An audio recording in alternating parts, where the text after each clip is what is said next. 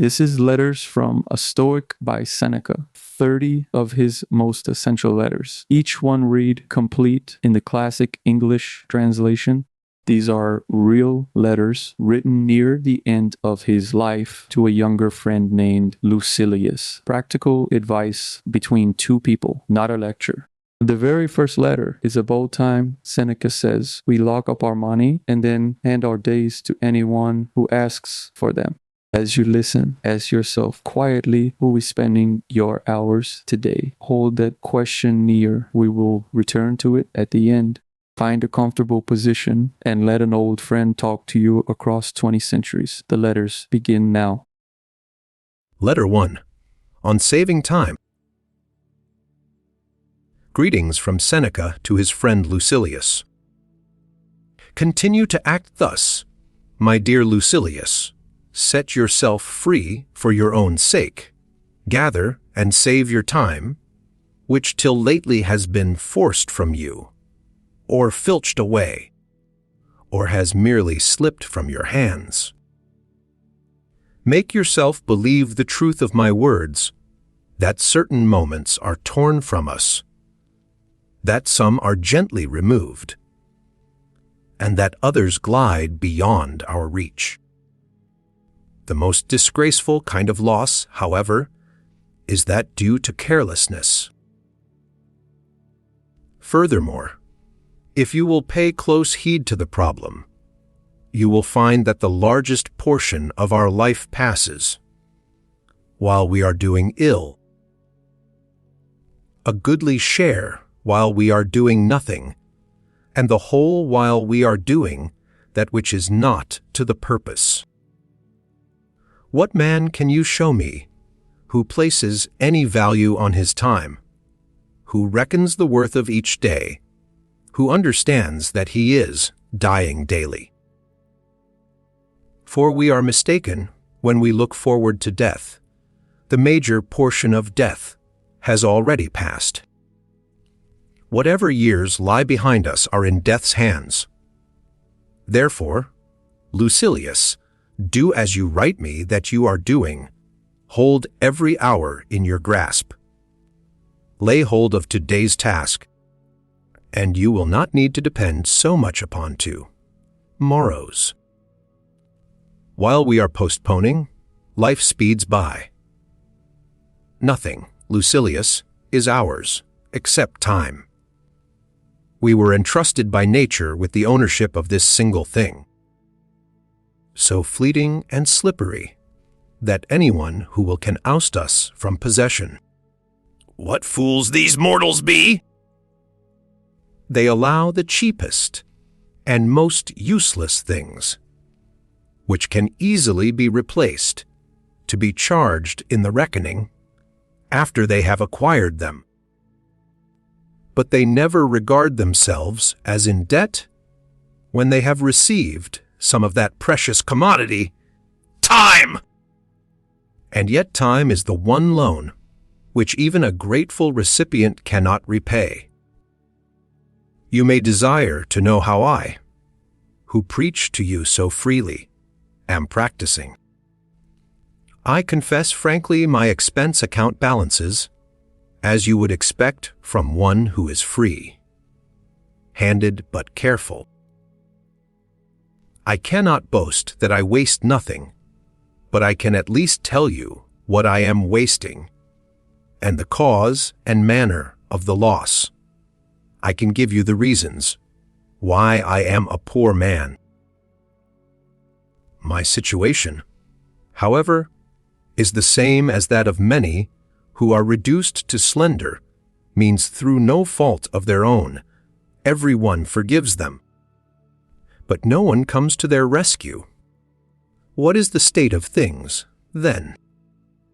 It is this: I do not regard a man as poor, if the little which remains is enough for him. I advise you, however, to keep what is really yours, and you cannot begin too early. For, as our ancestors believed, it is too late to spare when you reach the dregs of the cask. Of that which remains at the bottom, the amount is slight, and the quality is vile. Farewell. Letter 2. On discursiveness in reading. Judging by what you write me, and by what I hear, I am forming a good opinion regarding your future. You do not run hither and thither and distract yourself by changing your abode, for such restlessness is the sign of a disordered spirit. The primary indication, to my thinking, of a well-ordered mind is a man's ability to remain in one place and linger in his own company. Be careful, however, lest this reading of many authors and books of every sort may tend to make you discursive and unsteady. You must linger among a limited number of master thinkers and digest their works, if you would derive ideas which shall win firm hold in your mind. Everywhere means nowhere. When a person spends all his time in foreign travel, he ends by having many acquaintances, but no friends. And the same thing must hold true of men who seek intimate acquaintance with no single author, but visit them all in a hasty and hurried manner. Food does no good, and is not assimilated into the body if it leaves the stomach as soon as it is eaten. Nothing hinders a cure so much as frequent change of medicine. No wound will heal when one salve is tried after another. A plant which is often moved can never grow strong. There is nothing so efficacious that it can be helpful while it is being shifted about. And in reading of many books is distraction. Accordingly, since you cannot read all the books which you may possess, it is enough to possess only as many books as you can read. But, you reply, I wish to dip first into one book and then into another. I tell you that it is the sign of an overness appetite to toy with many dishes, for when they are manifold and varied, they cloy but do not nourish. So you should always read standard authors, and when you crave a change, fall back upon those whom you read before. Each day acquire something that will fortify you against poverty, against death, indeed against other misfortunes as well, and after you have run over many thoughts, select one to be thoroughly digested that day. This is my own custom. From the many things which I have read, I claim some one part for myself. The thought for day is one which I discovered in Epicurus, for I am wont to cross over even into the enemy's camp, not as a deserter, but as a scout. He says, contented poverty is an honorable estate. Indeed, if it be contented, it is not poverty at all. It is not the man who has too little, but the man who craves more that is poor. What does it matter how much a man has laid up in his safe, or in his warehouse, how large are his flocks, and how fat his dividends, if he covets his neighbor's property, and reckons not his past gains, but his hopes of gains to come? Do you ask, what is the proper limit to wealth? It is, first, to have what is necessary, and, second, to have what is enough. Farewell. Letter 3. On true and false friendship. You have sent a letter to me through the hand of a friend of yours, as you call him. And in your very next sentence, you warn me not to discuss with him all the matters that concern you, saying that even you yourself are not accustomed to do this. In other words, you have in the same letter affirmed and denied that he is your friend. Now, if you used this word of ours in the popular sense and called him friend in the same way in which we speak of all candidates for election as honorable gentlemen, and as we greet all men whom we meet casually, if their names slip us for the moment, with the salutation, "My dear sir," so be it. But if you consider any man a friend whom you do not trust as you trust yourself, you are mightily mistaken, and you do not sufficiently understand what true friendship means. Indeed, I would have you discuss everything with a friend, but first of all discuss the man himself. When friendship is settled, you must trust. Before friendship is formed, you must pass judgment. Those persons indeed put last first and confound their duties, who, violating the rules of Theophrastus, judge a man after they have made him their friend, instead of making him their friend after they have judged him. Ponder for a long time whether you shall admit a given person to your friendship. But when you have decided to admit him, welcome him with all your heart and soul. Speak as boldly with him as with yourself. As to yourself, although you should live in such a way that you trust your own self with nothing, which you could not entrust even to your enemy, yet, since certain matters occur which convention keeps secret, you should share with a friend at least all your worries and reflections. Regard him as loyal, and you will make him loyal. Some, for example, fearing to be deceived, have taught men to deceive. By their suspicions, they have given their friend the right to do wrong. Why need I keep back any words in the presence of my friend? Why should I not regard myself as alone when in his company?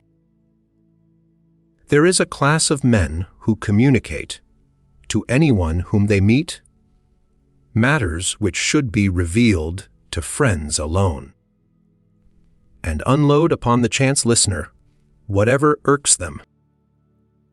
Others, again, fear to confide in their closest intimates, and if it were possible, they would not trust even themselves, burying their secrets deep in their hearts.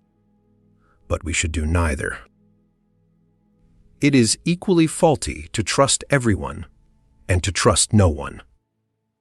Yet the former fault is, I should say, the more ingenuous, the latter the more safe.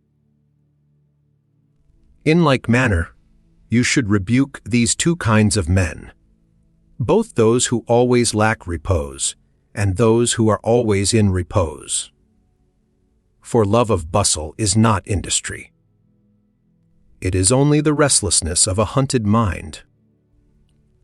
And true repose does not consist in condemning all motion as merely vexation. That kind of repose is slackness and inertia. Therefore, you should note the following saying, taken from my reading in Pomponius. Some men shrink into dark corners to such a degree that they see darkly by day. No. Men should combine these tendencies, and he who reposes should act, and he who acts should take repose. Discuss the problem with nature. She will tell you that she has created both day and night. Farewell. Letter 5. On the philosopher's mean.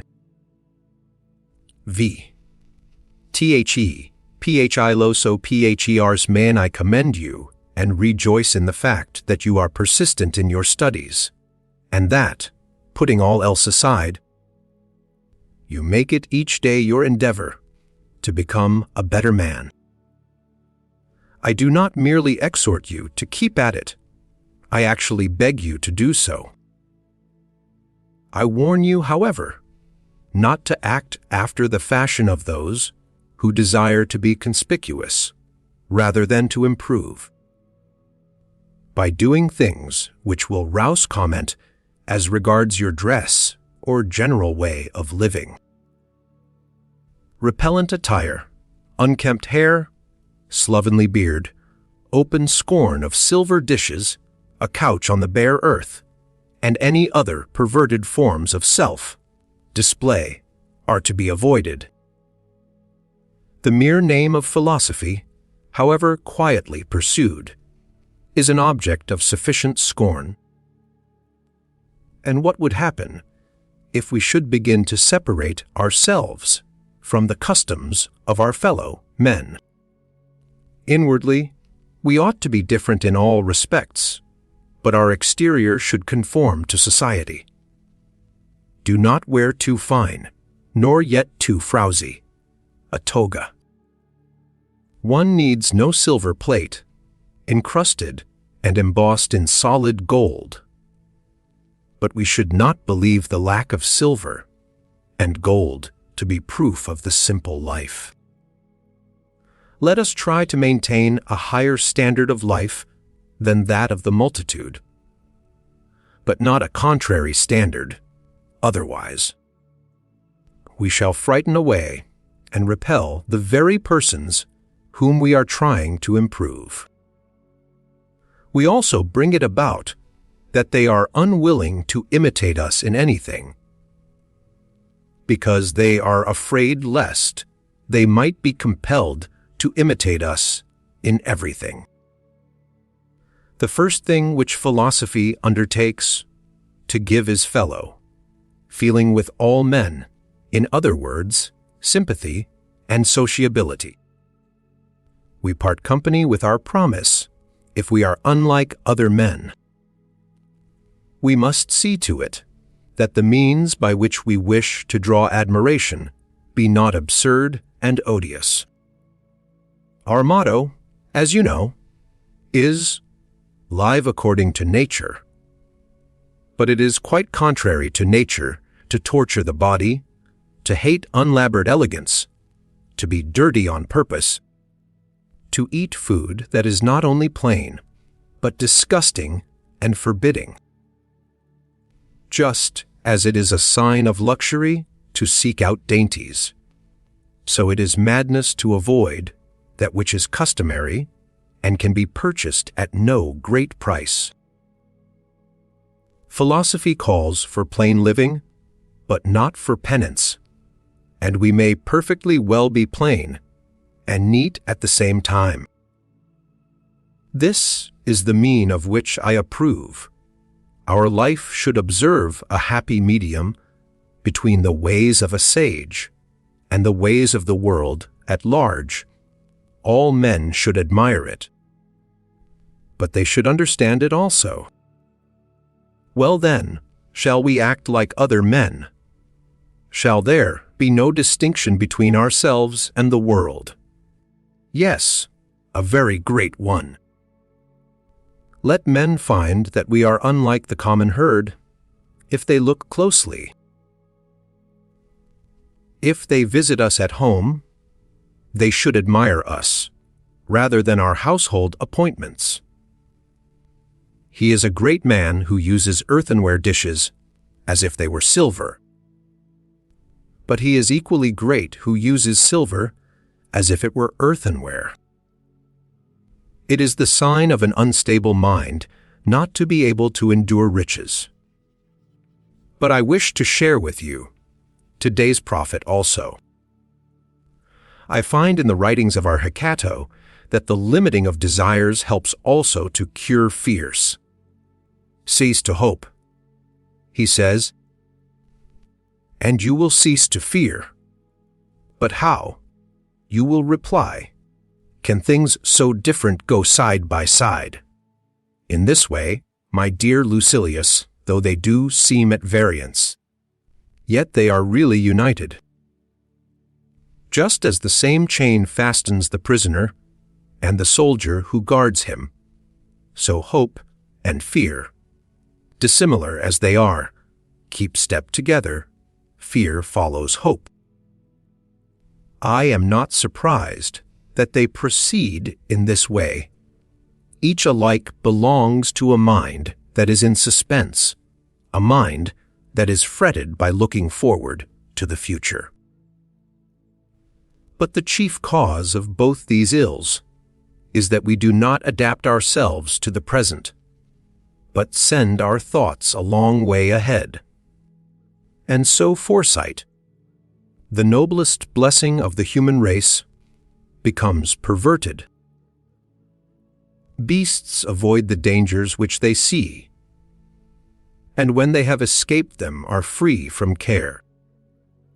But we men torment ourselves over that which is to come as well as over that which is past.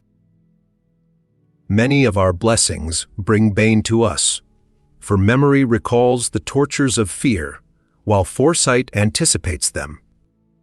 The present alone can make no man wretched. Farewell. Letter 7. On crowds. Do you ask me what you should regard as especially to be avoided? I say crowds, for as yet you cannot trust yourself to them with safety. I shall admit my own weakness, at any rate, for I never bring back home the same character that I took abroad with me. Something of that, which I have forced to be calm within me, is disturbed. Some of the foes that I have routed return again. Just as the sick man, who has been weak for a long time, is in such a condition that he cannot be taken out of the house without suffering a relapse, so we ourselves are affected when our souls are recovering from a lingering disease. To consort with the crowd is harmful. There is no person who does not make some vice attractive to us, or stamp it upon us, or taint us unconsciously therewith. Certainly, the greater the mob with which we mingle, the greater the danger. But nothing is so damaging to good character as the habit of lounging at the games. For then it is that vice steals subtly upon one through the avenue of pleasure. What do you think I mean? I mean that I come home more greedy, more ambitious, more voluptuous, and even more cruel and inhuman, because I have been among human beings. By chance I attended a mid-day exhibition, expecting some fun, wit, and relaxation, an exhibition at which men's eyes have respite from the slaughter of their fellow men. But it was quite the reverse. The previous combats were the essence of compassion, but now all the trifling is put aside, and it is pure murder. The men have no defensive armor. They are exposed to blows at all points, and no one ever strikes in vain. Many persons prefer this program to the usual pairs and to the bouts. By request. Of course they do. There is no helmet or shield to deflect the weapon. What is the need of defensive armor or of skill? All these mean delaying death. In the morning they throw men to the lions and the bears. At noon, they throw them to the spectators. The spectators demand that the slayer shall face the man, who is to slay him in his turn. And they always reserve the latest conqueror for another butchering. The outcome of every fight is death, and the means are fire and sword. This sort of thing goes on while the arena is empty. You may retort, "But he was a highway robber. He killed a man. And what of it?" Granted that, as a murderer, he deserved this punishment, what crime have you committed, poor fellow, that you should deserve to sit and see this show? In the morning they cried, "Kill him! Lash him! Burn him!" Why does he meet the sword in so cowardly a way? Why does he strike so feebly? Why doesn't he die game? Whip him to meet his wounds! Let them receive blow for blow, with chests bare and exposed to the stroke. And when the games stop for the intermission, they announce, "A little throat, cutting in the meantime, so that there may still be something going on. Come now, do you not understand even this truth?" That a bad example reacts on the agent. Thank the immortal gods that you are teaching cruelty to a person who cannot learn to be cruel. The young character, which cannot hold fast to righteousness, must be rescued from the mob. It is too easy to side with the majority. Even Socrates, Cato, and Laelius might have been shaken in their moral strength by a crowd that was unlike them. So true it is that none of us, no matter how much he cultivates his abilities, can withstand the shock of faults that approach, as it were, with so great a retinue. Much harm is done by a single case of indulgence or greed. The familiar friend, if he be luxurious, weakens and softens us imperceptibly. The neighbor, if he be rich, rouses our covetousness. The companion, if he be slanderous, rubs off some of his rust upon us, even though we be spotless and sincere. What then do you think the effect will be on character when the world at large assaults it? You must either imitate or loathe the world. But both courses are to be avoided. You should not copy the bad simply because they are many, nor should you hate the many because they are unlike you. Withdraw into yourself as far as you can. Associate with those who will make a better man of you. Welcome those whom you yourself can improve. The process is mutual, for men learn while they teach. There is no reason why pride in advertising your abilities should lure you into publicity, so that you should desire to recite or harangue before the general public. Of course, I should be willing for you to do so if you had a stock in trade that suited such a mob. As it is, there is not a man of them who can understand you.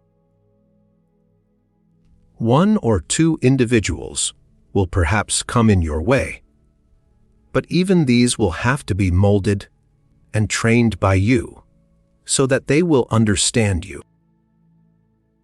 You may say, "For what purpose did I learn all these things?" But you need not fear that you have wasted your efforts. It was for yourself that you learned them. In order, however, that I may not today have learned exclusively for myself, I shall share with you 3 excellent sayings of the same general purport, which have come to my attention. This letter will give you one of them as payment of my debt, The other two you may accept as a contribution in advance.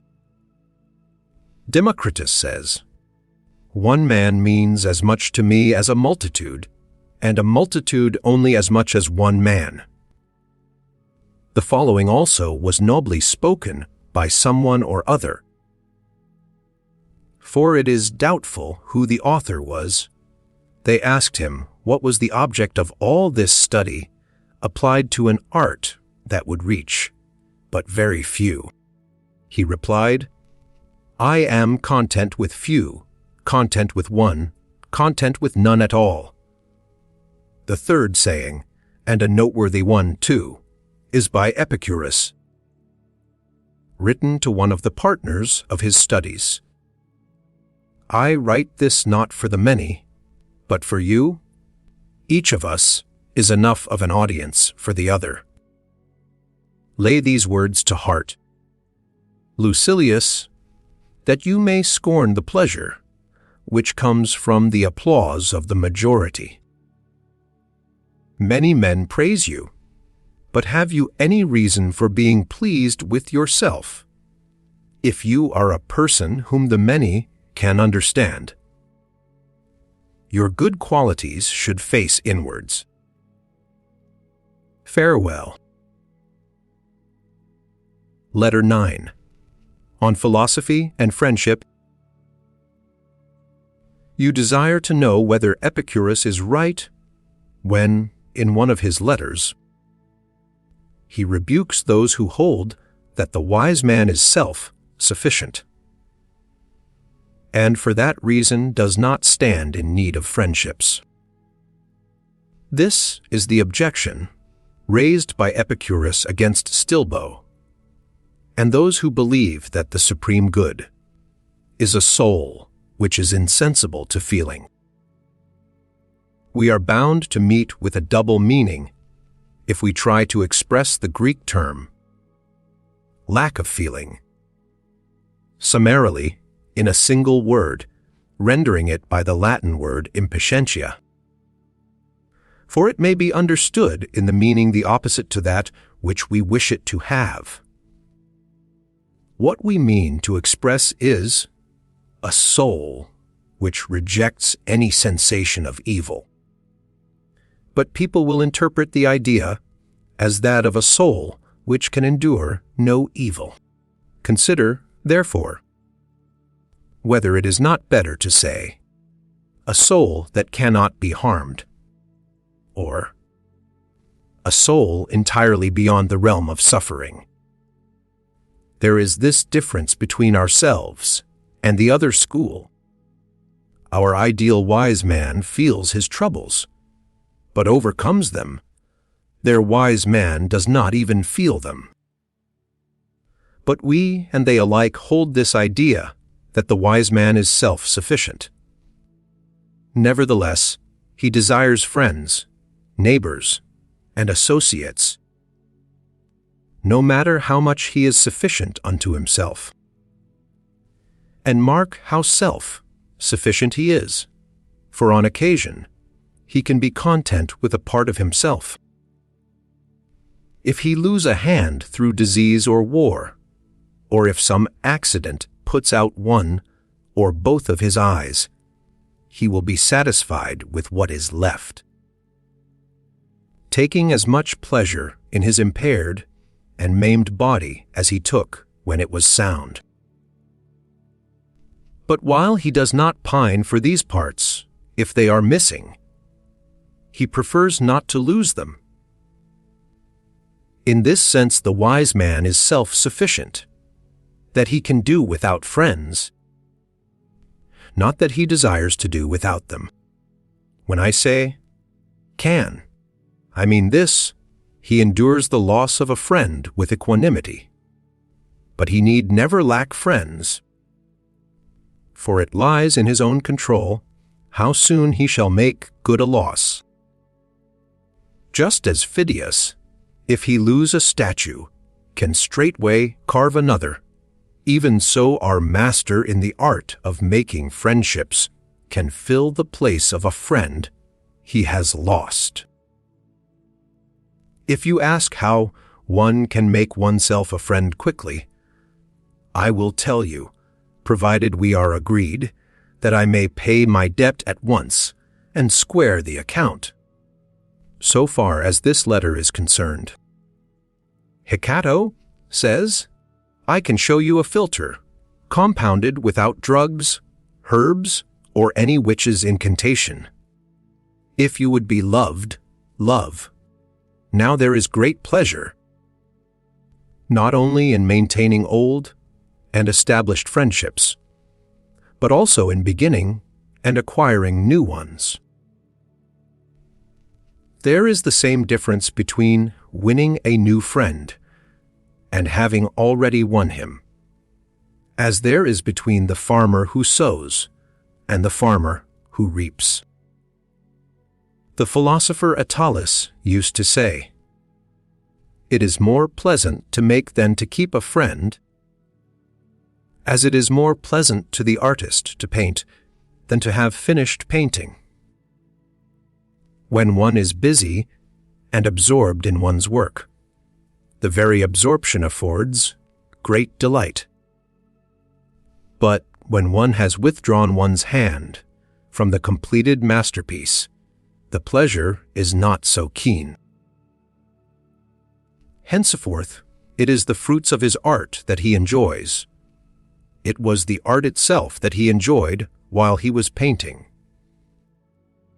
In the case of our children, their young manhood yields the more abundant fruits, but their infancy was sweeter.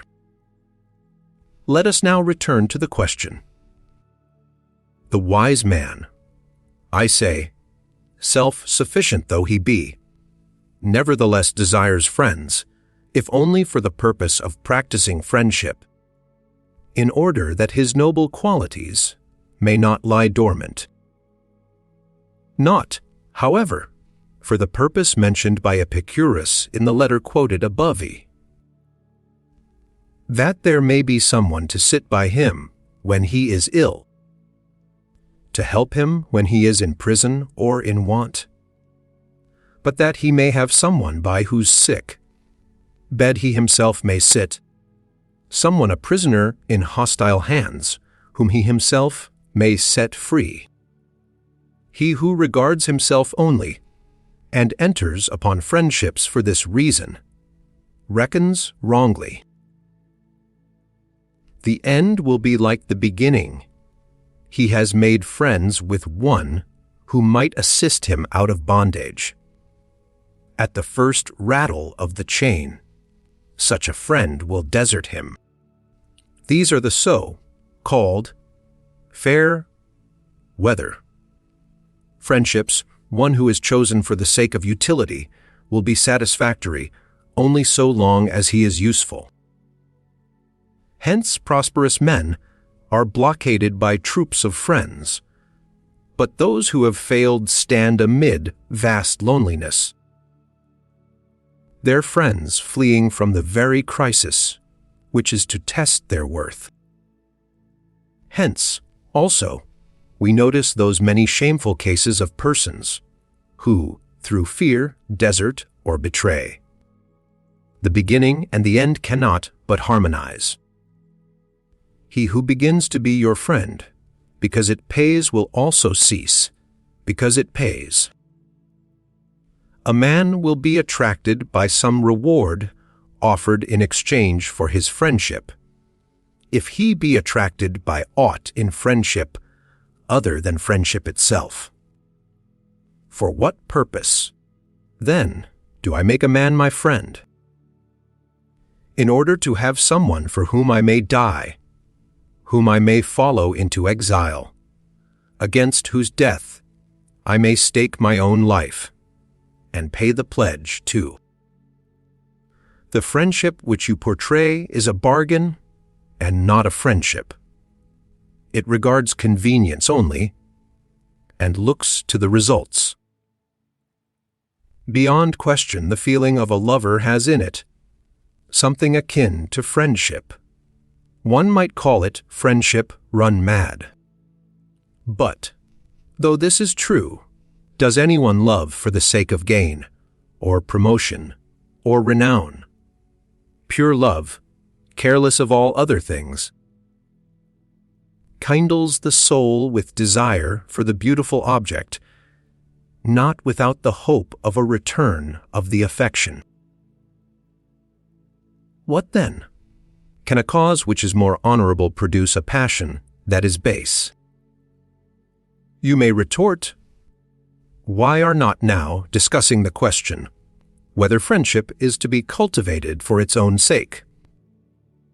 On the contrary, nothing more urgently requires demonstration, for if friendship is to be sought for its own sake, he may seek it who is self-sufficient.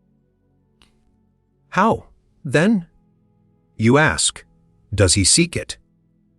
Precisely as he seeks an object of great beauty, not attracted to it by desire for gain, nor yet frightened by the instability of fortune. One who seeks friendship for favorable occasions strips it of all its nobility. The wise man is self-sufficient. This phrase, my dear Lucilius, is incorrectly explained by many, for they withdraw the wise man from the world and force him to dwell within his own skin. But we must mark with care what this sentence signifies and how far it applies. The wise man is sufficient unto himself for a happy existence, but not for mere existence. For he needs many helps towards mere existence, but for a happy existence, he needs only a sound and upright soul, one that despises fortune. I should like also to state to you one of the distinctions of Chrysippus, who declares that the wise man is in want of nothing, and yet needs many things. On the other hand, he says, nothing is needed by the fool, for he does not understand how to use anything, but he is in want of everything. The wise man needs hands, eyes, and many things that are necessary for his daily use, but he is in want of nothing. For want implies a necessity, and nothing is necessary to the wise man. Therefore, although he is self-sufficient, yet he has need of friends. He craves as many friends as possible, not, however, that he may live happily, for he will live happily even without friends. The supreme good calls for no practical aids from outside. It is developed at home and arises entirely within itself. If the good seeks any portion of itself from without, it begins to be subject to the play of fortune. People may say, but what sort of existence will the wise man have if he be left friendless, when thrown into prison, or when stranded in some foreign nation, or when delayed on a long voyage, or when cast upon a lonely shore? His life will be like that of Jupiter, who, amid the dissolution of the world, when the gods are confounded together, and nature rests for a space from her work, can retire into himself, and give himself over to his own thoughts. In some such way as this the sage will act, he will retreat into himself, and live with himself. As long as he is allowed to order his affairs according to his judgment, he is self-sufficient, and marries a wife, he is self-sufficient, and brings up children. He is self-sufficient, and yet could not live if he had to live without the society of man. Natural promptings, and not his own selfish needs, draw him into friendships. For just as other things have for us an inherent attractiveness. So has friendship. As we hate solitude and crave society, as nature draws men to each other, so in this matter also there is an attraction which makes us desirous of friendship. Nevertheless, though the sage may love his friends dearly, often comparing them with himself, and putting them ahead of himself, yet all the good will be limited to his own being, and he will speak the words which were spoken by the very Stilbo whom Epicurus criticizes in his letter. For Stilbo, after his comrade was captured and his children and his wife lost, as he emerged from the general desolation alone, and yet happy, spoke as follows to Demetrius, called sacker of cities, because of the destruction he brought upon them, in answer to the question whether he had lost anything. I have all my goods with me. There is a brave and stout-hearted man for you. The enemy conquered, but Stilbo conquered his conqueror. I have lost nothing. He forced Demetrius to wonder whether he himself had conquered after all. My goods are all with me. In other words, he deemed nothing that might be taken from him to be a good. We marvel at certain animals because they can pass through fire and suffer no bodily harm. But how much more marvelous is a man who has marched forth unhurt and unscathed through fire and sword and devastation?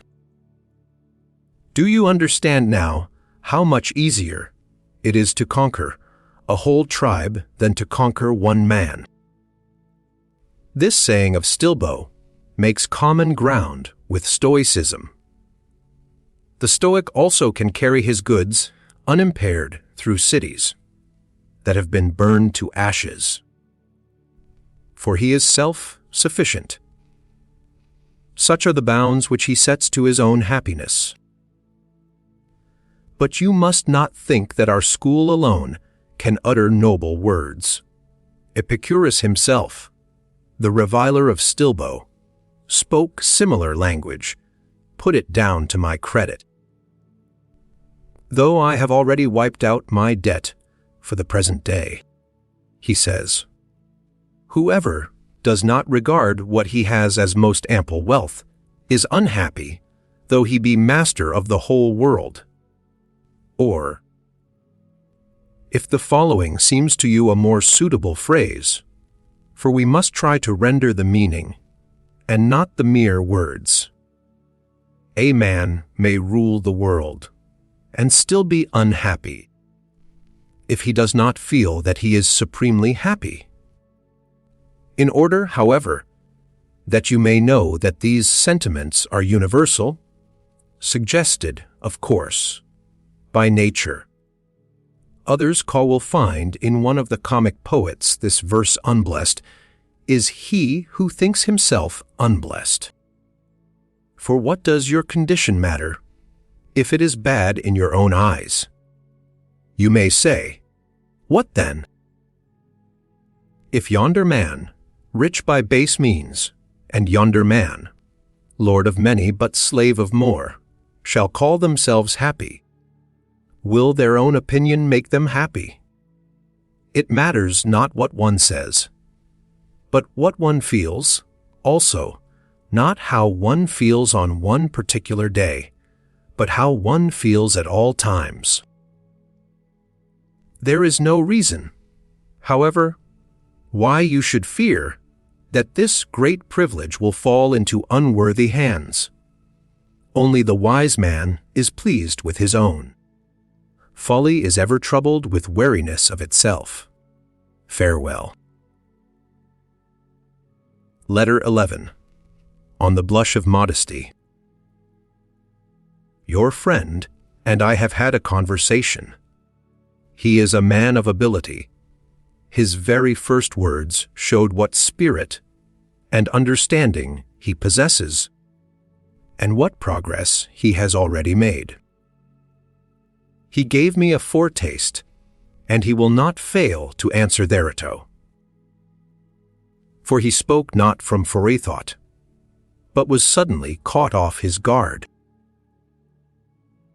When he tried to collect himself, he could scarcely banish that hue of modesty, which is a good sign in a young man. The blush that spread over his face seemed so to rise from the depths. And I feel sure that his habit of blushing will stay with him.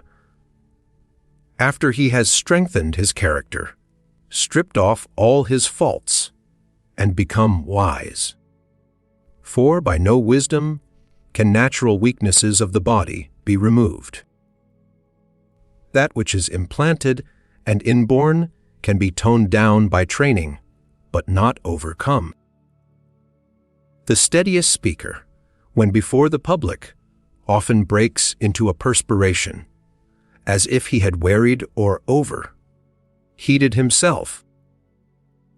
Of some tremble in the knees when they rise to speak, I know of some whose teeth chatter, whose tongues falter, whose lips quiver. Training and experience can never shake off this habit. Nature exerts her own power, and through such a weakness, makes her presence known even to the strongest. I know that the blush, too, is a habit of this sort, spreading suddenly over the faces of the most dignified men. It is, indeed, more prevalent in youth, because of the warmer blood and the sensitive countenance. Nevertheless, both seasoned men and aged men are affected by it. Some are most dangerous when they redden, as if they were letting all their sense of shame escape. Sulla, when the blood mantled his cheeks, was in his fiercest mood. Pompey had the most sensitive cast of countenance. He always blushed in the presence of a gathering, and especially at a public assembly. Fabianus also, I remember, reddened when he appeared as a witness before the Senate, and his embarrassment became him to a remarkable degree. Such a habit is not due to mental weakness, but to the novelty of a situation. An inexperienced person is not necessarily confused, but is usually affected, because he slips into this habit by natural tendency of the body. Just as certain men are full-blooded, so others are of a quick and mobile blood that rushes to the face at once. As I remarked, wisdom can never remove this habit, for if she could rub out all our faults, she would be mistress of the universe.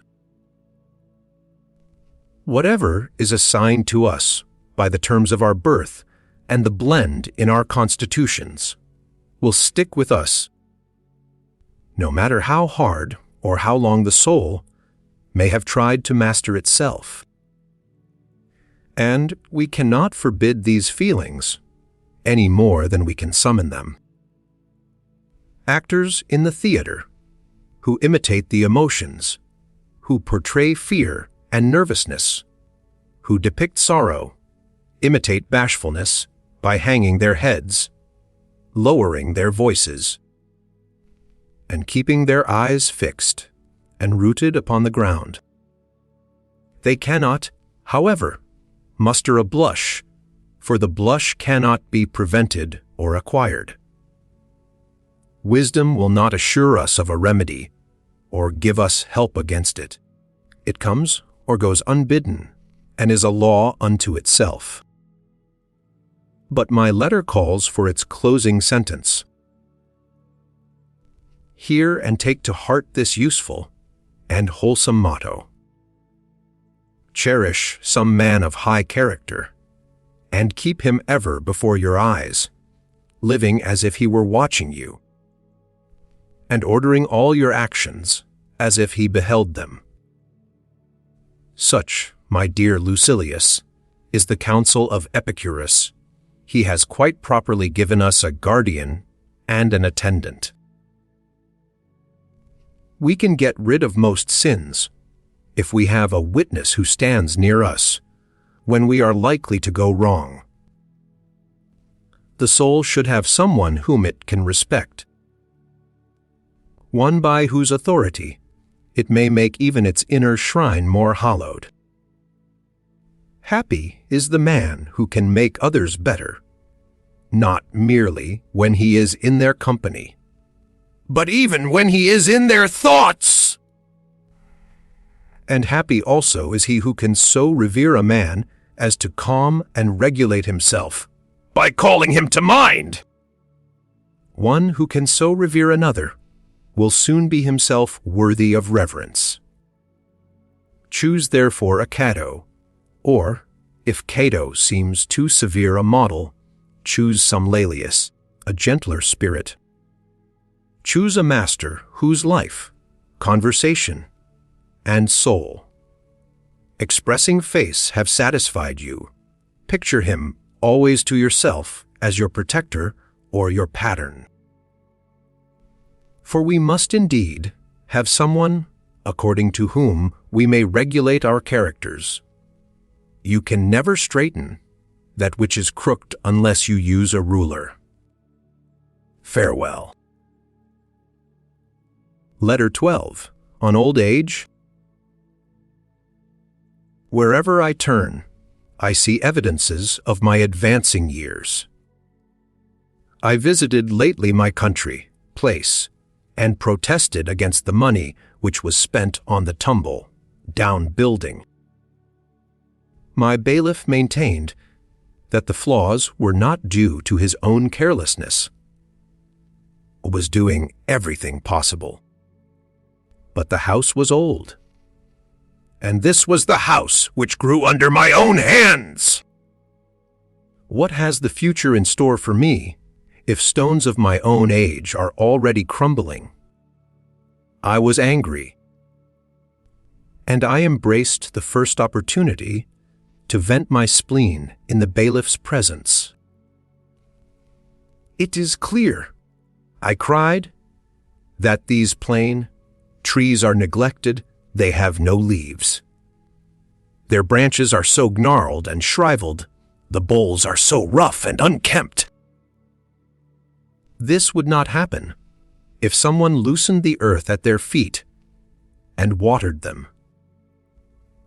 The bailiff swore by my protecting deity that he was doing everything possible and never relaxed his efforts, but those trees were old. Between you and me, I had planted those trees myself. I had seen them in their first leaf. Then I turned to the door and asked, "Who is that broken, down dotard? You have done well to place him at the entrance, for he is outward bound. Where did you get him? What pleasure did it give you to take up for burial some other man's dead?" But the slave said, "Don't you know me, sir? I am Felicio. You used to bring me little images. My father was Philocetus the steward, and I am your pet slave." "The man is clean crazy," I remarked.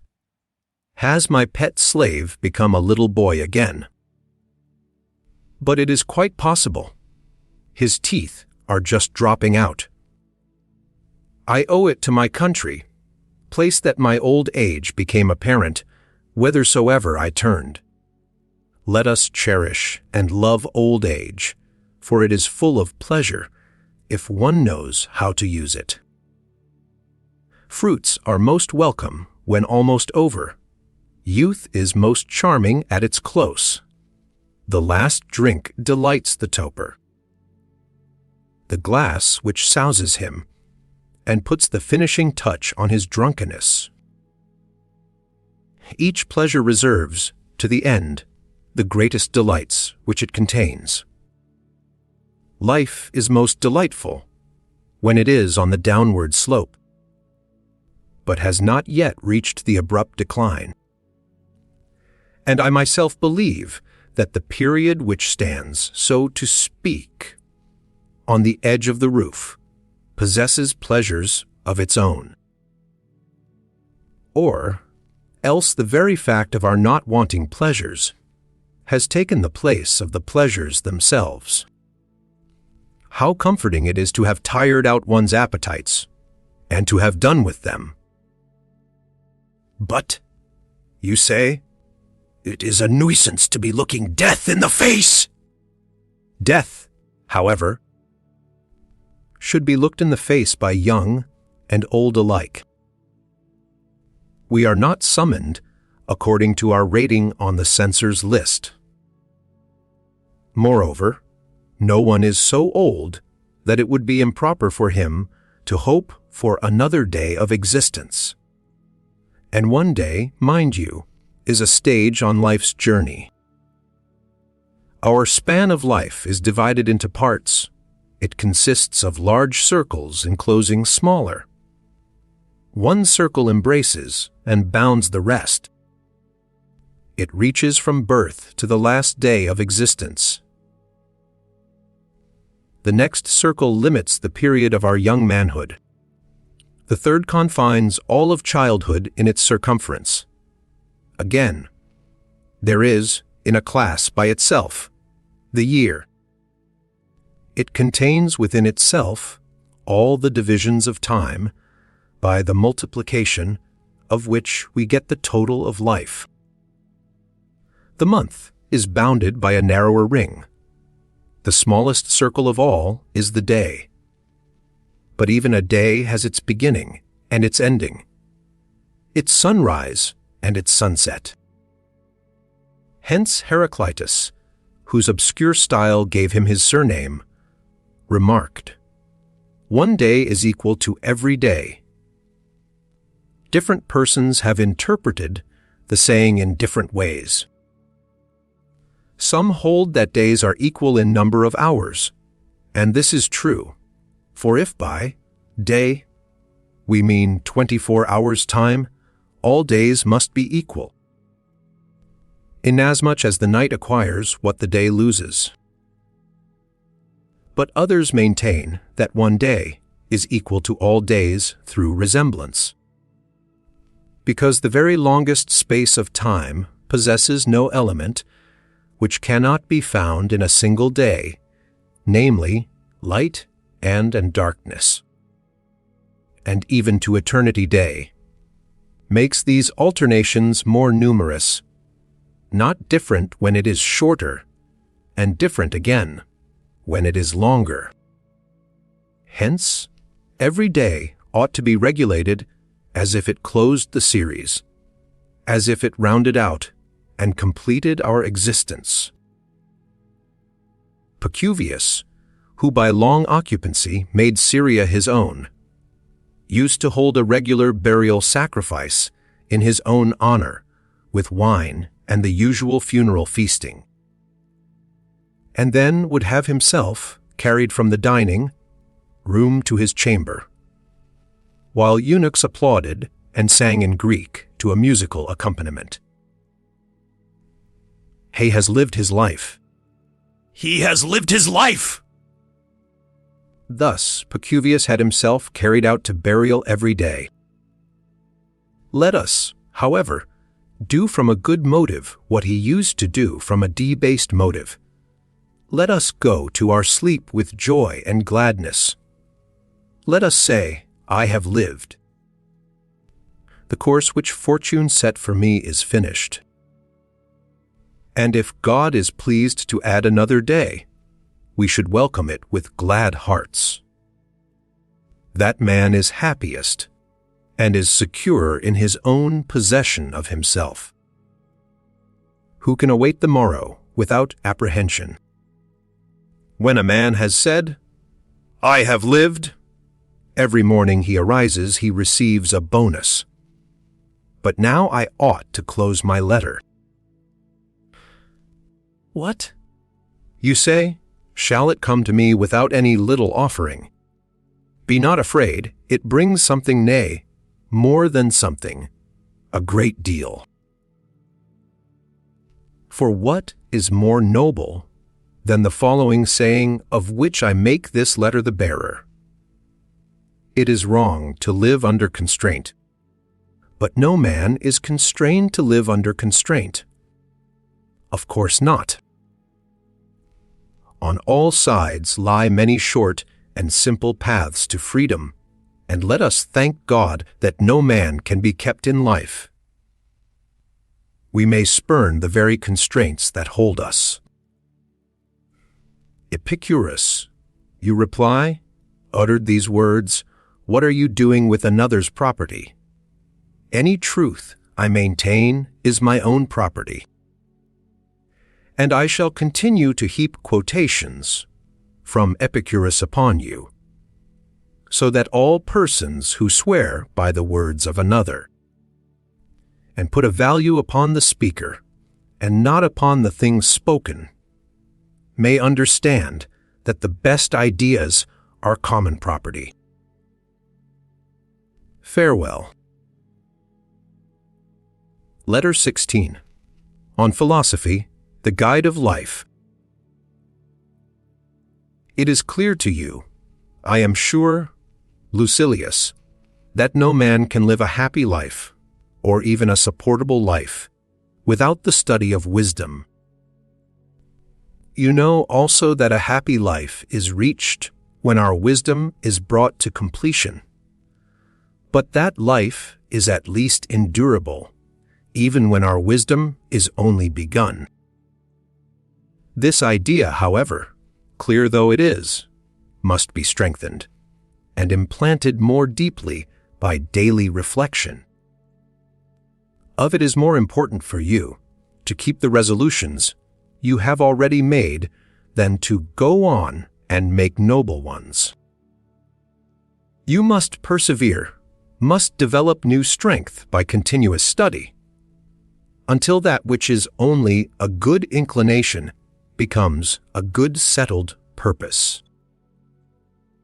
Hence you no longer need to come to me with much talk and protestations. I know that you have made great progress. I understand the feelings which prompt your words. They are not feigned or specious words. Nevertheless, I shall tell you what I think, that at present I have hopes for you, but not yet perfect trust. And I wish that you would adopt the same attitude towards yourself. There is no reason why you should put confidence in yourself too quickly and readily. Examine yourself, scrutinize, and observe yourself in divers ways. But mark, before all else, whether it is in philosophy or merely in life itself that you have made progress. Philosophy is no trick to catch the public. It is not devised for show. It is a matter not of words, but of facts. It is not pursued in order that the day may yield some amusement before it is spent, or that our leisure may be relieved of a tedium that irks us. It molds and constructs the soul, it orders our life, guides our conduct, shows us what we should do and what we should leave undone. It sits at the helm and directs our course as we waver amid uncertainties. Without it, no one can live fearlessly or in peace of mind. Countless things that happen every hour call for advice, and such advice is to be sought in philosophy.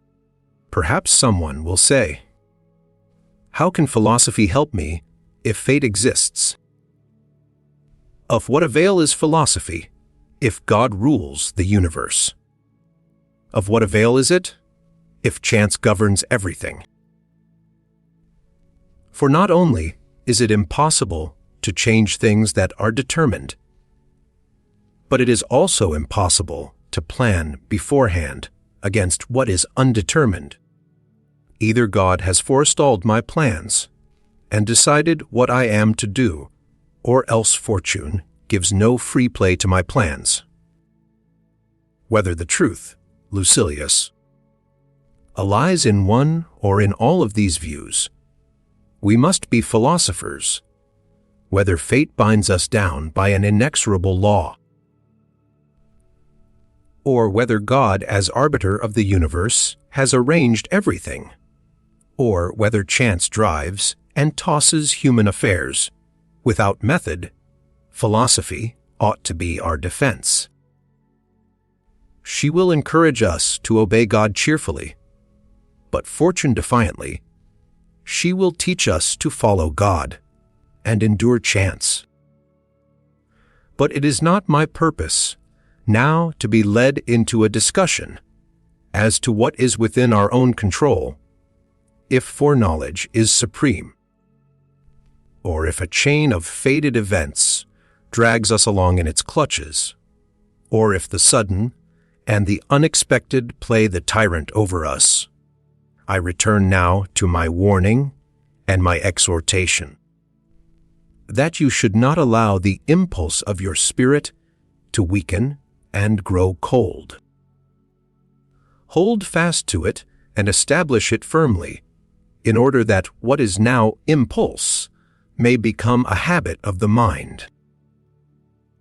If I know you well, you have already been trying to find out, from the very beginning of my letter, what little contribution it brings to you. Sift the letter, and you will find it. You need not wonder at any genius of mine, for as yet I am lavish only with other men's property. But why did I say, other men? Whatever is well said by anyone is mine. This also is a saying of Epicurus. If you live according to nature, you will never be poor. If you live according to opinion, you will never be rich. Nature's wants are slight, the demands of opinion are boundless. Suppose that the property of many millionaires is heaped up in your possession. Assume that fortune carries you far beyond the limits of a private income, decks you with gold, clothes you in purple, and brings you to such a degree of luxury and wealth that you can bury the earth under your marble floors, that you may not only possess, but tread upon, riches. Add statues, paintings, and whatever any art has devised for the satisfaction of luxury. You will only learn from such things to crave still greater. Natural desires are limited, but those which spring from false opinion can have no stopping point. The false has no limits. When you are traveling on a road, there must be an end, but when astray, your wanderings are limitless. Recall your steps, therefore, from idle things, and when you would know whether that which you seek is based upon a natural or upon a misleading desire. Consider whether it can stop at any definite point. If you find, after having traveled far, that there is a more distant goal always in view, you may be sure that this condition is contrary to nature. Farewell. Letter 18. On festivals and fasting. It is the month of December, and yet the city is at this very moment in a sweat. License is given to the general merrymaking. Everything resounds with mighty preparations, as if the Saturnalia differed at all from the usual business day. So true it is that the difference is nil, that I regard as correct the remark of the man who said, "Once December was a month, now it is a year. If I had you with me, I should be glad to consult you and find out what you think should be done, whether we ought to make no change in our daily routine, or whether, in order not to be out of sympathy with the ways of the public, we should dine in gayer fashion and doff the toga. As it is now, we Romans have changed our dress for the sake of pleasure and holiday, making, though in former times that was only customary, when the state was disturbed and had fallen on evil days. I am sure that, if I know you aright, playing the part of an umpire, you would have wished that we should be neither like the liberty, kept throng in all ways, nor in all ways unlike them, unless, perhaps, this is just the season when we ought to lay down the law to the soul, and bid it be alone in refraining from pleasures just when the whole mob has let itself go in pleasures. For this is the surest proof which a man can get of his own constancy, if he neither seeks the things which are seductive and allure him to luxury, nor is led into them.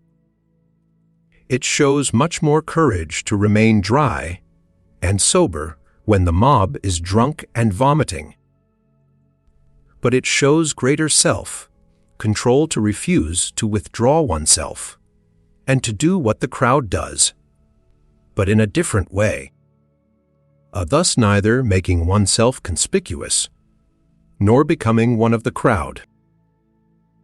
For one may keep holiday without extravagance. I am so firmly determined, however, to test the constancy of your mind that, drawing from the teachings of great men, I shall give you also a lesson.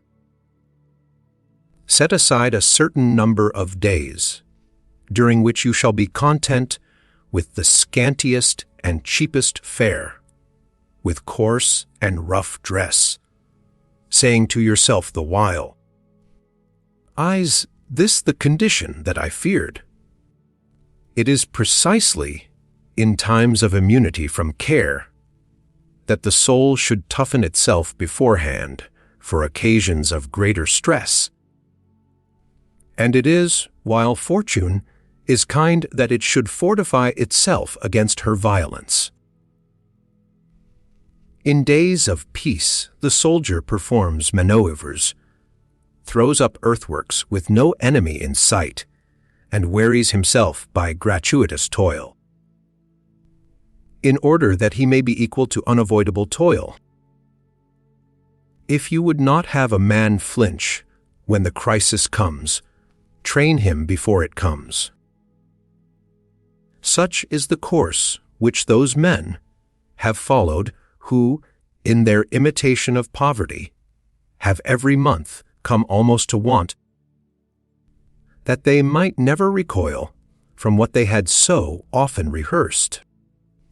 You need not suppose that I mean meals like Timon's, or paupers' huts, or any other device which luxurious millionaires use to beguile the tedium of their lives.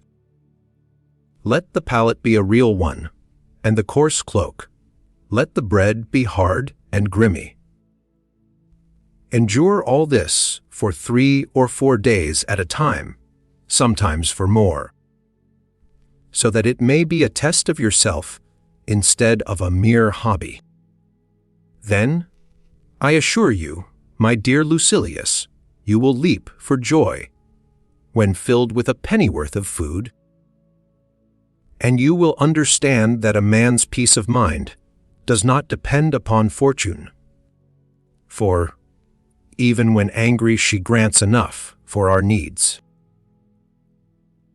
There is no reason, however, why you should think that you are doing anything great, for you will merely be doing what many thousands of slaves and many thousands of poor men are doing every day. But you may credit yourself with this item, that you will not be doing it under compulsion, and that it will be as easy for you to endure it permanently as to make the experiment from time to time. Let us practice our strokes on the dummy. Let us become intimate with poverty, so that fortune may not catch us off our guard. We shall be rich with all the more comfort if we once learn how far poverty is from being a burden.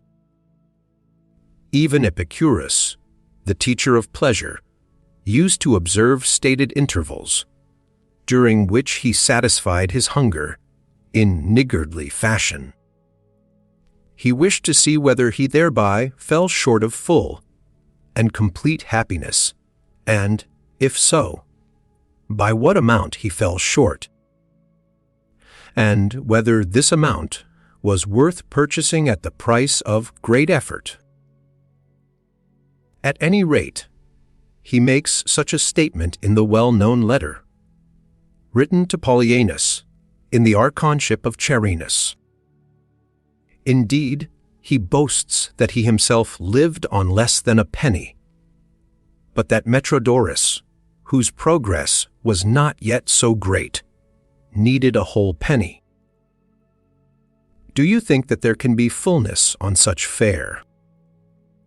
Yes, and there is pleasure also, not that shifty and fleeting pleasure, which needs a fillip now and then, but a pleasure that is steadfast and sure. For though water, barley, meal, and crusts of barley bread are not a cheerful diet, yet it is the highest kind of pleasure to be able to derive pleasure from this sort of food, and to have reduced one's needs to that modicum, which no unfairness of fortune can snatch away. Even prison fare is more generous, and those who have been set apart for capital punishment are not so meanly fed by the man who is to execute them. Therefore, what a noble soul must one have to descend of one's own free will to a diet, which even those who have been sentenced to death Have not to fear. This is indeed forestalling the spear, thrusts of fortune. So begin, my dear Lucilius, to follow the custom of these men, and set apart certain days on which you shall withdraw from your business, and make yourself at home with the scantiest fare. Establish business relations with poverty. Dare, O my friend, to scorn the sight of wealth, and mold thyself to kinship with thy God. For he alone is in kinship with God who has scorned wealth. Of course, I do not forbid you to possess it, but I would have you reach the point at which you possess it dauntlessly. This can be accomplished only by persuading yourself that you can live happily without it as well as with it, and by regarding riches always as likely to elude you. But now I must begin to fold up my letter. Settle your debts first, you cry. Here is a draft on Epicurus. He will pay down the sum. Ungoverned anger begets madness. You cannot help knowing the truth of these words, since you have had not only slaves, but also enemies. But indeed this emotion blazes out against all sorts of persons.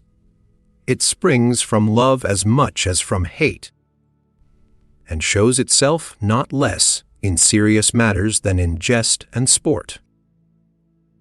And it makes no difference how important the provocation may be, but into what kind of soul it penetrates. Similarly with fire, it does not matter how great is the flame, but what it falls upon. For solid timbers have repelled a very great fire. Conversely, dry and easily inflammable stuff nourishes the slightest spark into a conflagration. So it is with anger. My dear Lucilius, the outcome of a mighty anger is madness, and hence anger should be avoided, not merely that we may escape excess, but that we may have a healthy mind. Farewell. Letter 26. On Old Age and Death. I was just lately telling you that I was within sight of old age. I am now afraid that I have left old age behind me. For some other word would now apply to my years, or at any rate to my body, since old age means a time of life that is weary rather than crushed. You may rate me in the worn-out class of those who are nearing the end. Nevertheless, I offer thanks to myself, with you as witness. For I feel that age has done no damage to my mind, though I feel its effects on my constitution. And only my vices, and the outward aids to these vices, have reached senility. My mind is strong and rejoices that it has but slight connection with the body. It has laid aside the greater part of its load. It is alert. It takes issue with me on the subject of old age.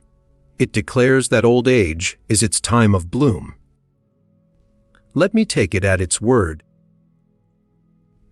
and let it make the most of the advantages it possesses. The mind bids me do some thinking and consider how much of this peace of spirit and moderation of character I owe to wisdom and how much to my time of life. It bids me distinguish carefully what I cannot do and what I do not want to do. Now rap A before, now rap, self-link before.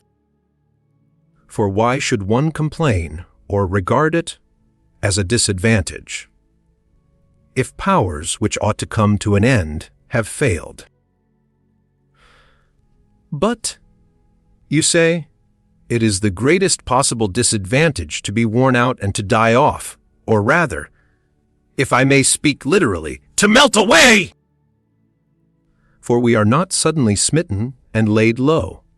We are worn away. And every day reduces our powers to a certain extent. But is there any better end to it all than to glide off to one's proper haven when nature slips the cable? Not that there is anything painful in a shock and a sudden departure from existence. It is merely because this other way of departure is easy, a gradual withdrawal. At any rate, as if the test were at hand, and the day were come which is to pronounce its decision concerning all the years of my life. Watch over myself, and commune thus with myself. The showing which we have made up to the present time, in word or deed, counts for nothing. All this is but a trifling and deceitful pledge of our spirit, and is wrapped in much charlatanism. I shall leave it to death to determine what progress I have made. Therefore, with no faint heart, I am making ready for the day when, putting aside all stage artifice and actor's rouge, I am to pass judgment upon myself, whether I am merely declaiming brave sentiments, or whether I really feel them, whether all the bold threats I have uttered against fortune are a pretense and a farce. Put aside the opinion of the world. It is always wavering and always takes both sides. Put aside the studies which you have pursued throughout your life. Death will deliver the final judgment in your case. This is what I mean your debates and learned talks, your maxims gathered from the teachings of the wise, your cultured conversation. All these afford no proof of the real strength of your soul. Even the most timid man can deliver a bold speech. What you have done in the past will be manifest only at the time when you draw your last breath. I accept the terms. I do not shrink from the decision. This is what I say to myself, but I would have you think that I have said it to you also. You are younger. But what does that matter? There is no fixed count of our years. You do not know where death awaits you, so be ready for it everywhere. I was just intending to stop, and my hand was making ready for the closing sentence. But the rites are still to be performed, and the traveling money for the letter disbursed. And just assume that I am not telling where I intend to borrow the necessary sum. You know upon whose coffers I depend. Wait for me but a moment, and I will pay you from my own account. Meanwhile, Epicurus will oblige me with these words. Think on death, or rather, if you prefer the phrase, on migration to heaven. The meaning is clear, that it is a wonderful thing to learn thoroughly how to die.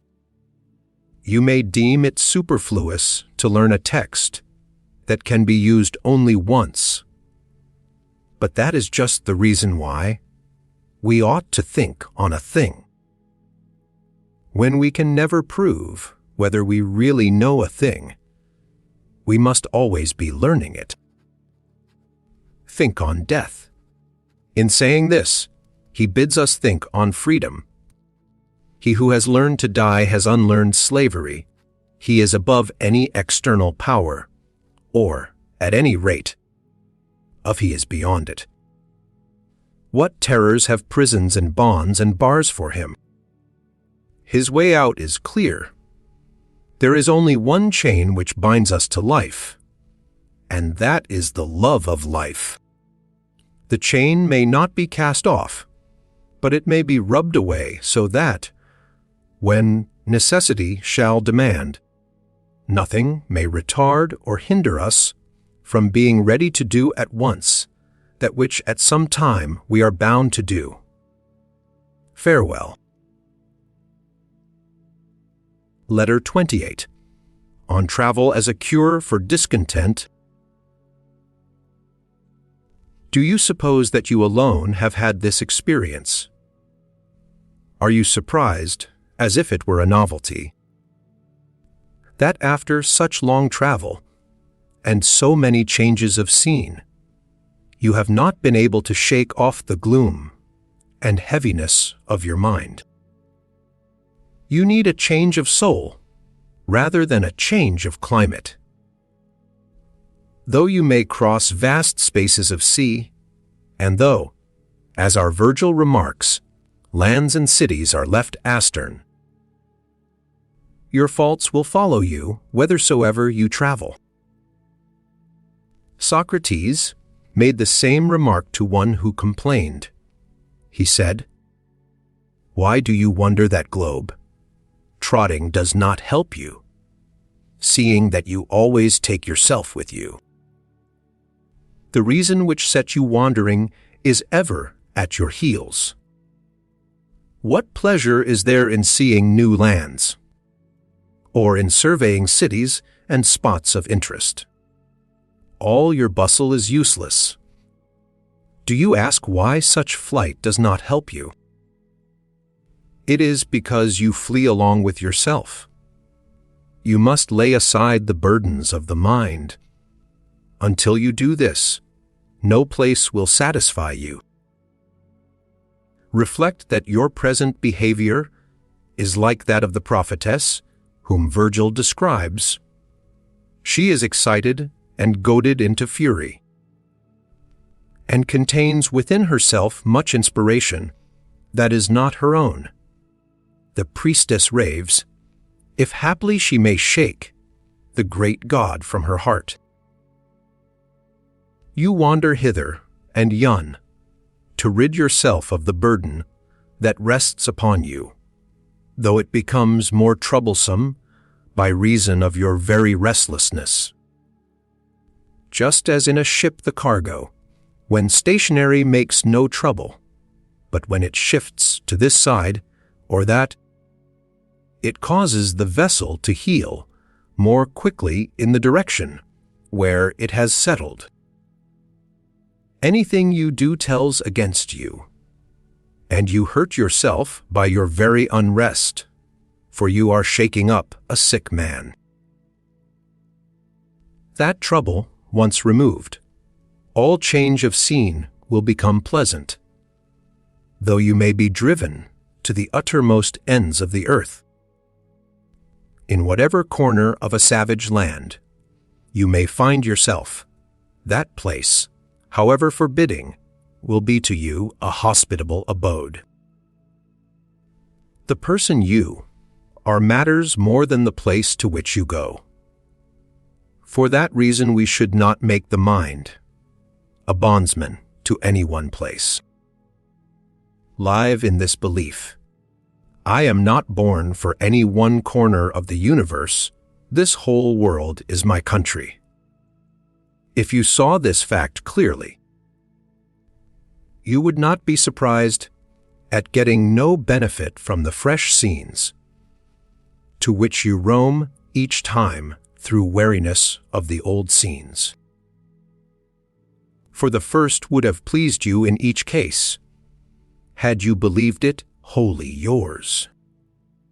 As it is, however, you are not journeying, you are drifting and being driven, only exchanging one place for another, although that which you seek, to live well, is found everywhere.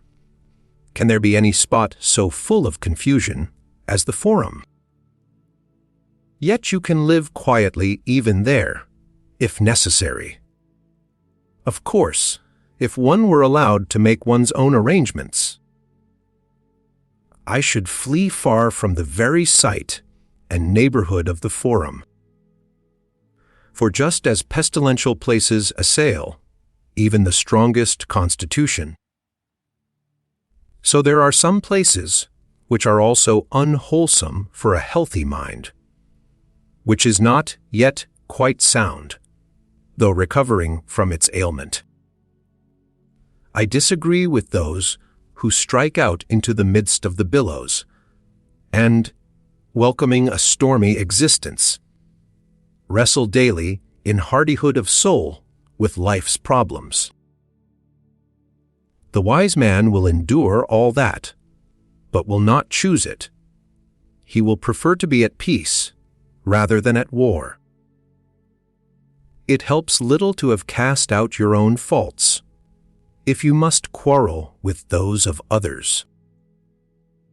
Says one, there were 30 tyrants surrounding Socrates, and yet they could not break his spirit. But what does it matter how many masters a man has? Slavery has no plural, and he who has scorned it is free. No matter amid how large a mob of lords he stands. It is time to stop, but not before I have paid duty. The knowledge of sin is the beginning of salvation. This saying of Epicurus seems to me to be a noble one. For he who does not know that he has sinned does not desire correction. You must discover yourself in the wrong before you can reform yourself. Some boast of their faults. Do you think that the man has any thought of mending his ways who counts over his vices as if they were virtues?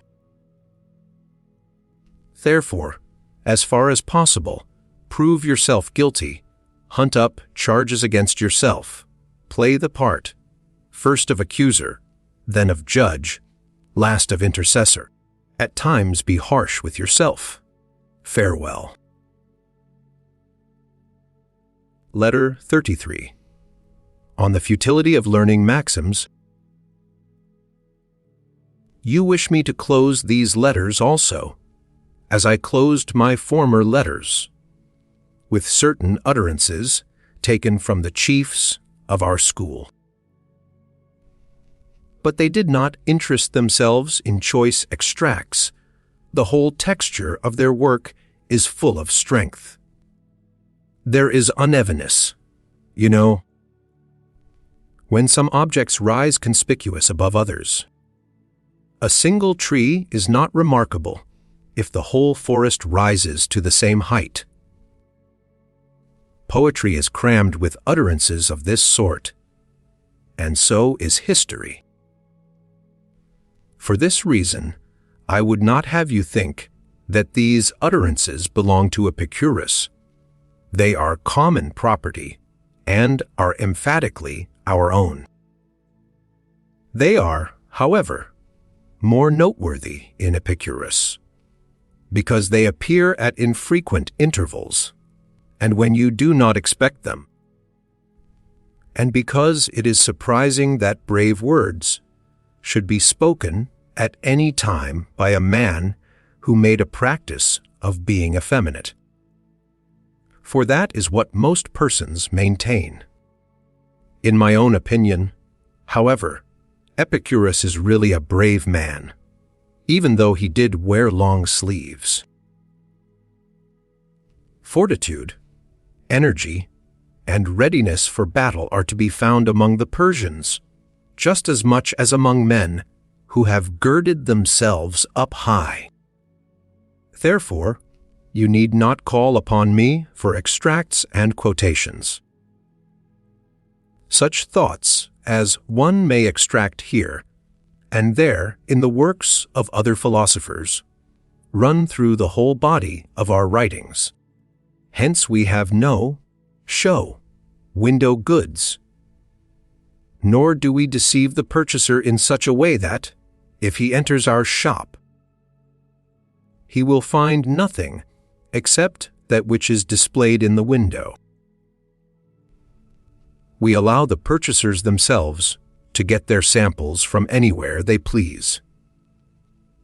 Suppose we should desire to sort out each separate motto from the general stock. To whom shall we credit them?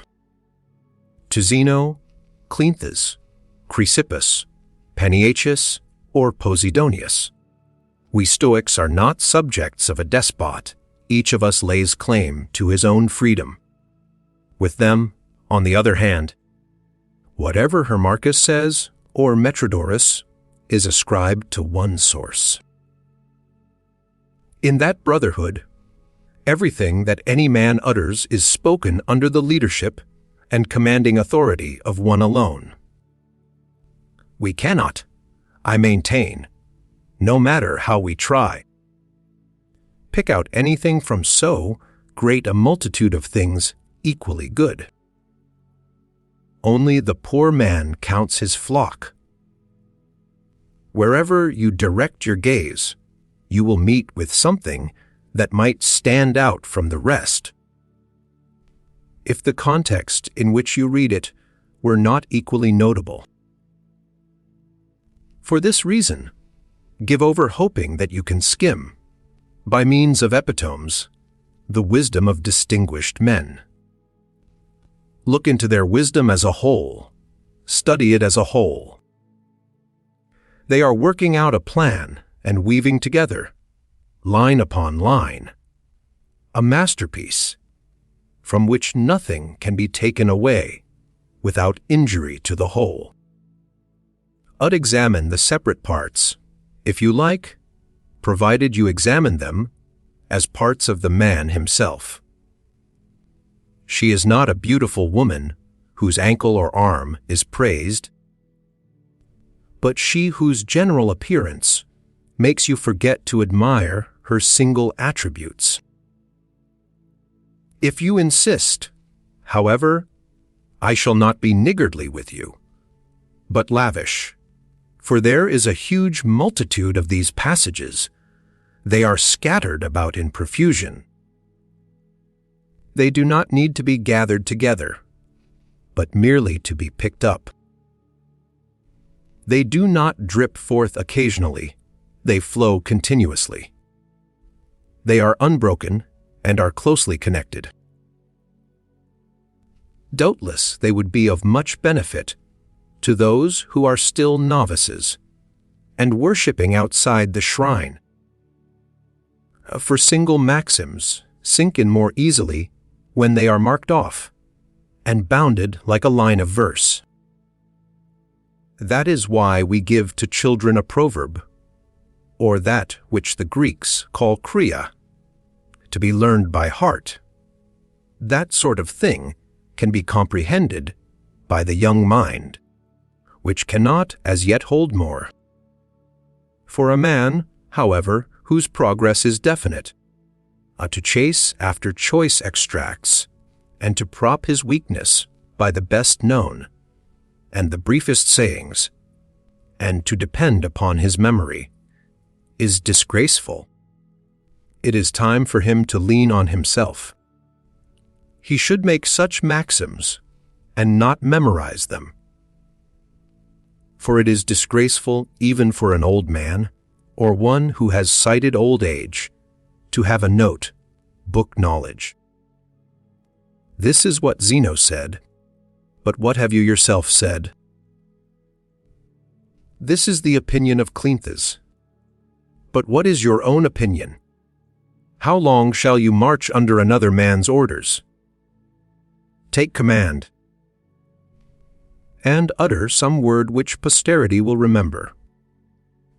Put forth something from your own stock. For this reason, I hold that there is nothing of eminence in all such men as these, who never create anything themselves, but always lurk in the shadow of others, playing the Arlie of interpreters, never daring to put once into practice what they have been so long in learning. They have exercised their memories on other men's material. But it is one thing to remember, another to know. Remembering is merely safeguarding something entrusted to the memory. Knowing, however, means making everything your own. It means not depending upon the copy, and not all the time glancing back at the master. Thus, said Zeno. Thus, said Cleanthes, indeed! Let there be a difference between yourself and your book. How long shall you be a learner? From now on be a teacher as well. But why, one asks, should I have to continue hearing lectures on what I can read? The living voice, one replies, is a great help. Perhaps.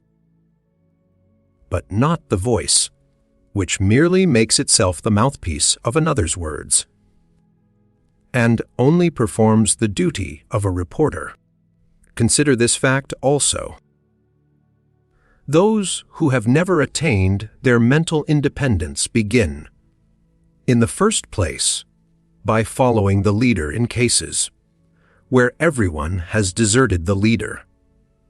Then, in the second place, they follow him in matters where the truth is still being investigated.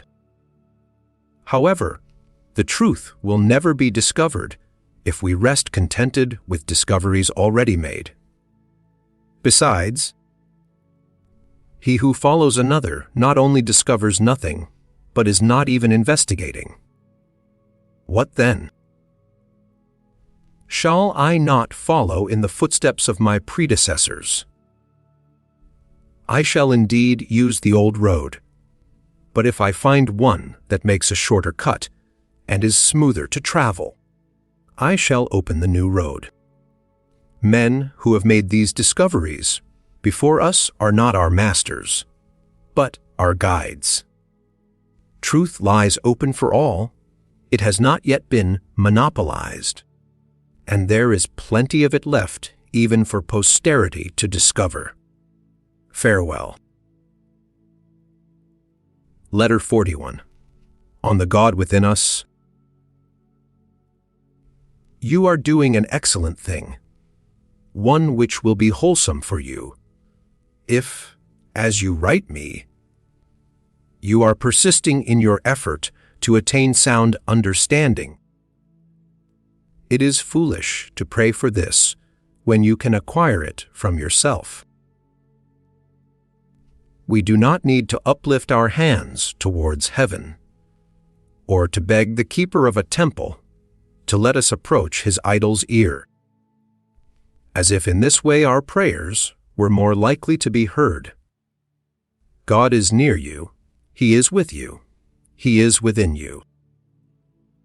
This is what I mean.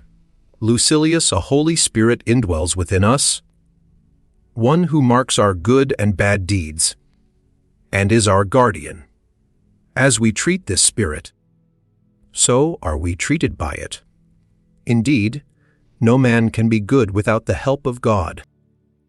Can one rise superior to fortune unless God helps him to rise? He it is that gives noble and upright counsel. In each good man a God doth dwell, but what God know we not. If ever you have come upon a grove that is full of ancient trees, which have grown to an unusual height, shutting out a view of the sky by a veil of pleached and intertwining branches, then the loftiness of the forest, the seclusion of the spot, and your marvel at the thick unbroken shade in the midst of the open spaces, will prove to you the presence of deity. Or if a cave, made by the deep crumbling of the rocks, holds up a mountain on its arch, a place not built with hands, but hollowed out into such spaciousness by natural causes, your soul will be deeply moved by a certain intimation of the existence of God. We worship the sources of mighty rivers. We erect altars at places where great streams burst suddenly from hidden sources. We adore springs of hot water as divine, and consecrate certain pools because of their dark waters or their immeasurable depth.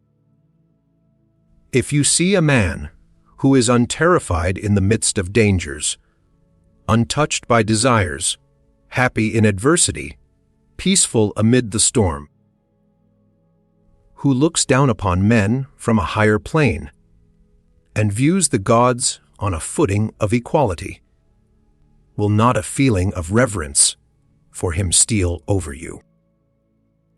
Will you not say, "This quality is too great and too lofty to be regarded as resembling this petty body in which it dwells"? A divine power has descended upon that man. When a soul rises superior to other souls, when it is under control, when it passes through every experience as if it were of small account, when it smiles at our fears and at our prayers, it is stirred by a force from heaven. A thing like this cannot stand upright unless it be propped by the divine. Therefore, a greater part of it abides in that place from whence it came down to earth. Just as the rays of the sun do indeed touch the earth, but still abide at the source from which they are sent, even so the great and hallowed soul, which has come down in order that we may have a nearer knowledge of divinity, does indeed associate with us, but still cleaves to its origin.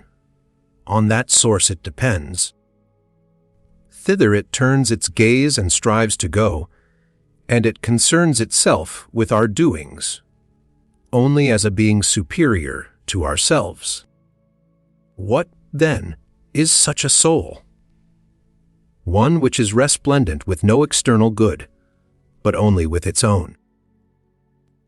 For what is more foolish than to praise in a man the qualities which come from without? And what is more insane than to marvel at characteristics which may at the next instant be passed on to someone else? A golden bit does not make a better horse. The lion with gilded mane, in process of being trained and forced by wariness to endure the decoration, is sent into the arena in quite a different way from the wild lion whose spirit is unbroken. The latter, indeed, bold in his attack, as nature wished him to be. Impressive because of his wild appearance, and it is his glory that none can look upon him without fear. Is favored in preference to the other lion, that languid and gilded brute. No man ought to glory except in that which is his own. We praise a vine if it makes the shoots teem with increase, if by its weight it bends to the ground the very poles which hold its fruit. Would any man prefer to this vine one from which golden grapes and golden leaves hang down? In a vine the virtue, peculiarly its own, is fertility. In man also we should praise that which is his own.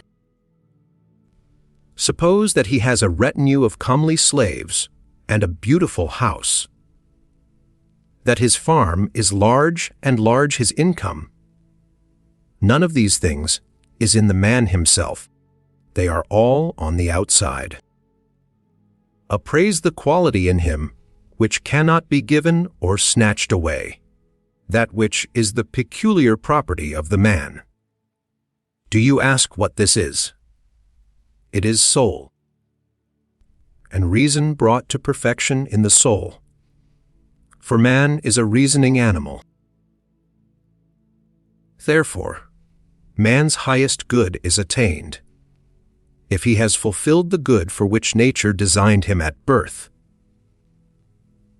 And what is it which this reason demands of him? The easiest thing in the world, to live in accordance with his own nature. But this is turned into a hard task by the general madness of mankind. We push one another into vice. And how can a man be recalled to salvation when he has none to restrain him and all mankind to urge him on? Farewell. Letter 44. On Philosophy and Pedigrees. You are again insisting to me that you are a nobody, and saying that nature in the first place, and fortune in the second, have treated you too scurvily. And this in spite of the fact that you have it in your power to separate yourself from the crowd and rise to the highest human happiness. If there is any good in philosophy, it is this, that it never looks into pedigrees. All men, if traced back to their original source, spring from the gods. You are a Roman knight, and your persistent work promoted you to this class. Yet surely there are many to whom the 14 rows are barred. The Senate chamber is not open to all, the army too, is scrupulous in choosing those whom it admits to toil and danger. But a noble mind is free to all men. According to this test, we may all gain distinction. Philosophy neither rejects nor selects anyone. Its light shines for all. Socrates was no aristocrat. Clynthes worked at a well and served as a hired man watering a garden. Philosophy did not find Plato already a nobleman. It made him one. Why then should you despair of becoming able to rank with men like these? They are all your ancestors, if you conduct yourself in a manner worthy of them. And you will do so if you convince yourself at the outset that no man outdoes you in real nobility. We have all had the same number of forefathers. There is no man whose first beginning does not transcend memory. Plato says, "Every king springs from a race of slaves, and every slave has had kings among his ancestors. The flight of time, with its vicissitudes, has jumbled all such things together, and fortune has turned them upside down. Then who is well born? He who is by nature well fitted for virtue. That is the one point to be considered. Otherwise, if you hark back to antiquity, every one traces back to a date before which there is nothing. From the earliest beginnings of the universe to the present time, we have been led forward out of origins that were alternately illustrious and ignoble. A hall full of smoke, begrimed busts does not make the nobleman. No past life has been lived to lend us glory, and that which has existed before us is not ours. The soul alone renders us noble, and it may rise superior to fortune out of any earlier condition, no matter what that condition has been. Suppose, then, that you were not a Roman knight, but a freedman, you might nevertheless by your own efforts come to be the only free man amid a throng of gentlemen. How, you ask? Simply by distinguishing between good and bad things without patterning your opinion from the populace. You should look not to the source from which these things come, but to the goal towards which they tend. If there is anything that can make life happy, it is good on its own merits, for it cannot degenerate into evil. Where, then, lies the mistake, since all men crave the happy life? It is that they regard the means for producing happiness as happiness itself, and, while seeking happiness, they are really fleeing from it. For although the sum and substance of the happy life is unalloyed freedom from care, and though the secret of such freedom is unshaken confidence, yet men gather together that which causes worry, and, while traveling life's treacherous road, not only have burdens to bear, but even draw burdens to themselves. Hence they recede farther and farther from the achievement of that which they seek, and the more effort they expend, the more they hinder themselves and are set back. This is what happens when you hurry through a maze. The faster you go, the worse you are entangled. Farewell. Letter 47. On Master and Slave. I am glad to learn, through those who come from you, that you live on friendly terms with your slaves. This befits a sensible and well-educated man like yourself. They are slaves, people declare. Nay, rather they are men. Slaves? No, comrades. Slaves? No, they are unpretentious friends. Slaves? No, they are our fellow slaves. If one reflects that fortune has equal rights over slaves and free men alike. That is why I smile at those who think it degrading for a man to dine with his slave. But why should they think it degrading? It is only because proud etiquette surrounds a householder at his dinner with a mob of standing slaves.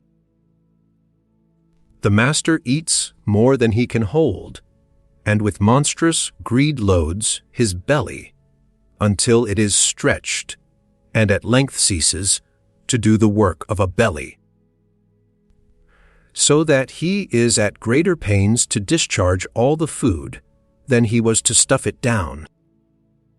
All this time the poor slaves may not move their lips, even to speak. The slightest murmur is repressed by the rod, even a chance sound, a cough, a sneeze, or a hiccup, is visited with the lash. There is a grievous penalty for the slightest breach of silence. All night long they must stand about, hungry and dumb.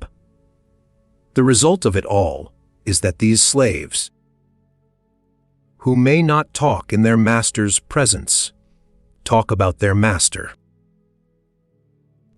But the slaves of former days, who were permitted to converse, not only in their master's presence, but actually with him, whose mouths were not stitched up tight, were ready to bare their necks for their master, to bring upon their own heads any danger that threatened him.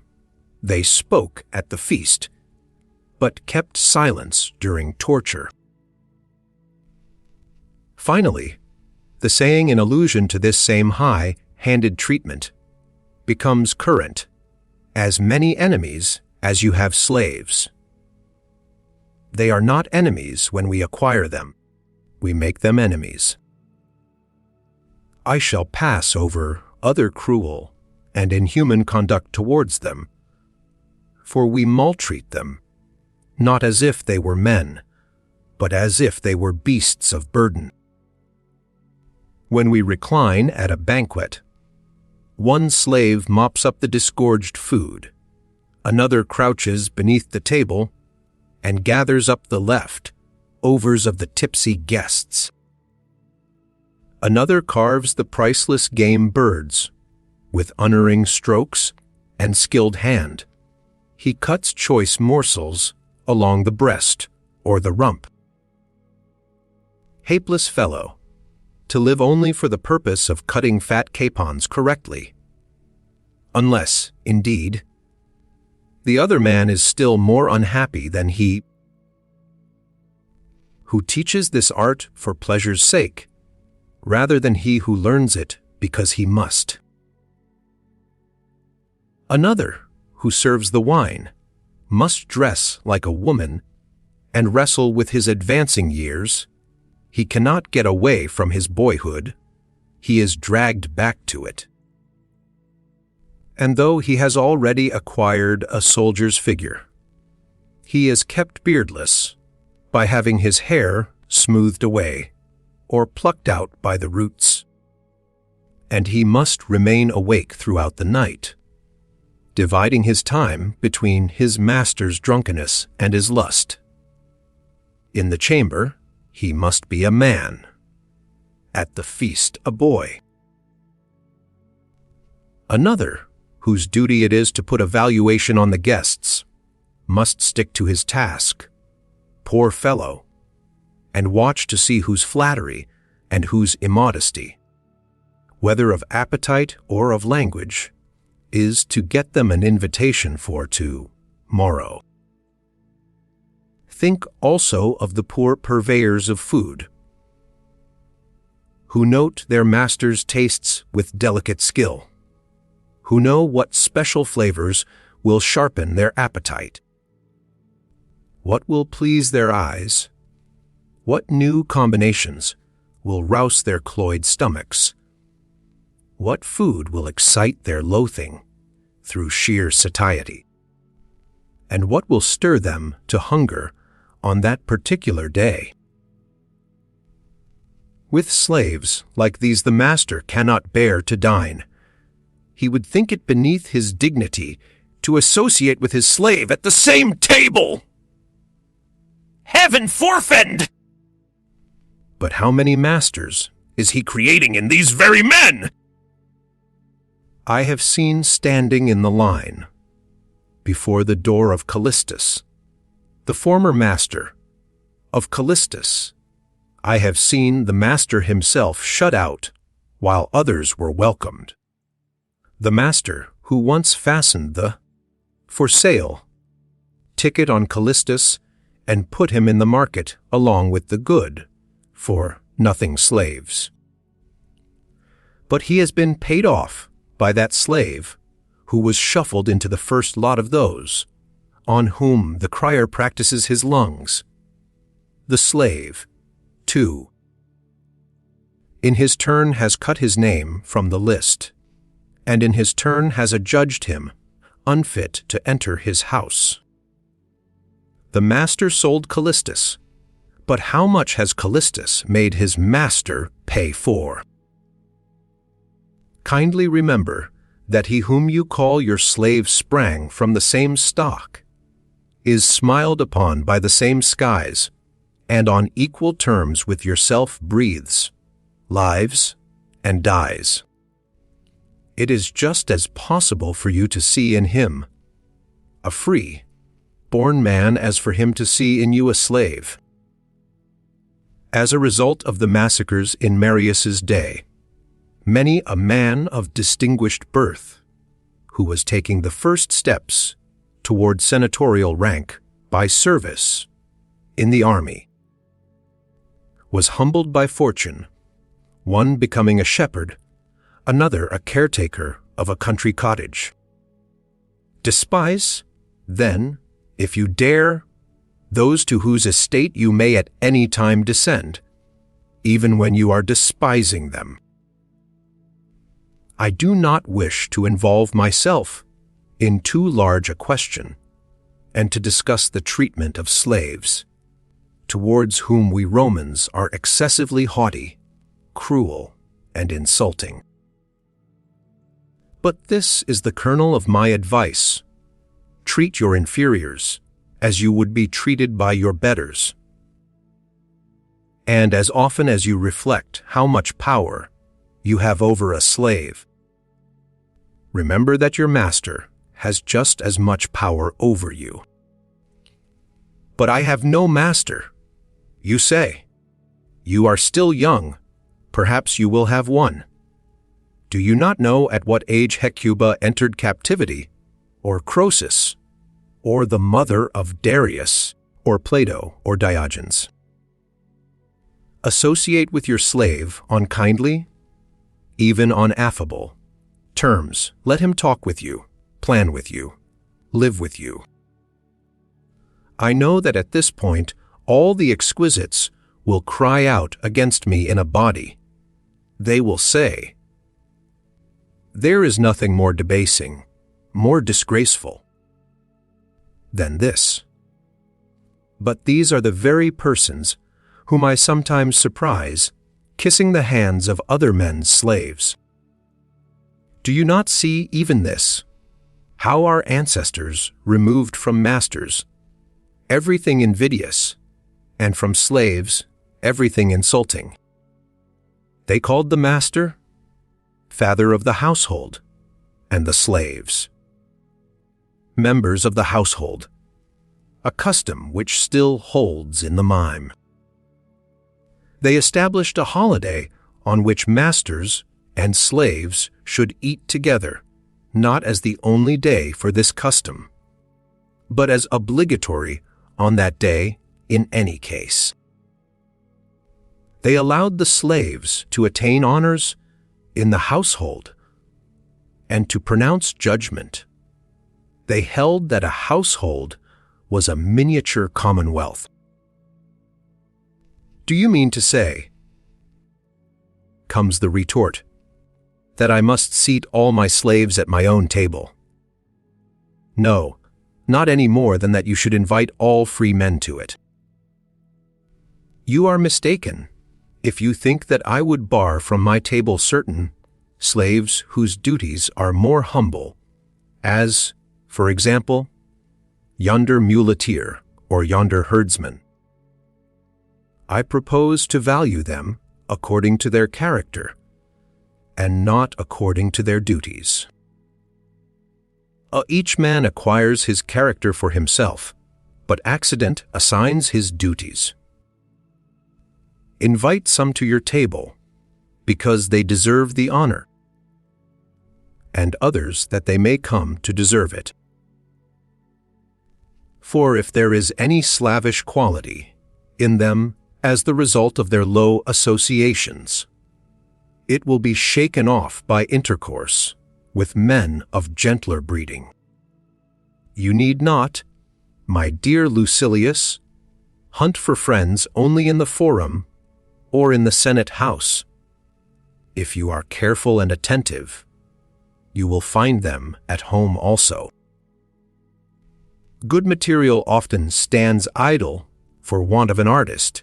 Make the experiment, and you will find it so. As he is a fool who, when purchasing a horse, does not consider the animal's points, but merely his saddle and bridle, so he is doubly a fool who values a man from his clothes or from his rank, which indeed is only a robe that clothes us. He is a slave. His soul, however, may be that of a freeman. He is a slave. But shall that stand in his way? Show me a man who is not a slave. One is a slave to lust, another to greed, another to ambition, and all men are slaves to fear. I will name you an consul who is slave to an old hag, a millionaire who is slave to a serving maid. I will show you youths of the noblest birth in serfdom to pantomime players. No servitude is more disgraceful than that which is self-imposed. You should therefore not be deterred by these finicky persons from showing yourself to your slaves as an affable person and not proudly superior to them. They ought to respect you rather than fear you. Some may maintain that I am now offering the liberty, capped to slaves in general, and toppling down lords from their high estate, because I bid slaves respect their masters instead of fearing them. They say, this is what he plainly means. Slaves are to pay respect, as if they were clients or early morning callers. Anyone who holds this opinion forgets that what is enough for a god cannot be too little for a master. Respect means love, and love and fear cannot be mingled. So I hold that you are entirely right in not wishing to be feared by your slaves, and in lashing them merely with the tongue. Only dumb animals need the thong. That which annoys us does not necessarily injure us, but we are driven into wild rage by our luxurious lives, so that whatever does not answer our whims arouses our anger. We don the temper of kings. For they, too, forgetful alike of their own strength and of other men's weakness, grow white, hot with rage, as if they had received an injury, when they are entirely protected from danger of such injury by their exalted station. They are not unaware that this is true, but by finding fault, they seize upon opportunities to do harm. They insist that they have received injuries, in order that they may inflict them. I do not wish to delay you longer, for you need no exhortation. This, among other things, is a mark of good character. It forms its own judgments and abides by them. But badness is fickle and frequently changing, not for the better, but for something different. Farewell. Letter 49. On the shortness of life. A man is indeed lazy and careless, my dear Lucilius, if he is reminded of a friend only by seeing some landscape which stirs the memory.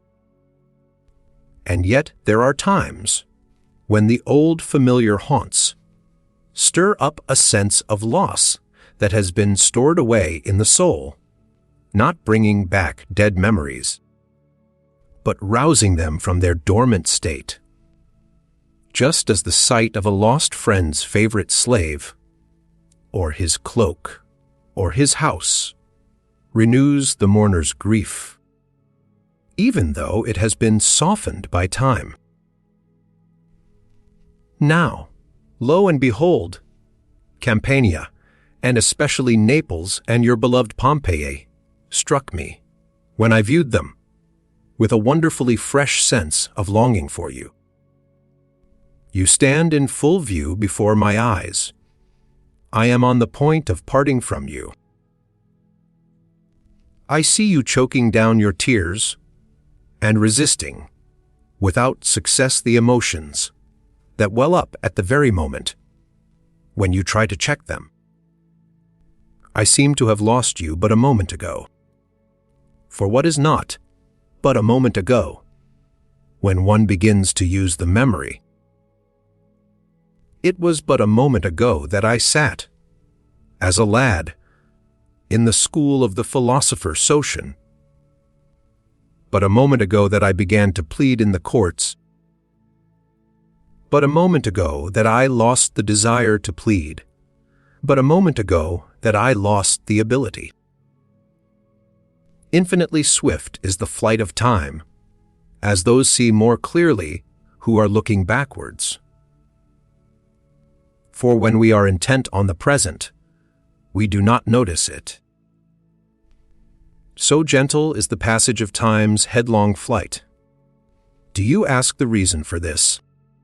All past time is in the same place. It all presents the same aspect to us. It lies together. Everything slips into the same abyss. Besides, an event which in its entirety is of brief compass cannot contain long intervals. The time which we spend in living is but a point, nay, even less than a point.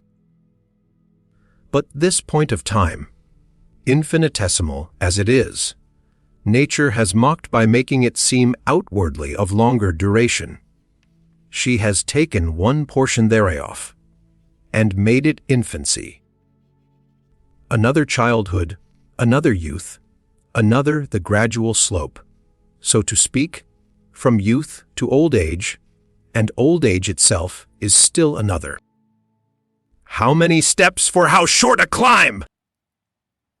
It was but a moment ago that I saw you off on your journey, and yet this moment ago makes up a goodly share of our existence, which is so brief, we should reflect that it will soon come to an end altogether. In other years' time did not seem to me to go so swiftly. Now it seems fast beyond belief, perhaps because I feel that the finish line is moving closer to me. Or it may be that I have begun to take heed and reckon up my losses. For this reason I am all the more angry that some men claim the major portion of this time for superfluous things, time which, no matter how carefully it is guarded, cannot suffice even for necessary things. Cicero declared that if the number of his days were doubled, he should not have time to read the lyric poets. And you may rate the dialecticians in the same class. But they are foolish in a more melancholy way. The lyric poets are avowedly frivolous, but the dialecticians believe that they are themselves engaged upon serious business. I do not deny that one must cast a glance at dialectic, but it ought to be a mere glance, a sort of greeting from the threshold, merely that one may not be deceived, or judge these pursuits to contain any hidden matters of great worth. Why do you torment yourself and lose weight over some problem, which it is more clever to have scorned than to solve? When a soldier is undisturbed and traveling at his ease, he can hunt for trifles along his way. But when the enemy is closing in on the rear, and a command is given to quicken the pace, necessity makes him throw away everything which he picked up in moments of peace and leisure. I have no time to investigate disputed inflections of words, or to try my cunning upon them. Behold the gathering clans, the fast, shut gates, and weapons whetted ready for the war. I need a stout heart to hear, without flinching, this din of battle, which sounds roundabout.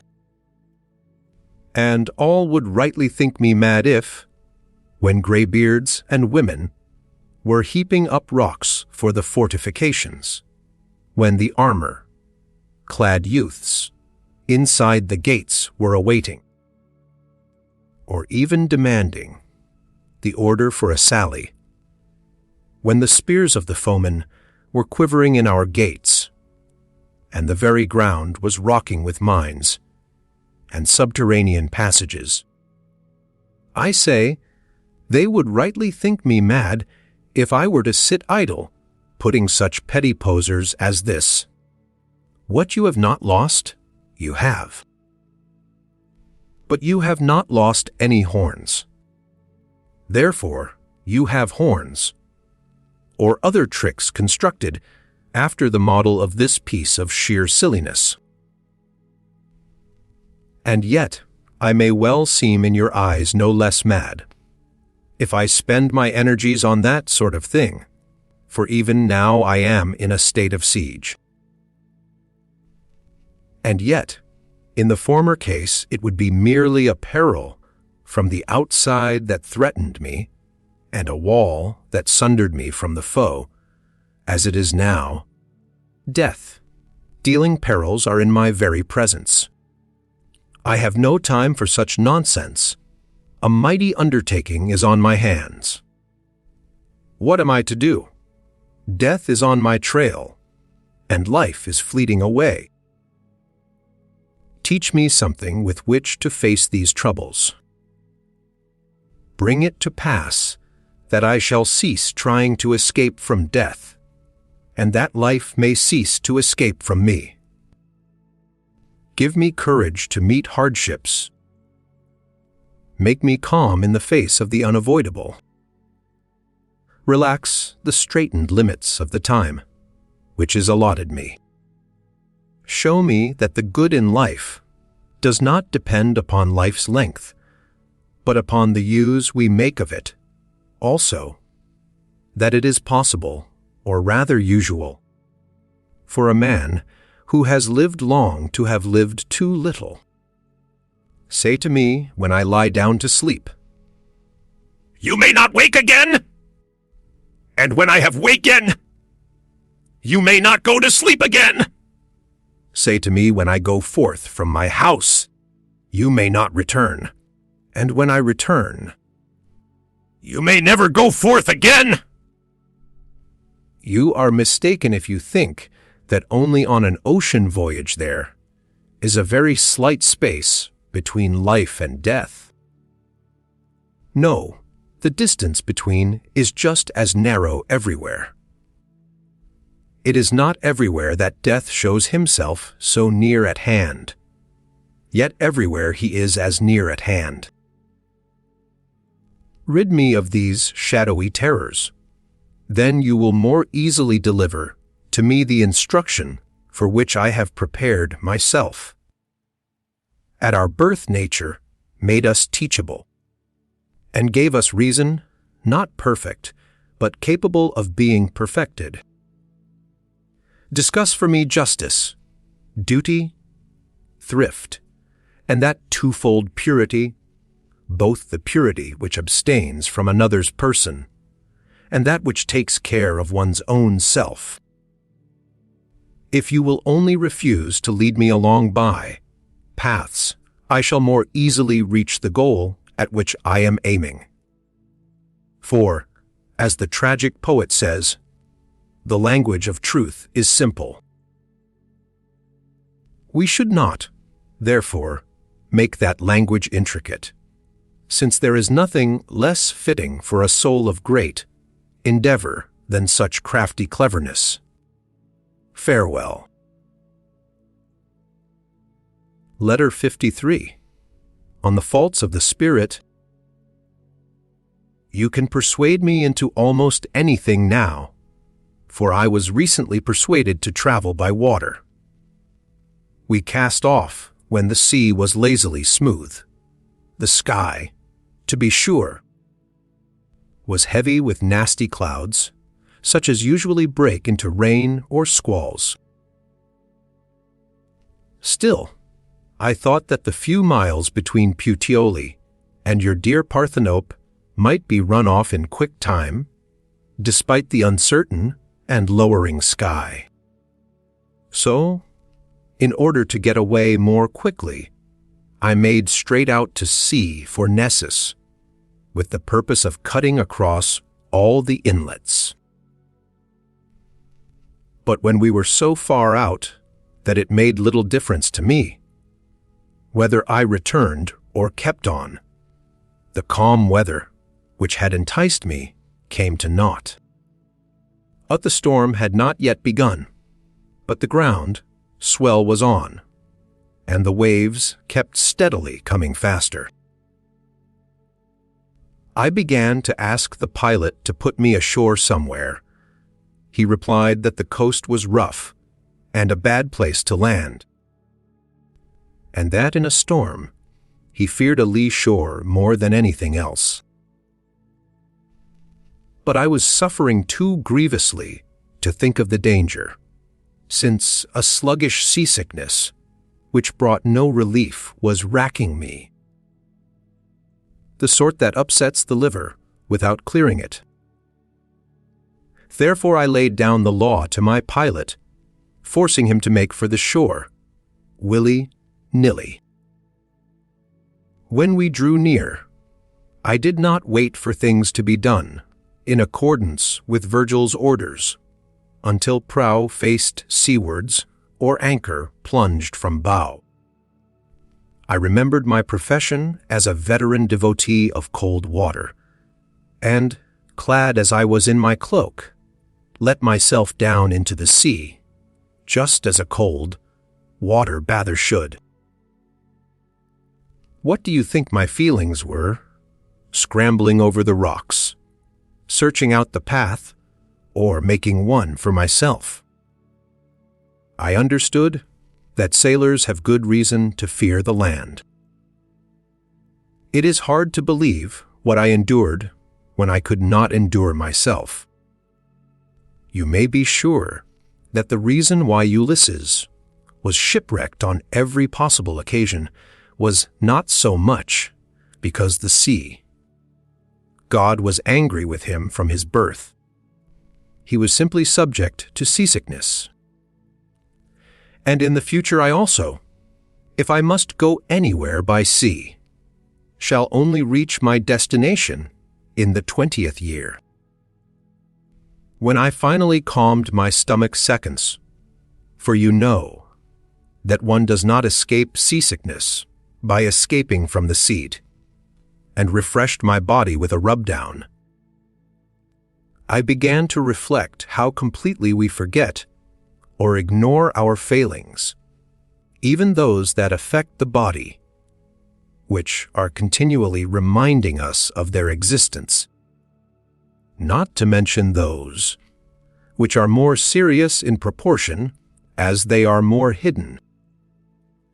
A slighting deceives us, but when it has increased and a genuine fever has begun to burn, it forces even a hardy man, who can endure much suffering, to admit that he is ill.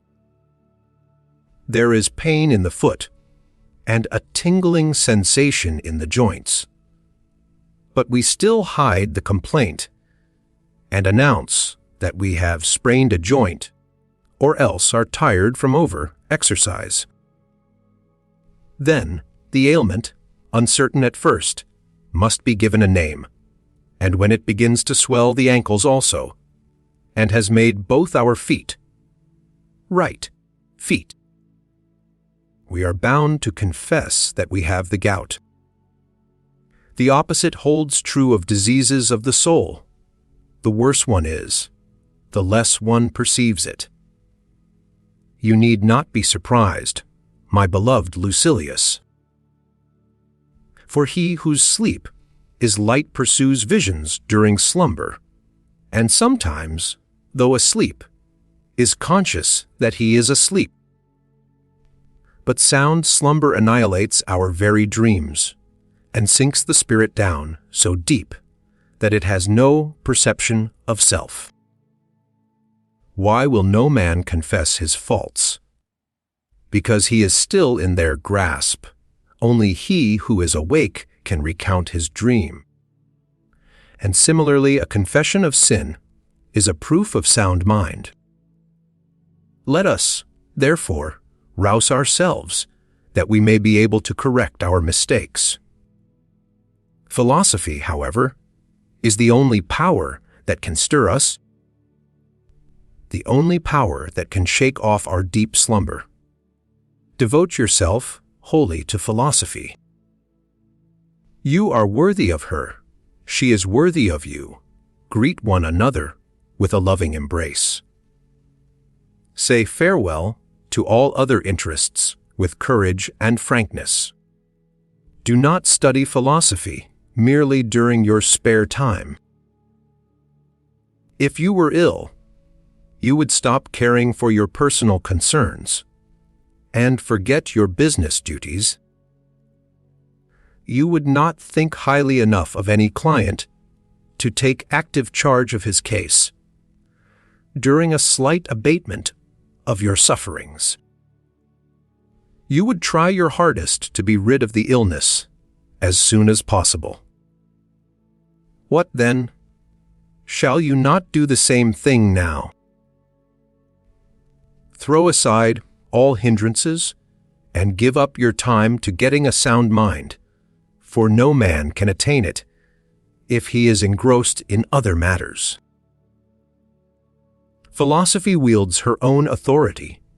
She appoints her own time and does not allow it to be appointed for her. She is not a thing to be followed at odd times, but a subject for daily practice. She is mistress, and she commands our attendance. Alexander, when a certain state promised him a part of its territory and half its entire property, replied, I invaded Asia with the intention, not of accepting what you might give, but of allowing you to keep what I might leave. Philosophy, likewise, keeps saying to all occupations, I do not intend to accept the time which you have left over, but I shall allow you to keep what I myself shall leave. Turn to her, therefore, with all your soul. Sit at her feet, cherish her, a great distance will then begin to separate you from other men. You will be far ahead of all mortals, and even the gods will not be far ahead of you. Do you ask what will be the difference between yourself and the gods? They will live longer. But, by my faith, it is the sign of a great artist to have confined a full likeness to the limits of a miniature. The wise man's life spreads out to him over as large a surface as does all eternity to a god. There is one point in which the sage has an advantage over the god, for a god is freed from terrors by the bounty of nature, the wise man by his own bounty.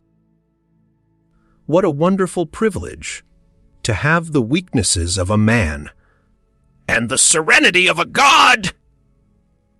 The power of philosophy to blunt the blows of chance is beyond belief.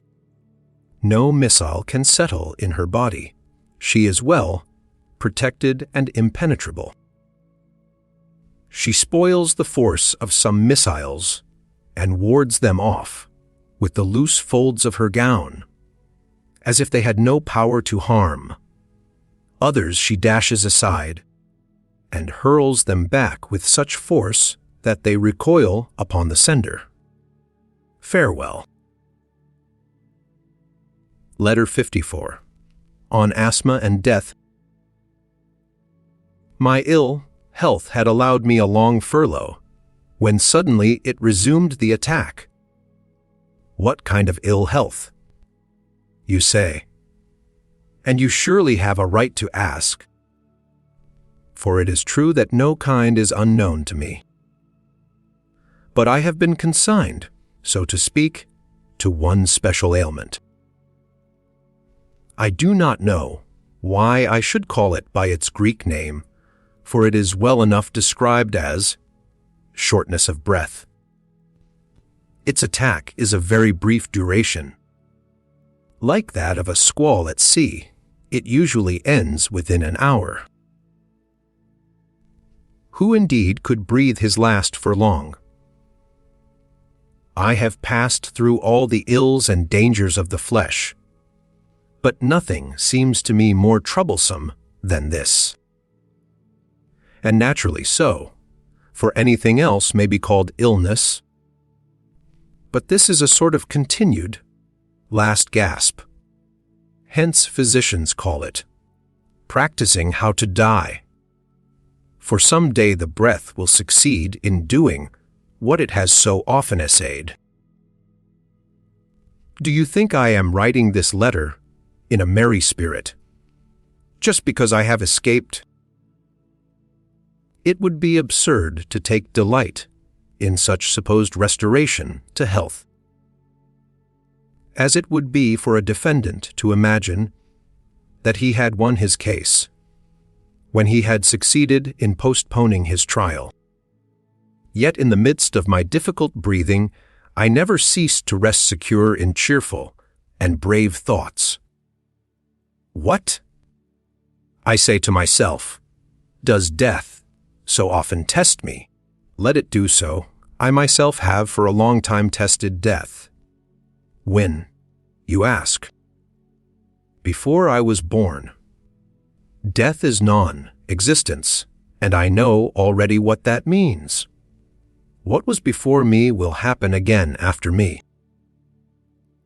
If there is any suffering in this state, there must have been such suffering also in the past, before we entered the light of day. As a matter of fact, however, we felt no discomfort then. And, I ask you, would you not say that one was the greatest of fools who believed that a lamp was worse off when it was extinguished than before it was lighted? We mortals also are lighted and extinguished. The period of suffering comes in between, but on either side there is a deep peace. For, unless I am very much mistaken, My dear Lucilius, we go astray in thinking that death only follows, when in reality it has both preceded us and will in turn follow us. Whatever condition existed before our birth is death. For what does it matter whether you do not begin at all, or whether you leave off, inasmuch as the result of both these states is non-existence? I have never ceased to encourage myself with cheering counsels of this kind, silently, of course, since I had not the power to speak. Then, little by little, this shortness of breath, already reduced to a sort of panting, came on at greater intervals, and then slowed down and finally stopped. Even by this time, although the gasping has ceased, the breath does not come and go normally. I still feel a sort of hesitation and delay in breathing. Let it be as it pleases, provided there be no sigh from the soul. Accept this assurance from me. I shall never be frightened. When the last hour comes, I am already prepared, and do not plan a whole day ahead. But do you praise and imitate the man whom it does not irk to die, though he takes pleasure in living? For what virtue is there in going away when you are thrust out? And yet there is virtue even in this. I am indeed thrust out, but it is as if I were going away willingly. For that reason the wise man can never be thrust out, because that would mean removal from a place which he was unwilling to leave. And the wise man does nothing unwillingly. He escapes necessity, because he wills to do what necessity is about to force upon him. Farewell. Letter 59. On Pleasure and Joy. I received great pleasure from your letter. Kindly allow me to use these words in their everyday meaning, without insisting upon their Stoic import. For we Stoics hold that pleasure is a vice. Very likely it is a vice, but we are accustomed to use the word when we wish to indicate a happy state of mind. I am aware that if we test words by our formula, even pleasure is a thing of ill repute, and joy can be attained only by the wise.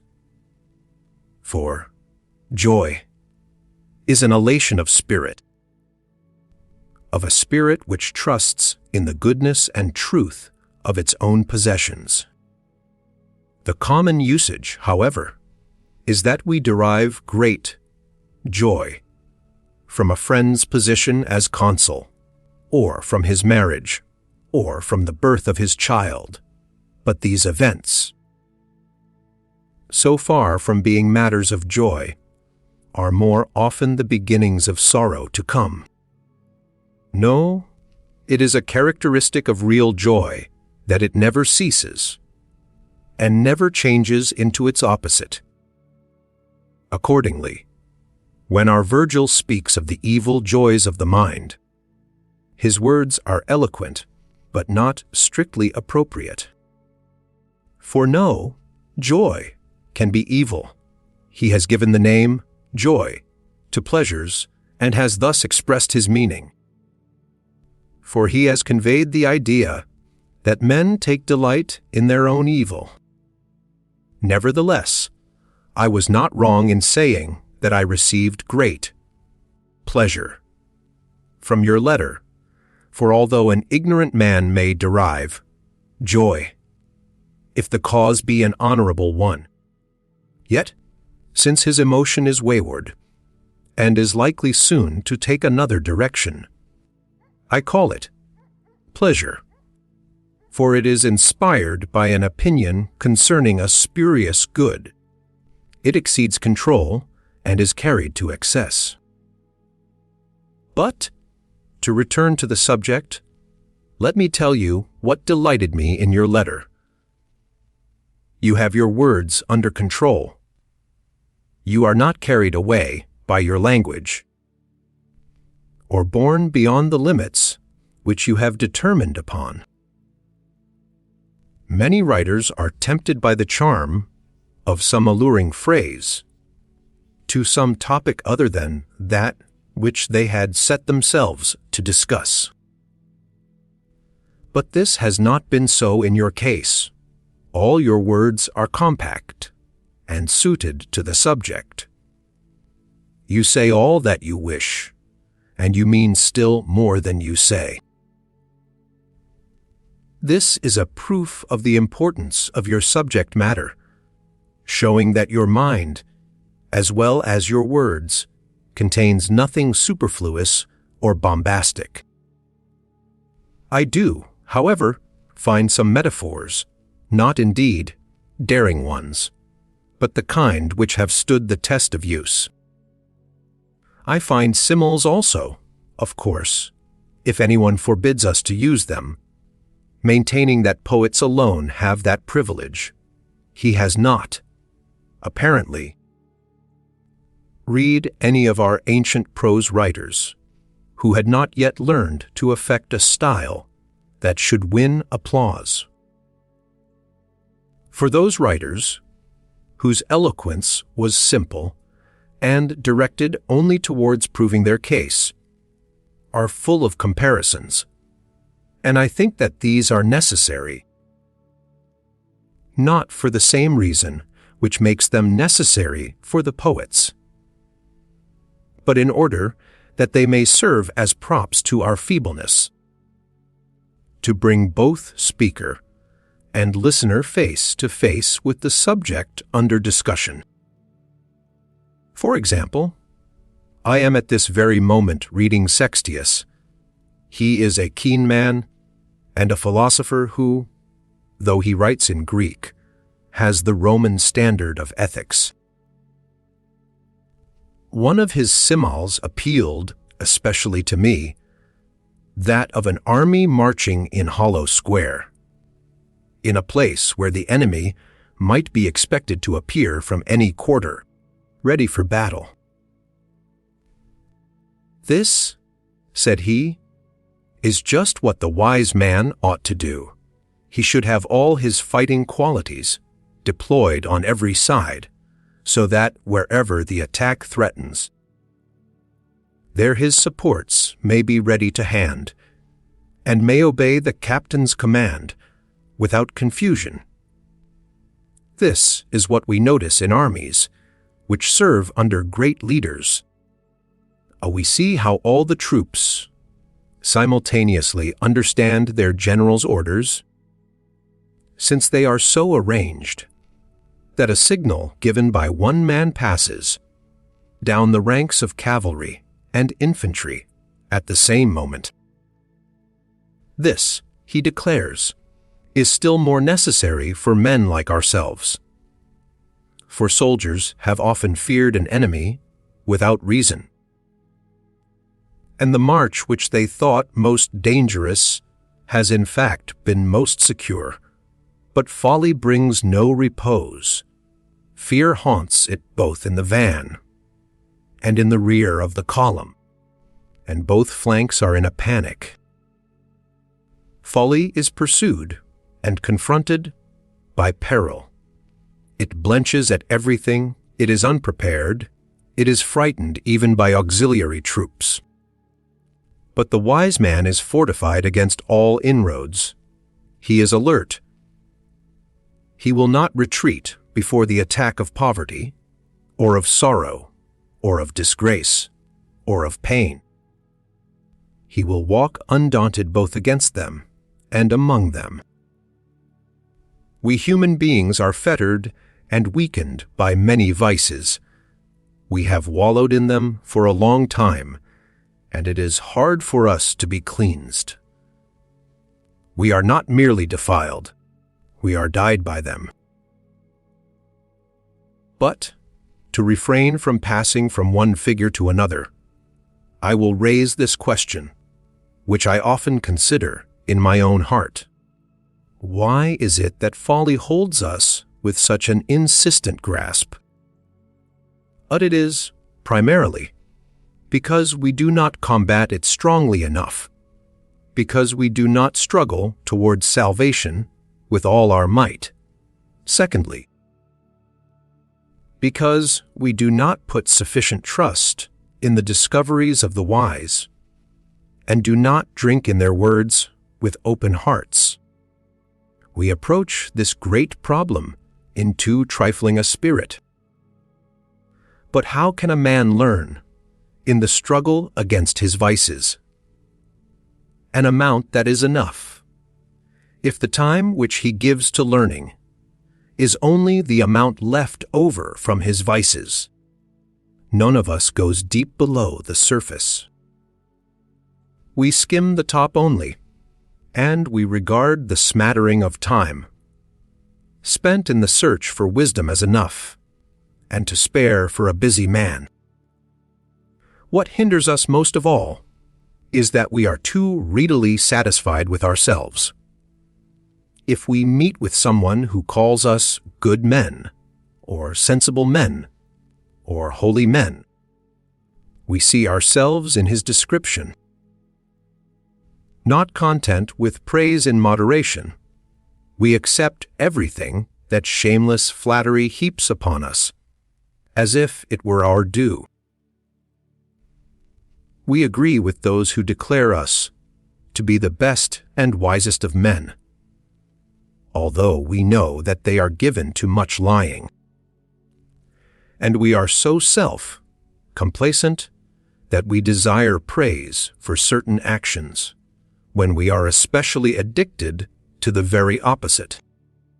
Yonder person hears himself called most gentle when he is inflicting tortures, or most generous when he is engaged in looting, or most temperate when he is in the midst of drunkenness and lust. Thus it follows that we are unwilling to be reformed, just because we believe ourselves to be the best of men. Alexander was roaming as far as India, ravaging tribes that were but little known, even to their neighbors. During the blockade of a certain city, while he was reconnoitering the walls and hunting for the weakest spot in the fortifications, he was wounded by an arrow. Nevertheless, he long continued the siege, intent on finishing what he had begun. The pain of his wound, however, as the surface became dry, and as the flow of blood was checked, increased. His leg gradually became numb as he sat his horse, and finally, when he was forced to withdraw, he exclaimed, "All men swear that I am the son of Jupiter, but this wound cries out that I am mortal." Let us also act in the same way. Each man, according to his lot in life, is stultified by flattery. We should say to him who flatters us, "You call me a man of sense, but I understand how many of the things which I crave are useless, and how many of the things which I desire will do me harm. I have not even the knowledge which satiety teaches to animals, of what should be the measure of my food or my drink. I do not yet know how much I can hold. I shall now show you how you may know that you are not wise. The wise man is joyful, happy and calm, unshaken. He lives on a plane with the gods.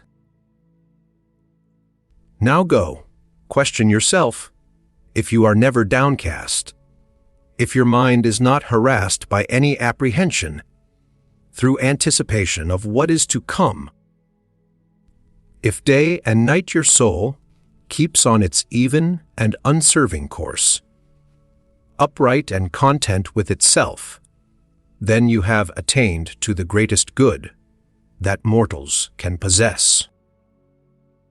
If, however, you seek pleasures of all kinds in all directions, you must know that you are as far short of wisdom as you are short of joy. Joy is the goal which you desire to reach, but you are wandering from the path if you expect to reach your goal while you are in the midst of riches and official titles. In other words, if you seek joy in the midst of cares. These objects for which you strive so eagerly, as if they would give you happiness and pleasure, are merely causes of grief. All men of this stamp, I maintain, are pressing on in pursuit of joy, but they do not know where they may obtain a joy that is both great and enduring. One person seeks it in feasting and self-indulgence, another in canvassing for honors and in being surrounded by a throng of clients, another in his mistress, another in idle display of culture and in literature that has no power to heal. All these men are led astray by delights which are deceptive and short-lived, like drunkenness, for example, which pays for a single hour of hilarious madness by a sickness of many days, or like applause, and the popularity of enthusiastic approval, which are gained and atoned for at the cost of great mental disquietude. Reflect, therefore, on this, that the effect of wisdom is a joy that is unbroken and continuous. The mind of the wise man is like the ultra-lunar firmament. Eternal calm pervades that region. You have, then, a reason for wishing to be wise, if the wise man is never deprived of joy. This joy springs only from the knowledge that you possess the virtues. None but the brave, the just, the self-restrained can rejoice. And when you query, "What do you mean? Do not the foolish and the wicked also rejoice?" I reply, no more than lions who have caught their prey. When men have wearied themselves with wine and lust, when night fails them before their debauch is done, when the pleasures which they have heaped upon a body that is too small to hold them begin to fester, at such times they utter in their wretchedness those lines of Virgil: "Thou knowest how, amid false, glittering joys, we spent that last of nights. Pleasure, lovers spend every night amid false, glittering joys, and just as if it were their last. But the joy which comes to the gods, and to those who imitate the gods, is not broken off, nor does it cease, but it would surely cease were it borrowed from without. Just because it is not in the power of another to bestow, neither is it subject to another's whims. That which fortune has not given, she cannot take away. Farewell. Letter 63, on grief for lost friends. I am grieved to hear that your friend Flaccus is dead, but I would not have you sorrow more than is fitting. That you should not mourn at all, I shall hardly dare to insist, and yet I know that it is the better way. But what man will ever be so blessed with that ideal steadfastness of soul, unless he has already risen far above the reach of fortune? Even such a man will be stung by an event like this, but it will be only a sting.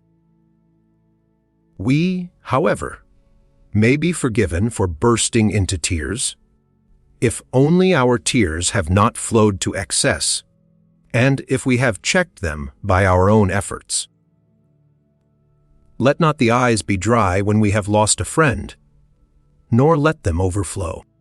We may weep, but we must not wail. Do you think that the law, which I lay down for you, is harsh? When the greatest of Greek poets has extended the privilege of weeping to one day only, in the lines where he tells us that even Niobe took thought of food.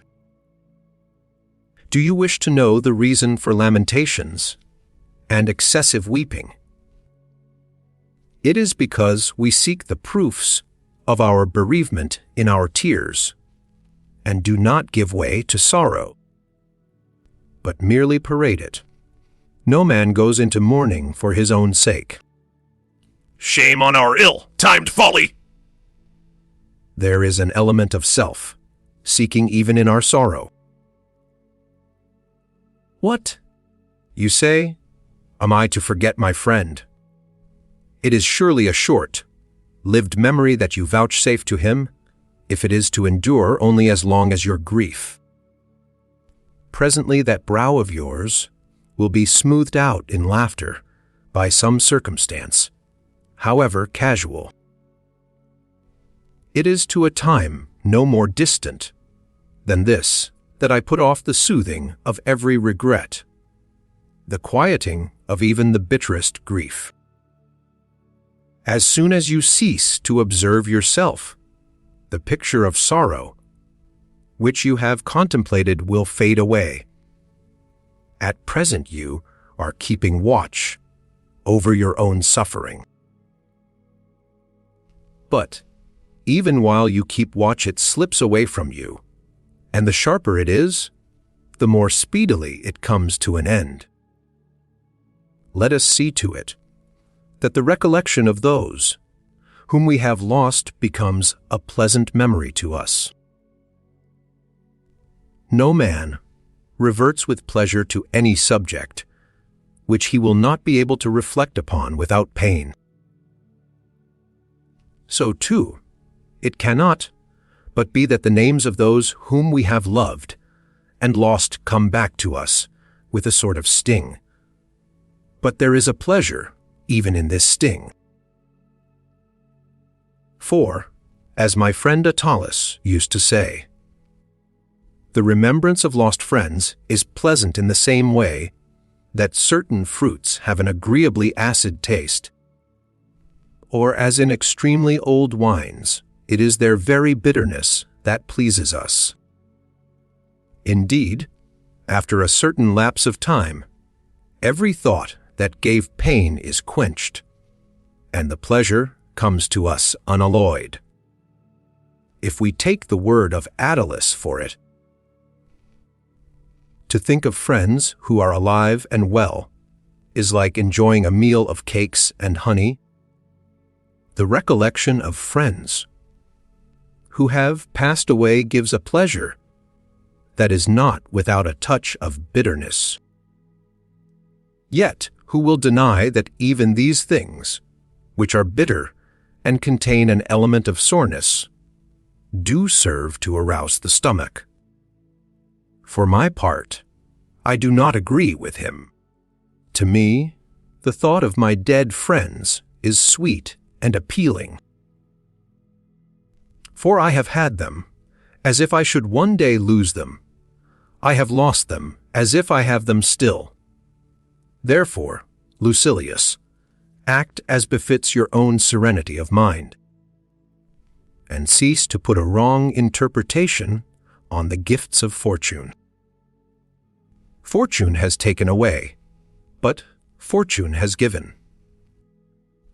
Let us greedily enjoy our friends, because we do not know how long this privilege will be ours.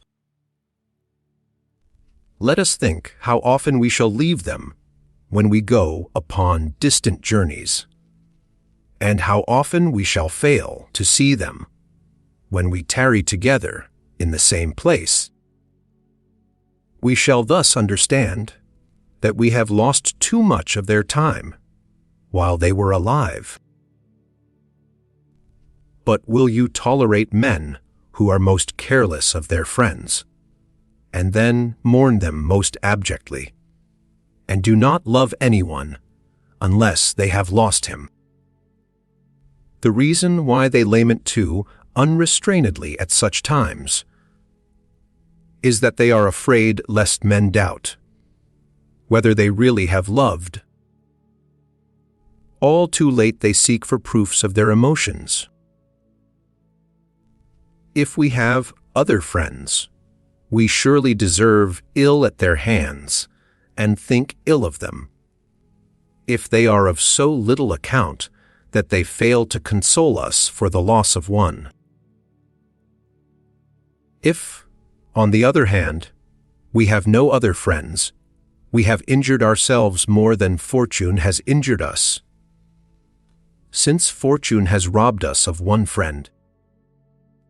But we have robbed ourselves of every friend whom we have failed to make.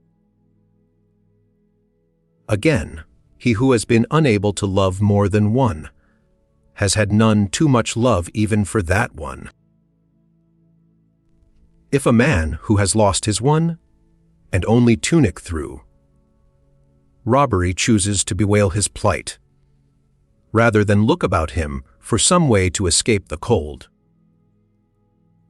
or for something with which to cover his shoulders, would you not think him an utter fool? You have buried one whom you loved. Look about for someone to love. It is better to replace your friend than to weep for him. What I am about to add is, I know, a very hackneyed remark, but I shall not omit it simply because it is a common phrase. A man ends his grief by the mere passing of time, even if he has not ended it of his own accord. But the most shameful cure for sorrow, in the case of a sensible man, is to grow weary of sorrowing.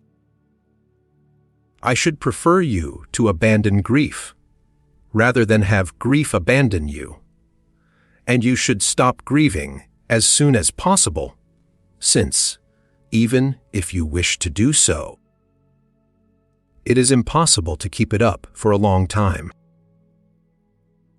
Our forefathers have enacted that, in the case of women, a year should be the limit for mourning. Not that they needed to mourn for so long, but that they should mourn no longer. In the case of men, no rules are laid down, because to mourn at all is not regarded as honorable. For all that, what woman can you show me of all the pathetic females that could scarcely be dragged away from the funeral, pile or torn from the corpse, whose tears have lasted a whole month? Nothing becomes offensive so quickly as grief. When fresh, it finds someone to console it and attracts one or another to itself. But after becoming chronic, it is ridiculed, and rightly, for it is either assumed or foolish. He who writes these words to you is no other than I, who wept so excessively for my dear friend Aeneas, Serenus, that, in spite of my wishes, I must be included among the examples of men who have been overcome by grief. Today, however, I condemn this act of mine, and I understand that the reason why I lamented so greatly was chiefly that I had never imagined it possible for his death to precede mine. The only thought which occurred to my mind was that he was the younger, and much younger, too. As if the fates kept to the order of our ages! Therefore let us continually think as much about our own mortality as about that of all those we love. In former days I ought to have said, "My friend Cyrinus is younger than I, but what does that matter? He would naturally die after me, but he may precede me." It was just because I did not do this that I was unprepared when fortune dealt me the sudden blow. Now is the time for you to reflect, not only that all things are mortal, but also that their mortality is subject to no fixed law. Whatever can happen at any time can happen today. Let us therefore reflect, my beloved Lucilius, that we shall soon come to the goal which this friend, to our own sorrow, has reached. And perhaps, if only the tale told by wise men is true, and there is a bourne to welcome us, then he whom we think we have lost has only been sent on ahead. Farewell. Letter 76. On learning wisdom in old age. You have been threatening me with your enmity if I do not keep you informed about all my daily actions. But see, now, upon what frank terms you and I live. For I shall confide even the following fact to your ears.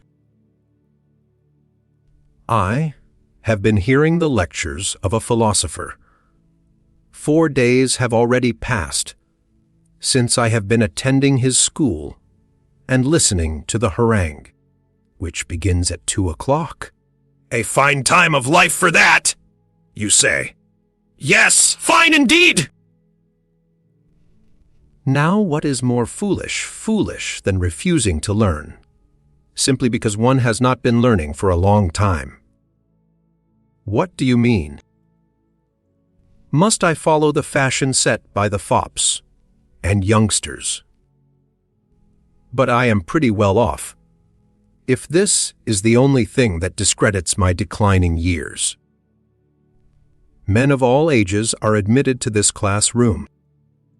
You retort, do we grow old merely in order to tag after the youngsters?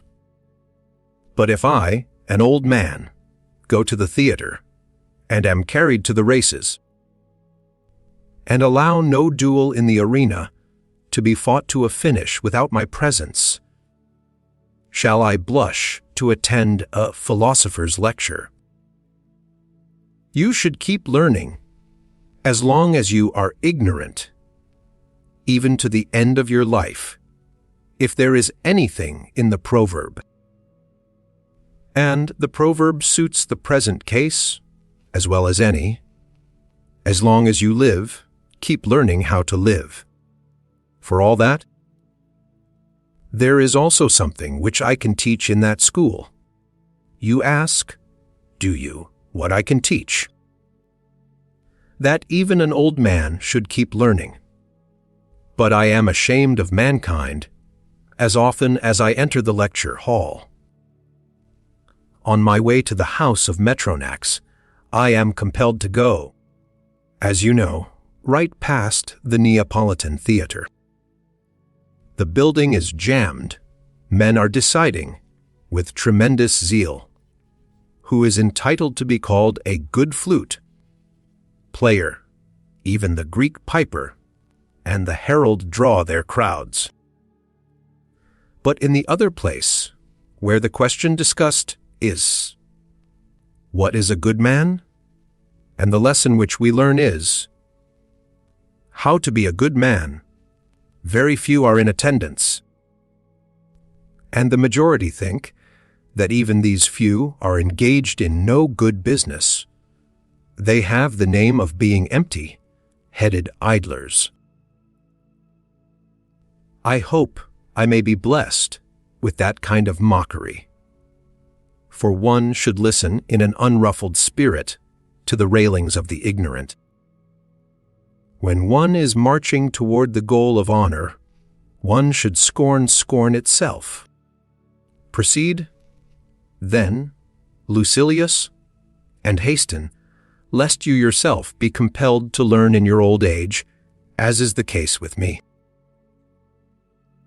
Nay, you must hasten all the more, because for a long time you have not approached the subject, which is one that you can scarcely learn thoroughly when you are old. How much progress shall I make, you ask? Just as much as you try to make. Why do you wait? Wisdom comes haphazard to no man. Money will come of its own accord. Titles will be given to you. Influence and authority will perhaps be thrust upon you, but virtue will not fall upon you by chance. Neither is knowledge thereof to be won by light, effort, or small toil. But toiling is worthwhile, when one is about to win all goods at a single stroke. For there is but a single good, namely, that which is honorable, in all those other things of which the general opinion approves, you will find no truth or certainty. Why it is, however, that there is but one good, namely, that which is honorable, I shall now tell you. Inasmuch as you judge that in my earlier letter, I did not carry the discussion far enough, and think that this theory was commended to you rather than proved. I shall also compress the remarks of other authors into narrow compass. Everything is estimated by the standard of its own good. The vine is valued for its productiveness, and the flavor of its wine, the stag for his speed. We ask, with regard to beasts of burden, how sturdy of back they are, for their only use is to bear burdens. If a dog is to find the trail of a wild beast, keenness of scent is of first importance. If to catch his quarry, swiftness of foot. If to attack and harry it, courage. In each thing that quality should be best, for which the thing is brought into being, and by which it is judged. And what quality is best in man? It is reason. By virtue of reason he surpasses the animals, and is surpassed only by the gods. Perfect reason is therefore the good peculiar to man. All other qualities he shares in some degree with animals and plants. Man is strong, so is the lion. Man is comely, so is the peacock. Man is swift, so is the horse. I do not say that man is surpassed in all these qualities. I am not seeking to find that which is greatest in him, but that which is peculiarly his own. Man has body, so also have trees. Man has the power to act and to move at will, so have beasts and worms. Man has a voice, but how much louder is the voice of the dog? How much shriller that of the eagle? How much deeper that of the bull? How much sweeter and more melodious That of the nightingale. What then is peculiar to man? Reason. When this is right and has reached perfection, man's felicity is complete. Hence, if everything is praiseworthy, and has arrived at the end intended by its nature, when it has brought its peculiar good to perfection, and if man's peculiar good is reason, then, if a man has brought his reason to perfection, he is praiseworthy and has reached the end suited to his nature. This perfect reason is called virtue, and is likewise that which is honorable. Hence that in man is alone a good which alone belongs to man. For we are not now seeking to discover what is a good, but what good is man's. And if there is no other attribute which belongs peculiarly to man except reason, then reason will be his one peculiar good, but a good that is worth all the rest put together. If any man is bad, he will, I suppose, be regarded with disapproval. If good, I suppose he will be regarded with approval. Therefore, that attribute of man whereby he is approved or disapproved is his chief and only good. You do not doubt whether this is a good, you merely doubt whether it is the sole good. If a man possess all other things, such as health, riches, pedigree, a crowded reception hall, but is confessedly bad, you will disapprove of him. Likewise, if a man possess none of the things which I have mentioned, and lacks money, or an escort of clients, or rank, and a line of grandfathers, and great-grandfathers, but is confessedly good, you will approve of him. Hence, this is man's one peculiar good, and the possessor of it is to be praised even if he lacks other things. But he who does not possess it, though he possess everything else in abundance, is condemned and rejected. The same thing holds good regarding men as regarding things. A ship is said to be good not when it is decorated with costly colors, nor when its prow is covered with silver or gold, or its figure, head embossed in ivory, nor when it is laden with the imperial revenues, or with the wealth of kings, but when it is steady and staunch and taut, with seams that keep out the water, stout enough to endure the buffeting of the waves, obedient to its helm, swift and caring naught for the winds. You will speak of a sword as good, not when its sword belt is of gold, or its scabbard studded with gems, but when its edge is fine for cutting, and its point will pierce any armor. Take the carpenter's rule. We do not ask how beautiful it is, but how straight it is. Each thing is praised in regard to that attribute which is taken as its standard, in regard to that which is its peculiar quality. Therefore, in the case of man also, it is not pertinent to the question to know how many acres he plows, how much money he has out at interest, how many callers attend his receptions, how costly is the couch on which he lies, how transparent are the cups from which he drinks, but how good he is. He is good, however, if his reason is well ordered and right and adapted to that which his nature has willed. It is this that is called virtue. This is what we mean by honorable. It is man's unique good. For since reason alone brings man to perfection, reason alone, when perfected, makes man happy. This, moreover, is man's only good, the only means by which he is made happy. We do indeed say that those things also are goods which are furthered and brought together by virtue. That is, all the works of virtue.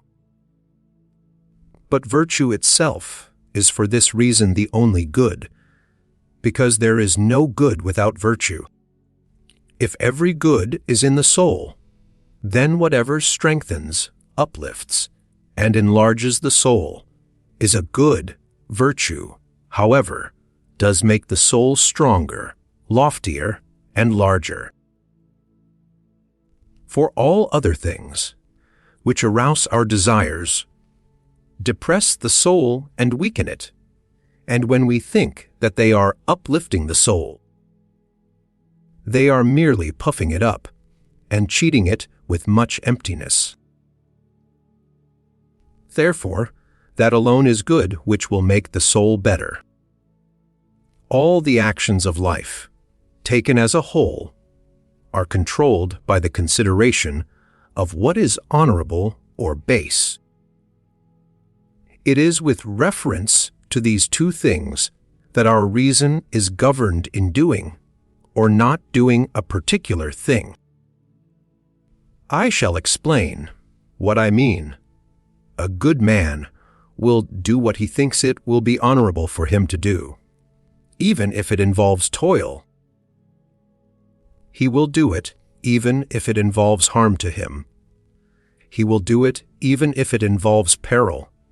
Again, he will not do that which will be base, even if it brings him money, or pleasure, or power.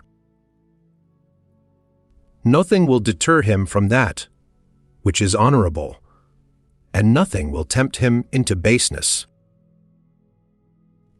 Therefore, if he is determined invariably to follow that which is honorable, invariably to avoid baseness, and in every act of his life to have regard for these two things, deeming nothing else good except that which is honorable, and nothing else bad except that which is base, if virtue alone is unperverted in him, and by itself keeps its even course, then virtue is that man's only good, and nothing can thenceforth happen to it which may make it anything else than good.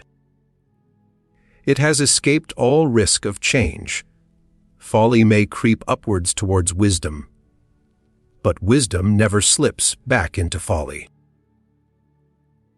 You may perhaps remember my saying that the things which have been generally desired and feared have been trampled down by many a man in moments of sudden passion.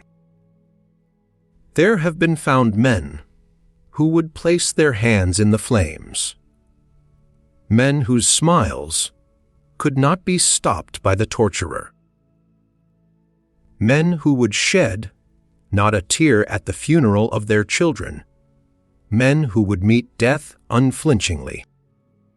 It is love, for example, anger, lust, which have challenged dangers. If a momentary stubbornness can accomplish all this, when roused by some goad that pricks the spirit, how much more can be accomplished by virtue, which does not act impulsively or suddenly, but uniformly and with a strength that is lasting? It follows that the things which are often scorned by the men, who are moved with a sudden passion, and are always scorned by the wise, are neither goods nor evils. Virtue itself is therefore the only good. She marches proudly between the two extremes of fortune, with great scorn for both. If, however, you accept the view that there is anything good besides that which is honorable, all the virtues will suffer. For it will never be possible for any virtue to be won and held, if there is anything outside itself, which virtue must take into consideration. If there is any such thing, then it is at variance with reason, from which the virtues spring, and with truth also, which cannot exist without reason. Any opinion, however, which is at variance with truth, is wrong.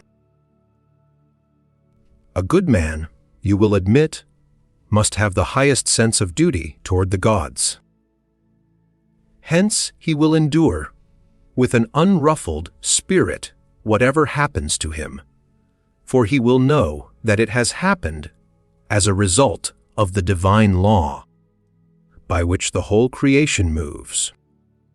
This being so, there will be for him one good, and only one, namely, that which is honorable.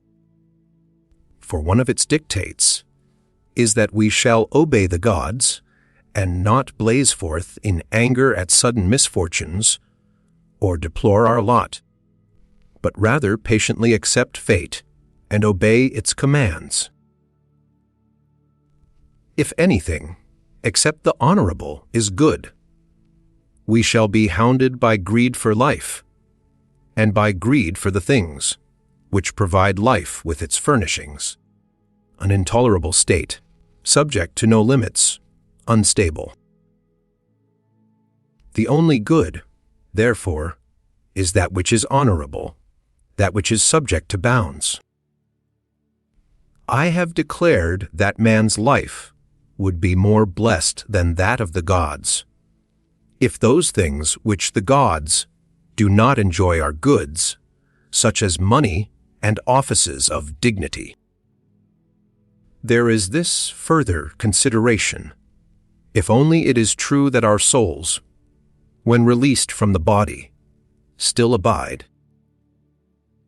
a happier condition is in store for them than is theirs while they dwell in the body.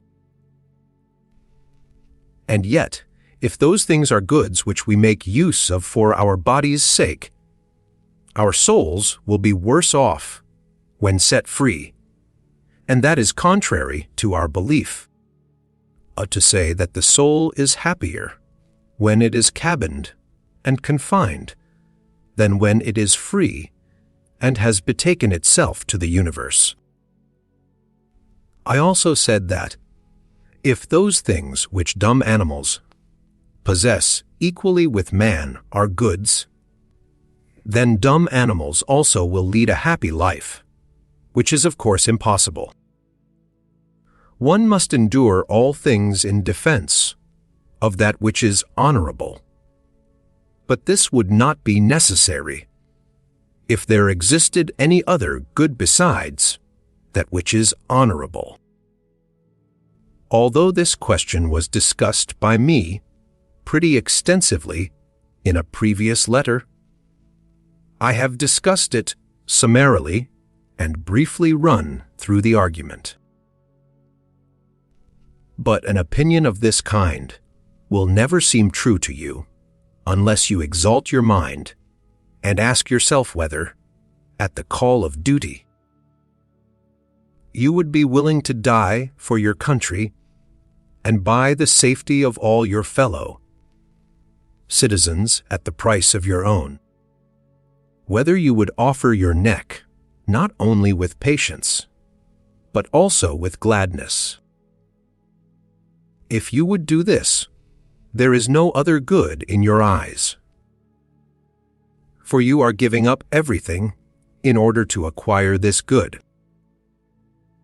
Consider how great is the power of that which is honorable.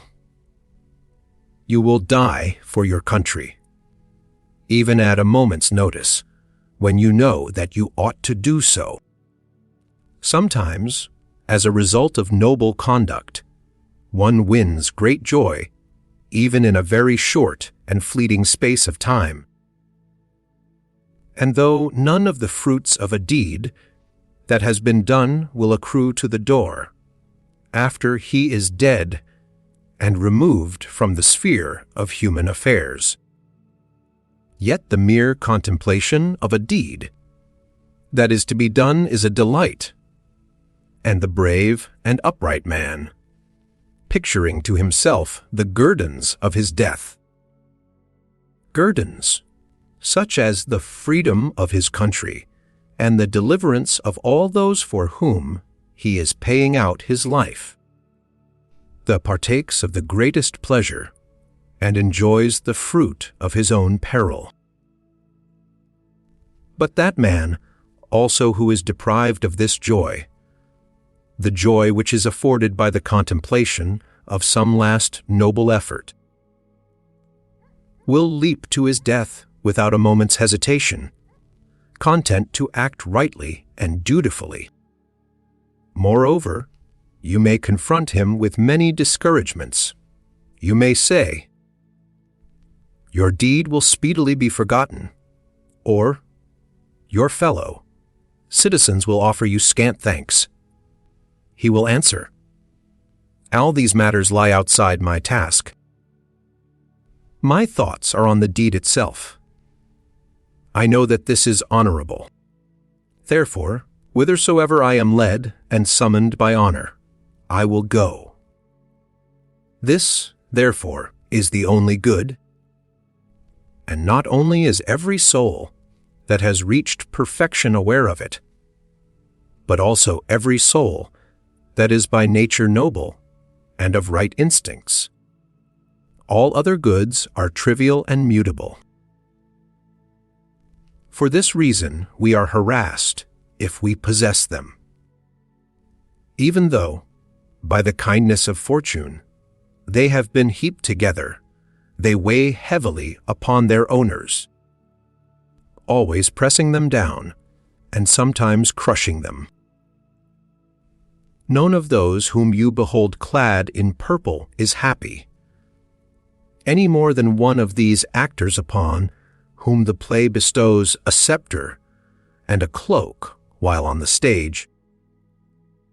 They strut their hour before a crowded house, with swelling port and buskined foot.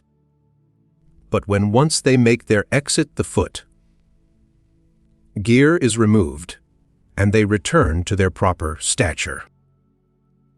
None of those who have been raised to a loftier height by riches and honors is really great. Why then does he seem great to you? It is because you are measuring the pedestal along with the man. A dwarf is not tall, though he stand upon a mountain. Top, a colossal statue will still be tall, though you place it in a well. This is the error under which we labor.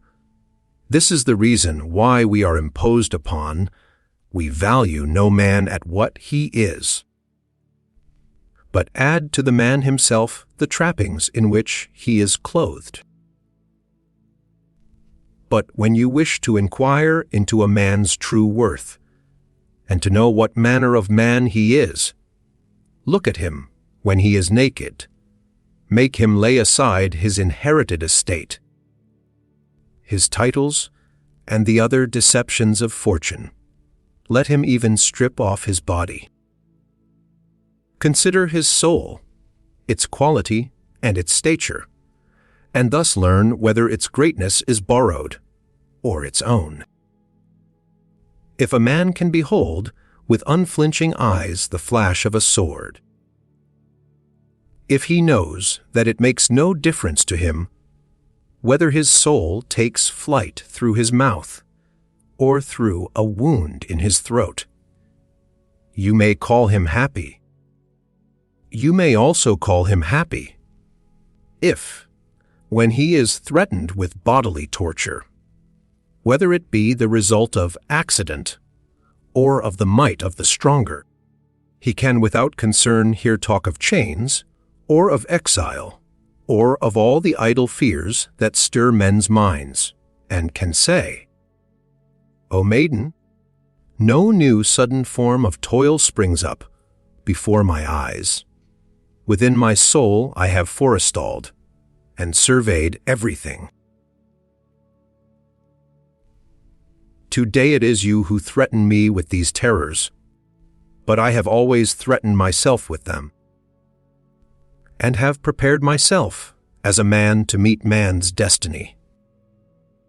If an evil has been pondered beforehand, the blow is gentle when it comes. To the fool, however, and to him who trusts in fortune, each event as it arrives comes in a new and sudden form, and a large part of evil, to the inexperienced, consists in its novelty. This is proved by the fact that men endure with greater courage when they have once become accustomed to them. the things which they had at first regarded as hardships. Hence, the wise man accustoms himself to coming trouble, lightening by long reflection the evils, which others lighten by long endurance. We sometimes hear the inexperienced say, "I knew that this was in store for me." But the wise man knows that all things are in store for him. Whatever happens, he says, "I knew it. Farewell." Letter 77, on taking one's own life. LXXVC. Owen to ki ig onus, OWN lif. Suddenly, there came into our view to day the Alexandrian. Ships, I mean those which are usually sent ahead to announce the coming of the fleet. They are called mail boats. The companions are glad to see them. All the rabble of Puteoli stand on the docks and can recognize the Alexandrian boats, no matter how great the crowd of vessels, by the very trim of their sails. For they alone may keep spread their topsails, which all ships use when out at sea, because nothing sends a ship along so well as its upper canvas. That is where most of the speed is obtained. So when the breeze has stiffened and becomes stronger than is comfortable, they set their yards lower, for the wind has less force near the surface of the water.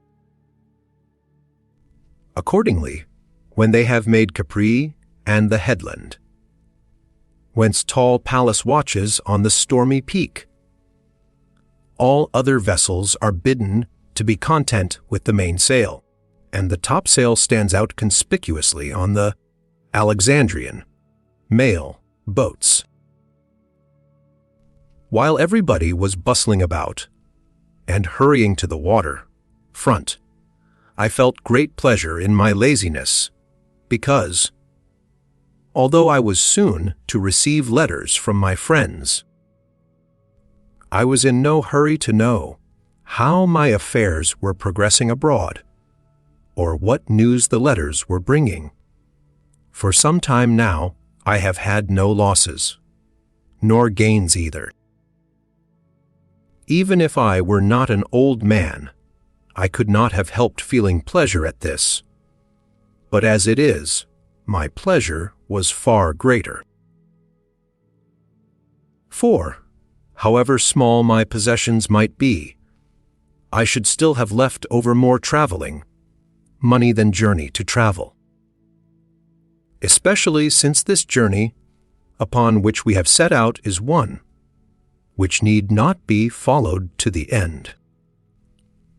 An expedition will be incomplete if one stops halfway, or anywhere on this side of one's destination. But life is not incomplete if it is honorable. At whatever point you leave off living, provided you leave off nobly, your life is a whole. Often, however, one must leave off bravely, and our reasons therefore need not be momentous, for neither are the reasons momentous which hold us here. Tullius Marcellinus, a man whom you knew very well, who in youth was a quiet soul, and became old prematurely, fell ill of a disease which was by no means hopeless. But it was protracted and troublesome, and it demanded much attention, hence he began to think about dying. He called many of his friends together. Each one of them gave Marcellinus advice, the timid friend urging him to do what he had made up his mind to do. The flattering and wheedling friend giving counsel, which he supposed would be more pleasing to Marcellinus when he came to think the matter over.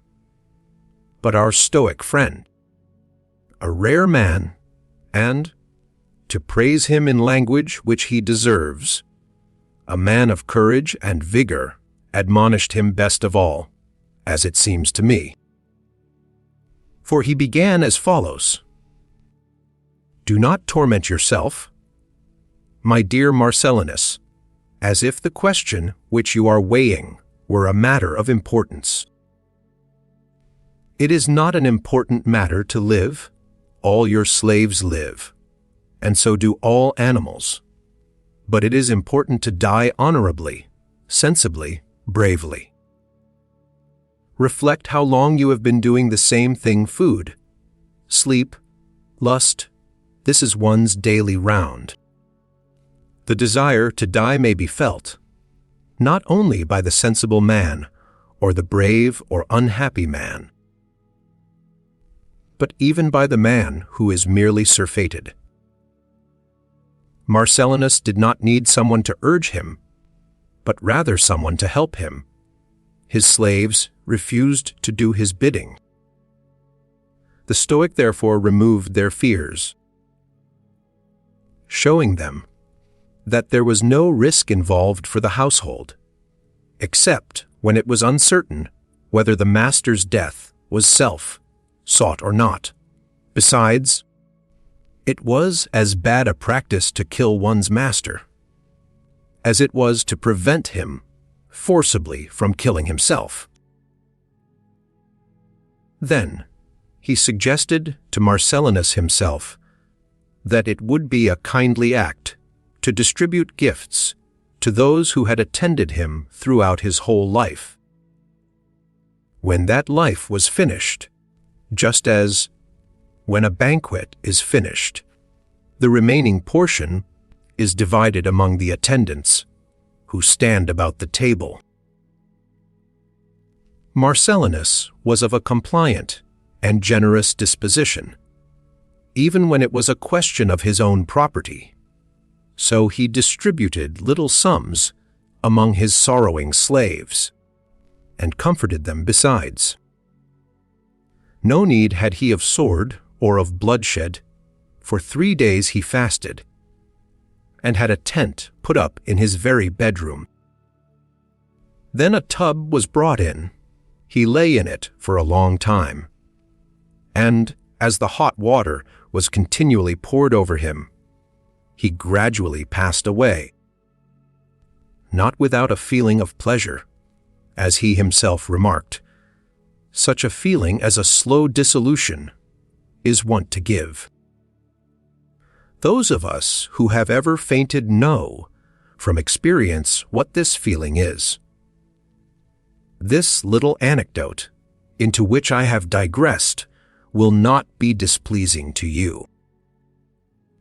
For you will see that your friend departed neither with difficulty nor with suffering. Though he committed suicide, yet he withdrew most gently, gliding out of life. The anecdote may also be of some use, for often a crisis demands just such examples. There are times when we ought to die and are unwilling.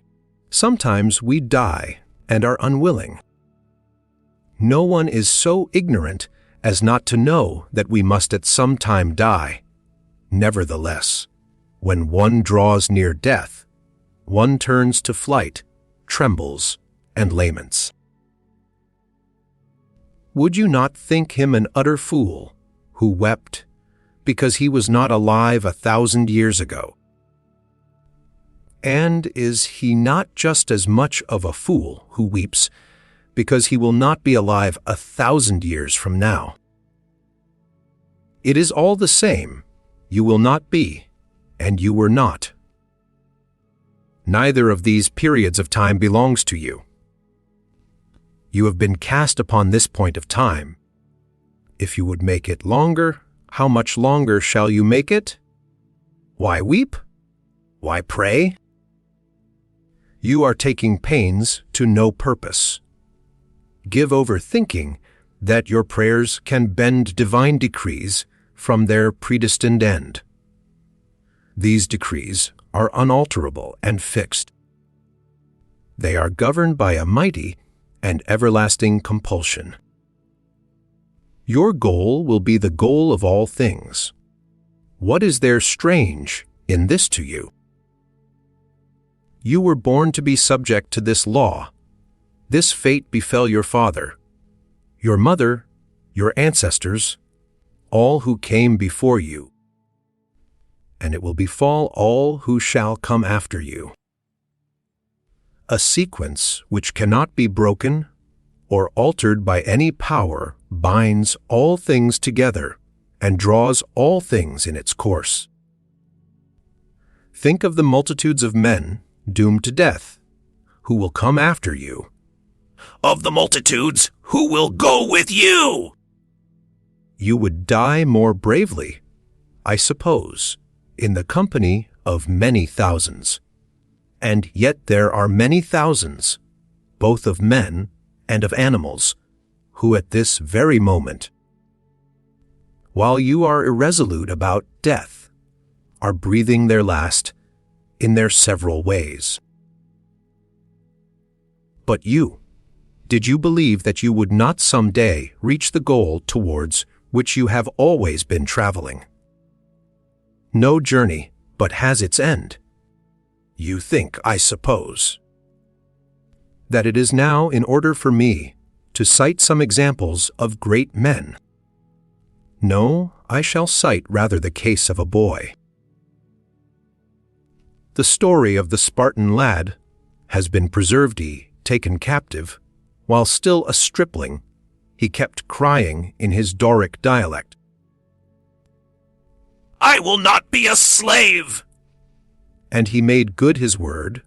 For the very first time he was ordered to perform a menial and degrading service, and the command was to fetch a chamber pot. He dashed out his brains against the wall. So near at hand is freedom, and is anyone still a slave? Would you not rather have your own son die thus, than reach old age by weakly yielding? Why, therefore, are you distressed, when even a boy can die so bravely? Suppose that you refuse to follow him, you will be led. Take into your own control that which is now under the control of another. Will you not borrow that boy's courage and say, I am no slave? Unhappy fellow, you are a slave to men. You are a slave to your business. You are a slave to life. For life, if courage to die be lacking, is slavery. Have you anything worth waiting for? Your very pleasures, which cause you to tarry and hold you back, have already been exhausted by you. None of them is a novelty to you, and there is none that has not already become hateful, because you are cloyed with it. You know the taste of wine and cordials. It makes no difference whether 100 or 1,000 measures pass through your bladder. You are nothing but a wine strainer. You are a connoisseur in the flavor of the oyster and of the mullet. Your luxury has not left you anything untasted for the years that are to come. And yet these are the things from which you are torn away unwillingly. What else is there which you would regret to have taken from you? Friends. But who can be a friend to you? Country? What? Do you think enough of your country to be late to dinner? The light of the sun. You would extinguish it, if you could, for what have you ever done that was fit to be seen in the light? Confess the truth. It is not because you long for the Senate chamber, or the forum, or even for the world of nature, that you would fain put off dying. It is because you are loath to leave the fish market, though you have exhausted its stores. You are afraid of death, but how can you scorn it in the midst of a mushroom supper? You wish to live. Well, do you know how to live? You are afraid to die. But come now. Is this life of yours anything but death? Gaius Caesar was passing along the Via Latina when a man stepped out from the ranks of the prisoners, his gray beard hanging down even to his breast, and begged to be put to death. What? Said Caesar. Are you alive now? That is the answer which should be given to men to whom death would come as a relief. You are afraid to die, what? Are you alive now? But, says one, I wish to live, for I am engaged in many honorable pursuits. I am loath to leave life's duties, which I am fulfilling with loyalty and zeal. Surely you are aware that dying is also one of life's duties. You are deserting no duty, for there is no definite number established which you are bound to complete. There is no life that is not short. Compared with the world of nature, even Nestor's life was a short one, or Satia's, the woman who bade carve on her tombstone that she had lived 99 years. Some persons, you see, boast of their long lives, but who could have endured the old lady if she had had the luck to complete her 100th year? It is with life as it is with a play. It matters not how long the action is spun out, but how good the acting is. It makes no difference at what point you stop. Stop whenever you choose. Only see to it that the closing period is well turned. Farewell. Letter 70th. On the healing power of the mind. That you are frequently troubled by the snuffling of catarrh and by short attacks of fever, which follow after long and chronic catarrhal seizures, I am sorry to hear, particularly because I have experienced this sort of illness myself and scorned it in its early stages. For when I was still young, I could put up with hardships and show a bold front to illness. But I finally succumbed and arrived at such a state that I could do nothing but snuffle, reduced as I was to the extremity of thinness.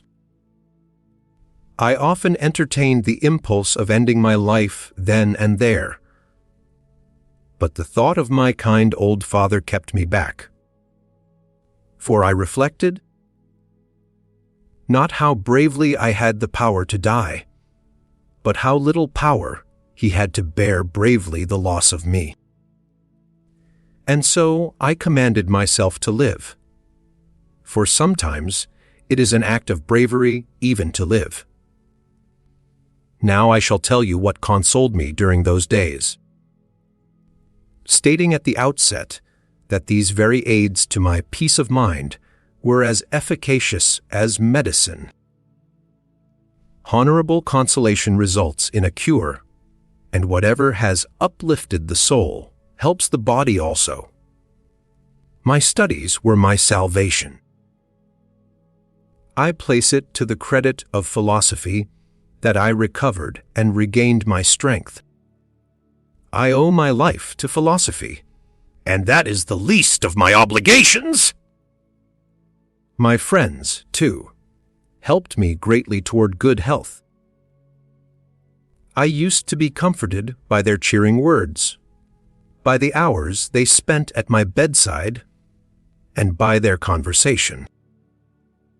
Nothing, my excellent Lucilius, refreshes and aids a sick man so much as the affection of his friends. Nothing so steals away the expectation and the fear of death. In fact, I could not believe that, if they survived me, I should be dying at all. Yes, I repeat, it seemed to me that I should continue to live, not with them, but through them. I imagined myself not to be yielding up my soul, but to be making it over to them. All these things gave me the inclination to succor myself and to endure any torture. Besides, it is a most miserable state to have lost one's zest for dying and to have no zest in living. These, then, are the remedies to which you should have recourse. The physician will prescribe your walks and your exercise. He will warn you not to become addicted to idleness, as is the tendency of the inactive invalid.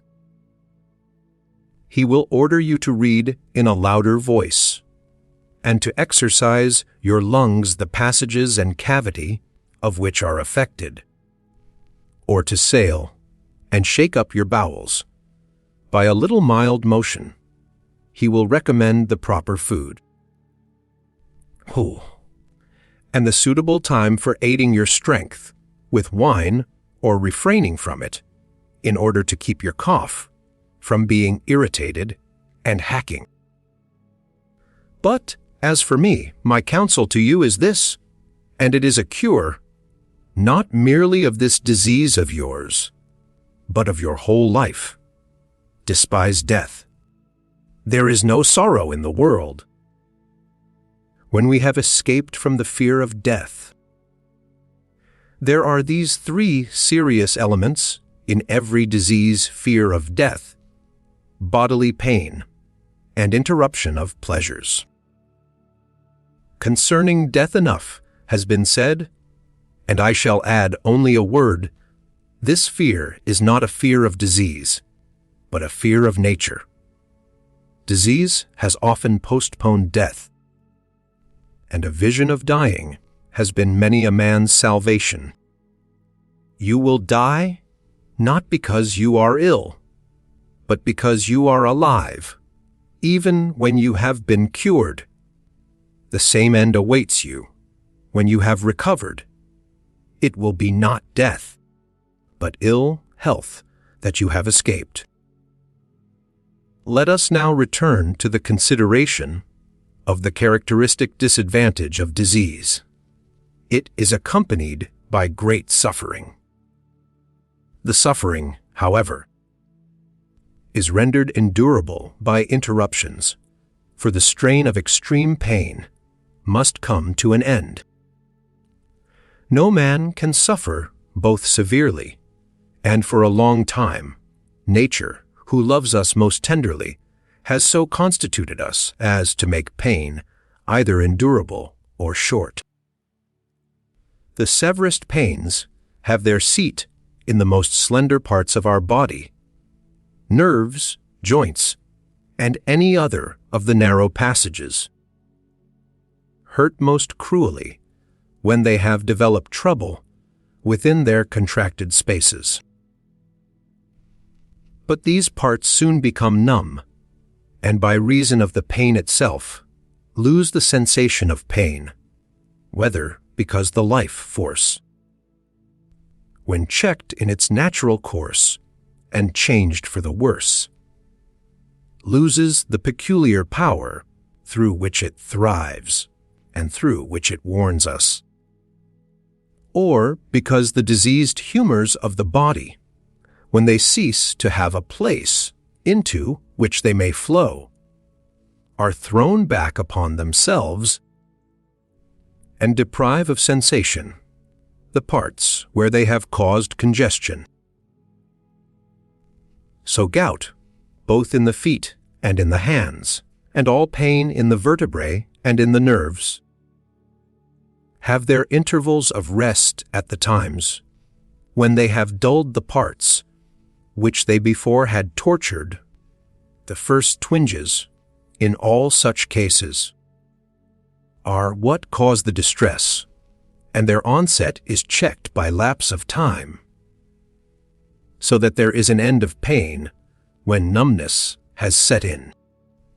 Pain in the teeth, eyes, and ears is most acute for the very reason that it begins among the narrow spaces of the body, no less acute, indeed, than in the head itself.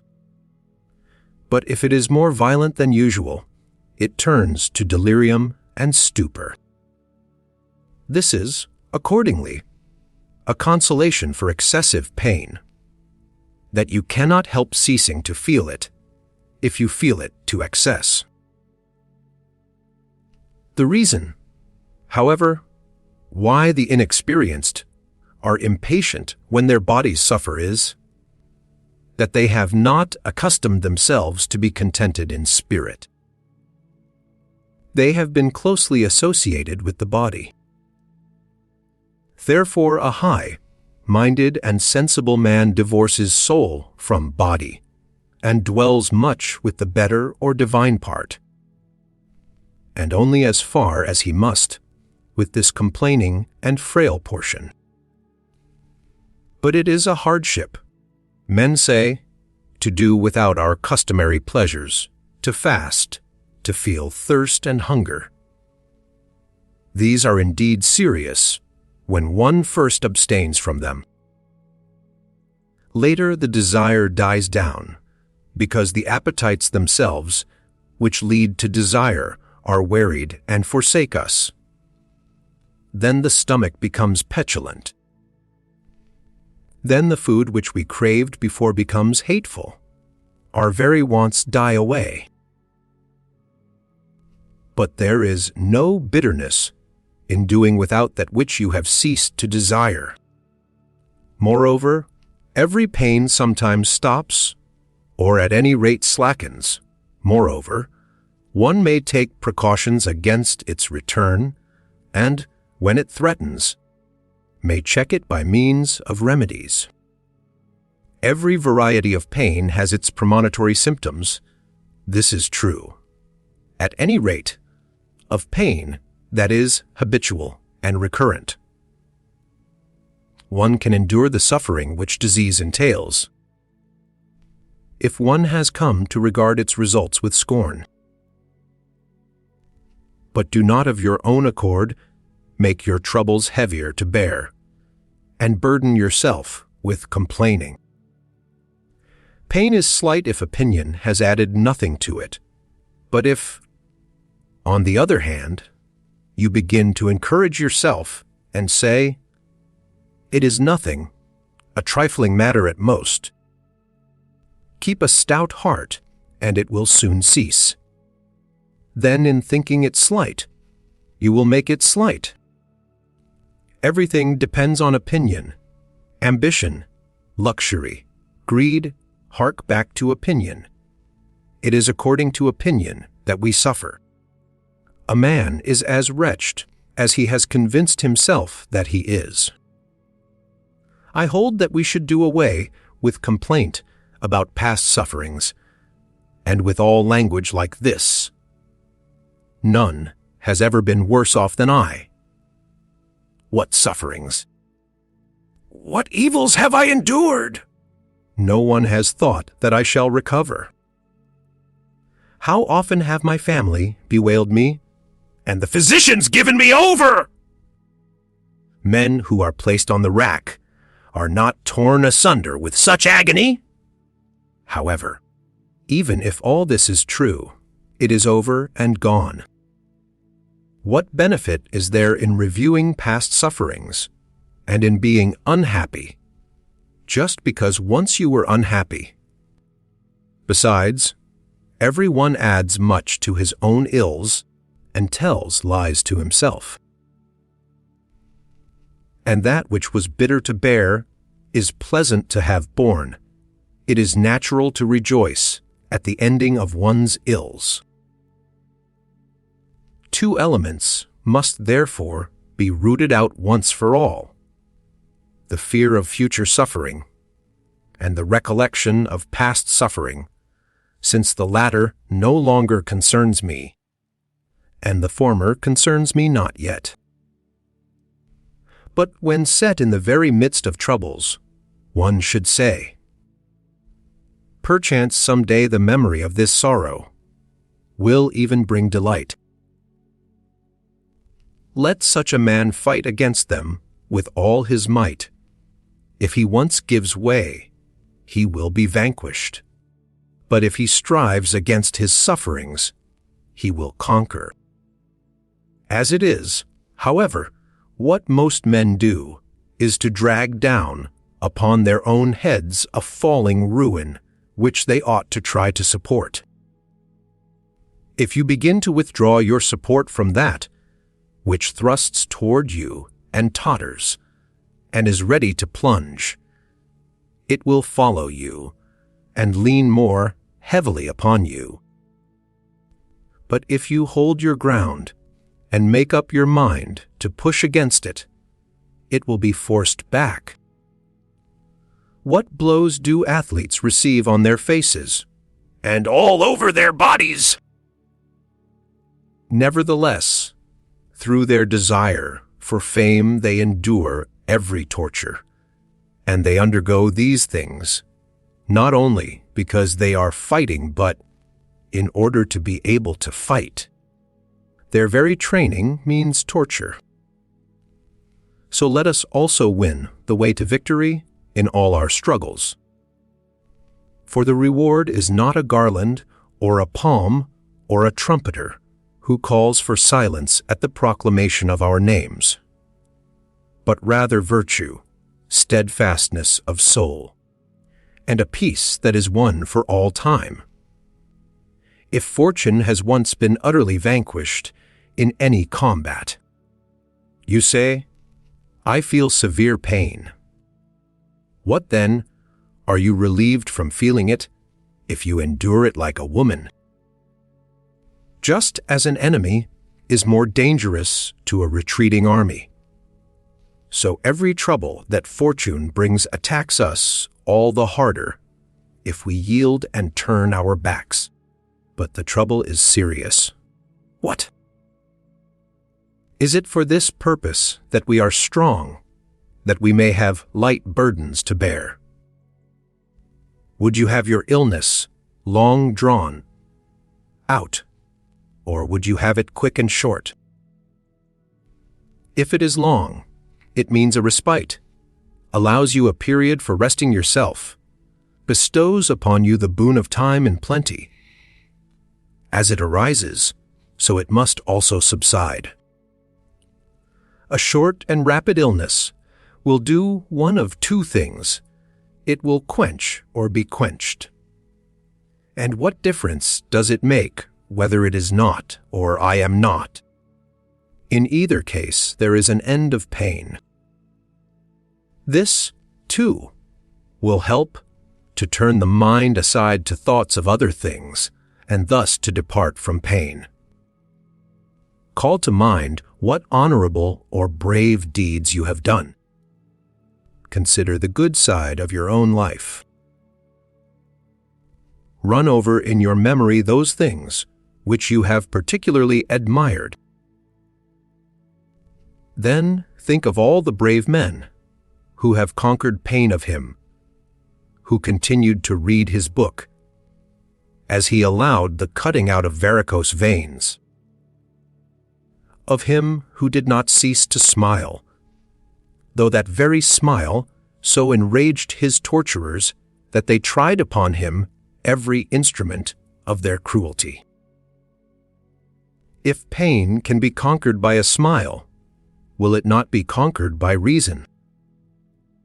You may tell me now of whatever you like, of colds, hard coughing, spells that bring up parts of our entrails, fever that parches our very vitals, thirst, limbs so twisted that the joints protrude in different directions.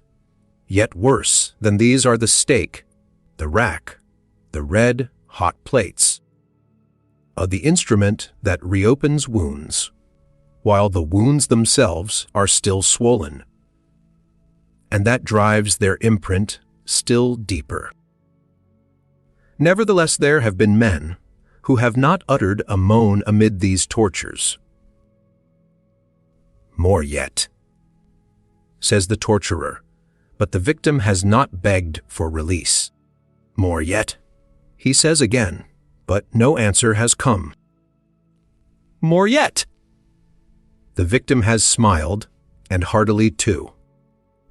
Can you not bring yourself, after an example like this, to make a mock at pain?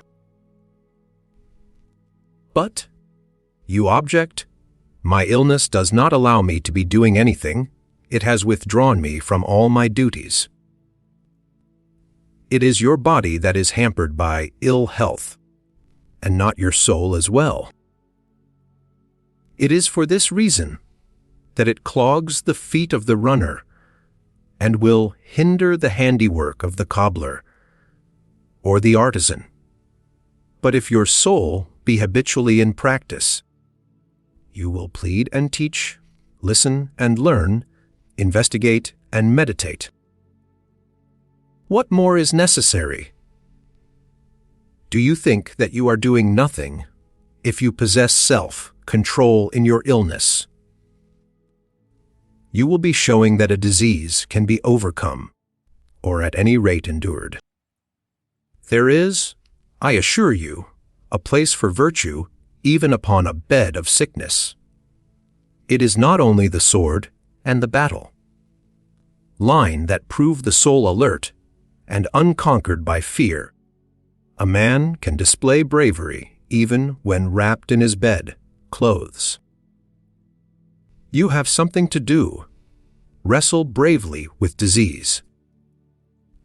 If it shall compel you to nothing, beguile you to nothing, it is a notable example that you display. Oh, what ample matter were there for renown, if we could have spectators of our sickness! Be your own spectator, seek your own applause. Again, there are two kinds of pleasures. Disease checks the pleasures of the body, but does not do away with them. Nay, if the truth is to be considered, it serves to excite them.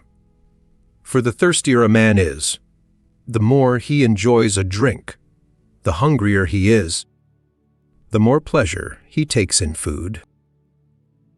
Whatever falls to one's lot after a period of abstinence is welcomed with greater zest. The other kind, however, the pleasures of the mind, which are higher and less uncertain, no physician can refuse to the sick man. Whoever seeks these and knows well what they are, scorns all the blandishments of the senses. Men say, "Poor sick fellow!" But why? Is it because he does not mix snow with his wine, or because he does not revive the chill of his drink, mixed as it is in a good, sized bowl, by chipping ice into it? Or because he does not have Lucrine oysters opened fresh at his table? Or because there is no din of cooks about his dining hall, as they bring in their very cooking apparatus along with their viands? For luxury has already devised this fashion of having the kitchen accompany the dinner, so that the food may not grow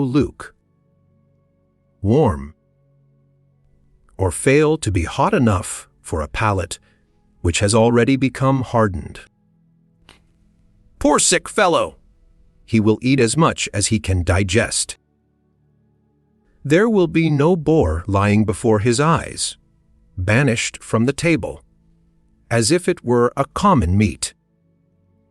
And on his sideboard there will be heaped together no breast, meat of birds, because it sickens him to see birds served whole.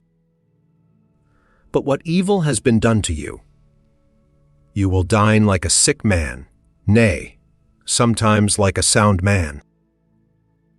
All these things, however, can be easily endured, gruel, warm water, and anything else that seems insupportable to a fastidious man, to one who is wallowing in luxury. Sick in soul rather than in body, if only we cease to shudder at death.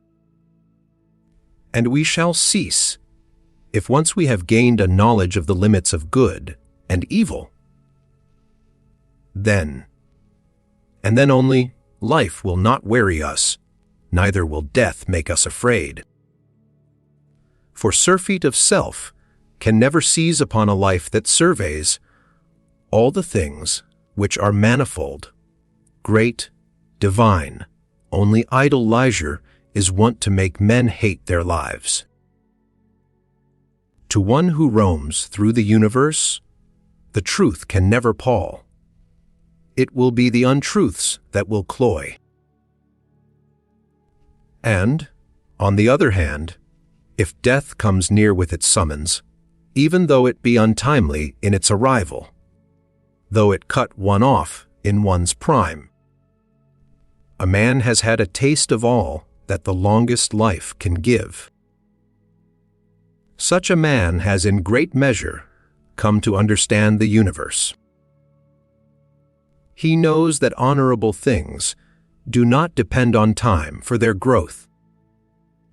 But any life must seem short to those who measure its length by pleasures which are empty and for that reason unbounded. Refresh yourself with such thoughts as these, and meanwhile reserve some hours for our letters. There will come a time when we shall be united again and brought together, however short this time may be. We shall make it long by knowing how to employ it. For, as Posidonius says, a single day among the learned lasts longer than the longest life of the ignorant. Meanwhile, hold fast to this thought, and grip it close.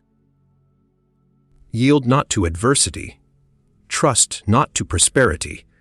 Keep before your eyes the full scope of fortune's power, as if she would surely do whatever is in her power to do. That which has been long expected comes more gently. Farewell. Letter 84. On gathering ideas. The journeys to which you refer, journeys that shake the laziness out of my system, I hold to be profitable, both for my health and for my studies. You see why they benefit my health, since my passion for literature makes me lazy and careless about my body. I can take exercise by deputy. As for my studies,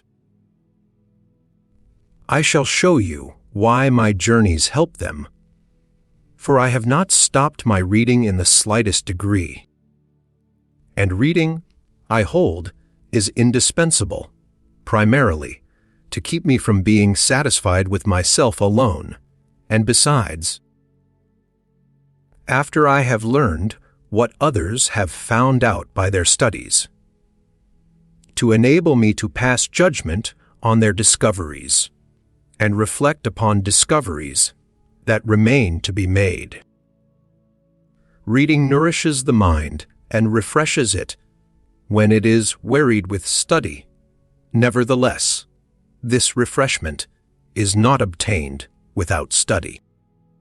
We ought not to confine ourselves either to writing or to reading. The one, continuous writing, will cast a gloom over our strength and exhaust it. The other will make our strength flabby and watery. It is better to have recourse to them alternately, and to blend one with the other, so that the fruits of one's reading may be reduced to concrete form by the pen. We should follow, men say, the example of the bees, who flit about and cull the flowers that are suitable for producing honey, and then arrange and assort in their cells all that they have brought in. These bees, as our Virgil says, pack close the flowing honey of and swell their cells with nectar sweet. It is not certain whether the juice, which they obtain from the flowers, forms at once into honey, or whether they change that which they have gathered into this delicious object by blending something therewith, and by a certain property of their breath.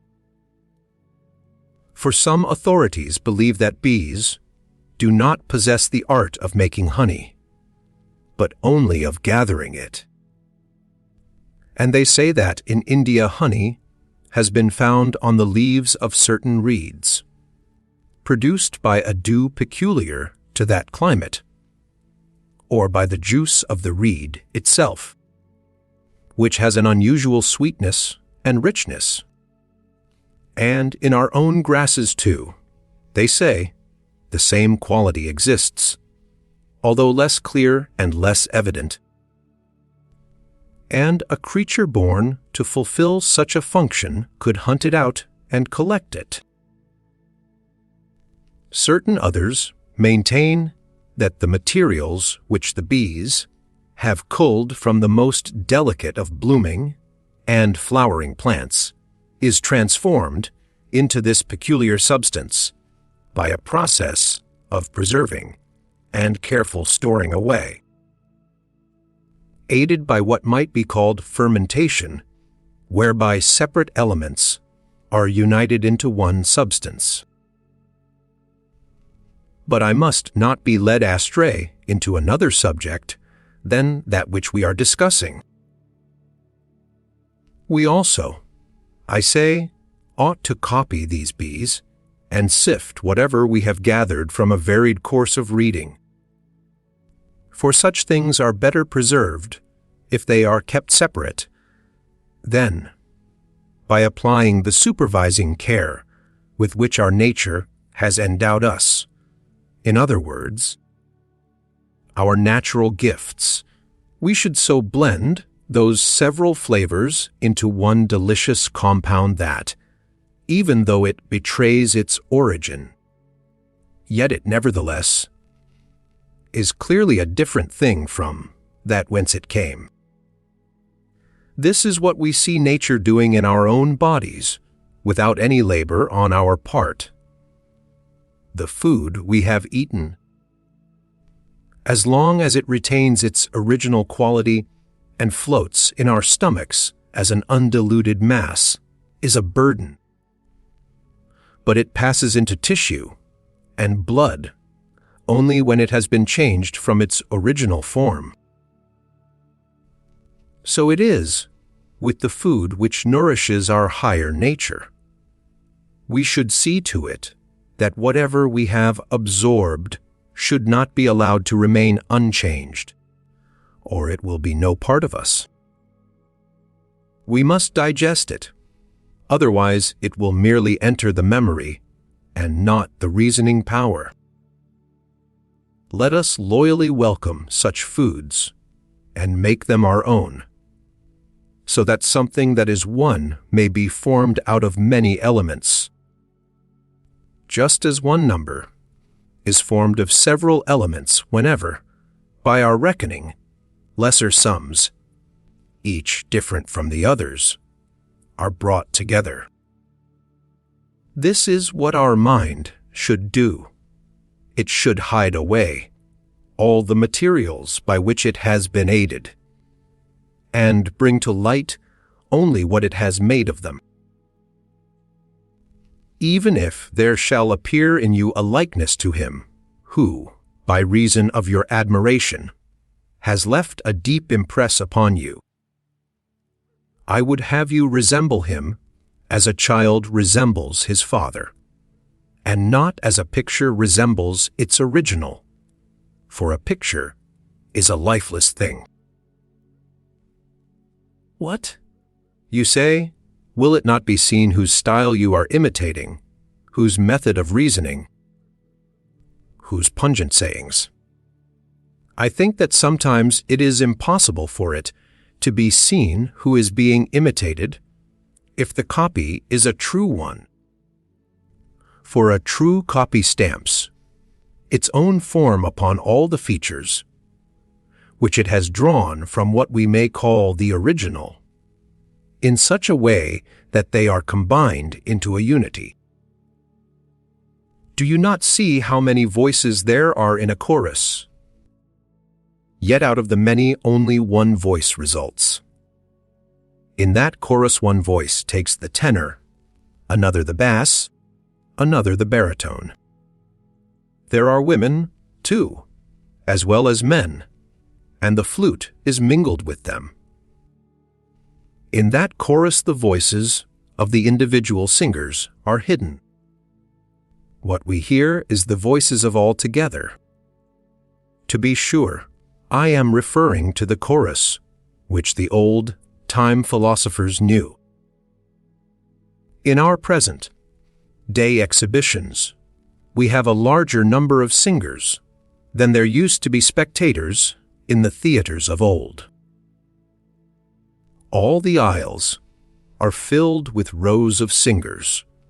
Brass instruments surround the auditorium.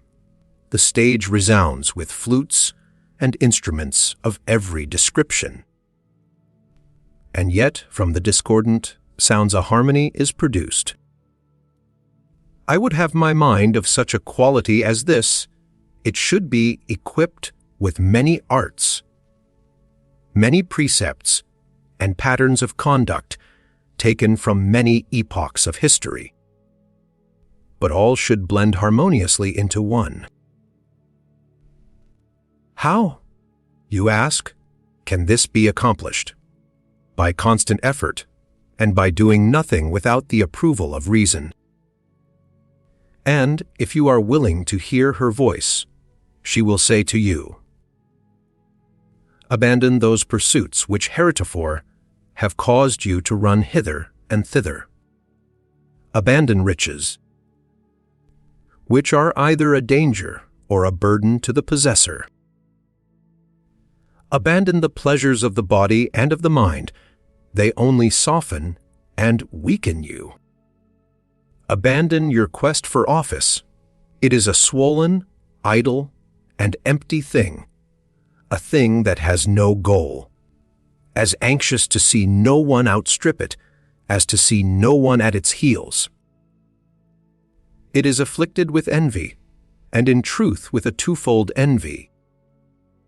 And you see how wretched a man's plight is if he who is the object of envy feels envy also.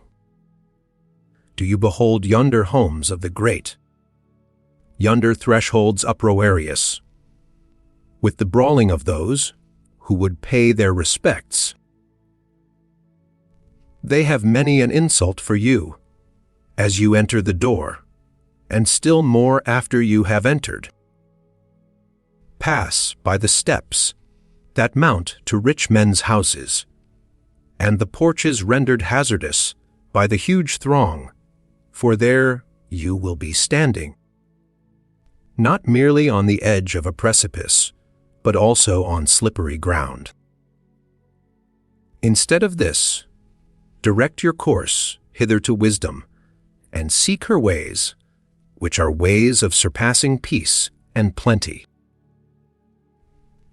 Whatever seems conspicuous in the affairs of men, however petty it may really be and prominent only by contrast with the lowest objects, is nevertheless approached by a difficult and toilsome pathway. It is a rough road that leads to the heights of greatness. But if you desire to scale this peak, which lies far above the range of fortune, you will indeed look down from above upon all that men regard as most lofty. But none the less you can proceed to the top over level ground. Farewell. Letter 86. On Scipio's Villa. LXXXV. en Scipios, Vil I am resting at the country, house which once belonged to Scipio Africanus himself. And I write to you, after doing reverence to his spirit, and to an altar which I am inclined to think is the tomb of that great warrior. That his soul has indeed returned to the skies, whence it came. I am convinced, not because he commanded mighty armies, for Cambyses also had mighty armies, and Cambyses was a madman who made successful use of his madness, but because he showed moderation and a sense of duty to a marvelous extent. I regard this trait in him as more admirable after his withdrawal from his native land than while he was defending her, for there was the alternative. Scipio should remain in Rome, or Rome should remain free. "It is my wish," said he, "not to infringe in the least upon our laws, or upon our customs. Let all Roman citizens have equal rights. O my country, make the most of the good that I have done, but without me. I have been the cause of your freedom, and I shall also be its proof. I go into exile. If it is true that I have grown beyond what is to your advantage, what can I do but admire this magnanimity, which led him to withdraw into voluntary exile, and to relieve the state of its burden? Matters had gone so far that either liberty must work harm to Scipio, or Scipio to liberty. Either of these things was wrong in the sight of heaven. So he gave way to the laws, and withdrew to Liternum, thinking to make the state a debtor for his own exile, no less than for the exile of Hannibal. I have inspected the house, which is constructed of hewn stone, the wall which encloses a forest, the towers also, buttressed out on both sides for the purpose of defending the house, the well, concealed among buildings and shrubbery, large enough to keep a whole army supplied, other the small bath, buried in darkness according to the old style, for our ancestors did not think that one could have a hot bath except in darkness. It was therefore a great pleasure to me to contrast Scipio's ways with our own. Think, in this tiny recess, the terror of Carthage, to whom Rome should offer thanks because she was not captured more than once, used to bathe a body wearied with work in the fields, for he was accustomed to keep himself busy and to cultivate the soil with his own hands, as the good old Romans were wont to do. Beneath this dingy roof he stood, and this floor, mean as it is, bore his weight. But who in these days could bear to bathe in such a fashion? We think ourselves poor, and mean if our walls are not resplendent with large and costly mirrors, if our marbles from Alexandria are not set off by mosaics of Numidian stone, if their borders are not faced over on all sides with difficult patterns, arranged in many colors like paintings, if our vaulted ceilings are not buried in glass, if our swimming pools are not lined with Thasian marble. Once a rare and wonderful sight in any temple, pools into which we let down our bodies, after they have been drained weak by abundant perspiration, and finally, if the water has not poured from silver spigots. I have so far been speaking of the ordinary bathing establishments. what shall I say when I come to those of the freedmen? What a vast number of statues, of columns that support nothing, but are built for decoration, merely in order to spend money! And what masses of water that fall crashing from level to level. We have become so luxurious that we will have nothing but precious stones to walk upon. In this bath of Scipio's there are tiny chinks. You cannot call them windows. Cut out of the stone wall in such a way as to admit light without weakening the fortifications.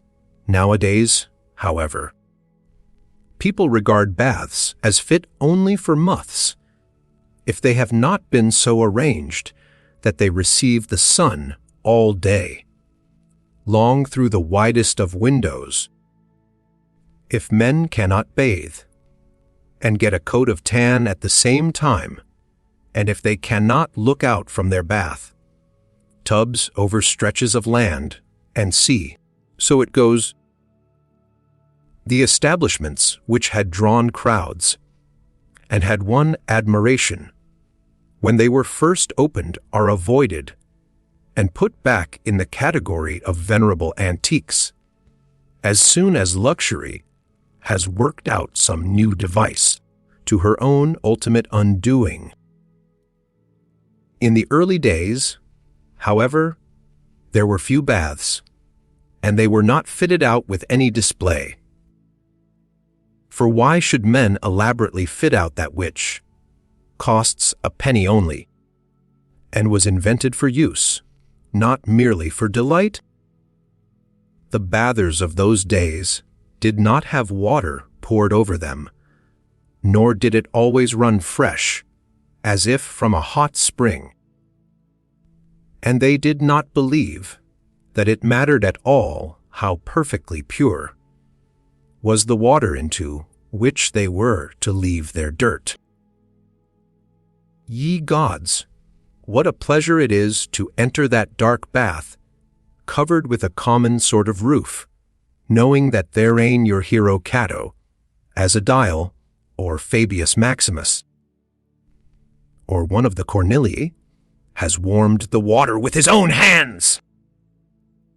For this also used to be the duty of the noblest aediles, to enter these places to which the populace resorted, and to demand that they be cleaned and warmed to a heat required by considerations of use and health, not the heat that men have recently made fashionable.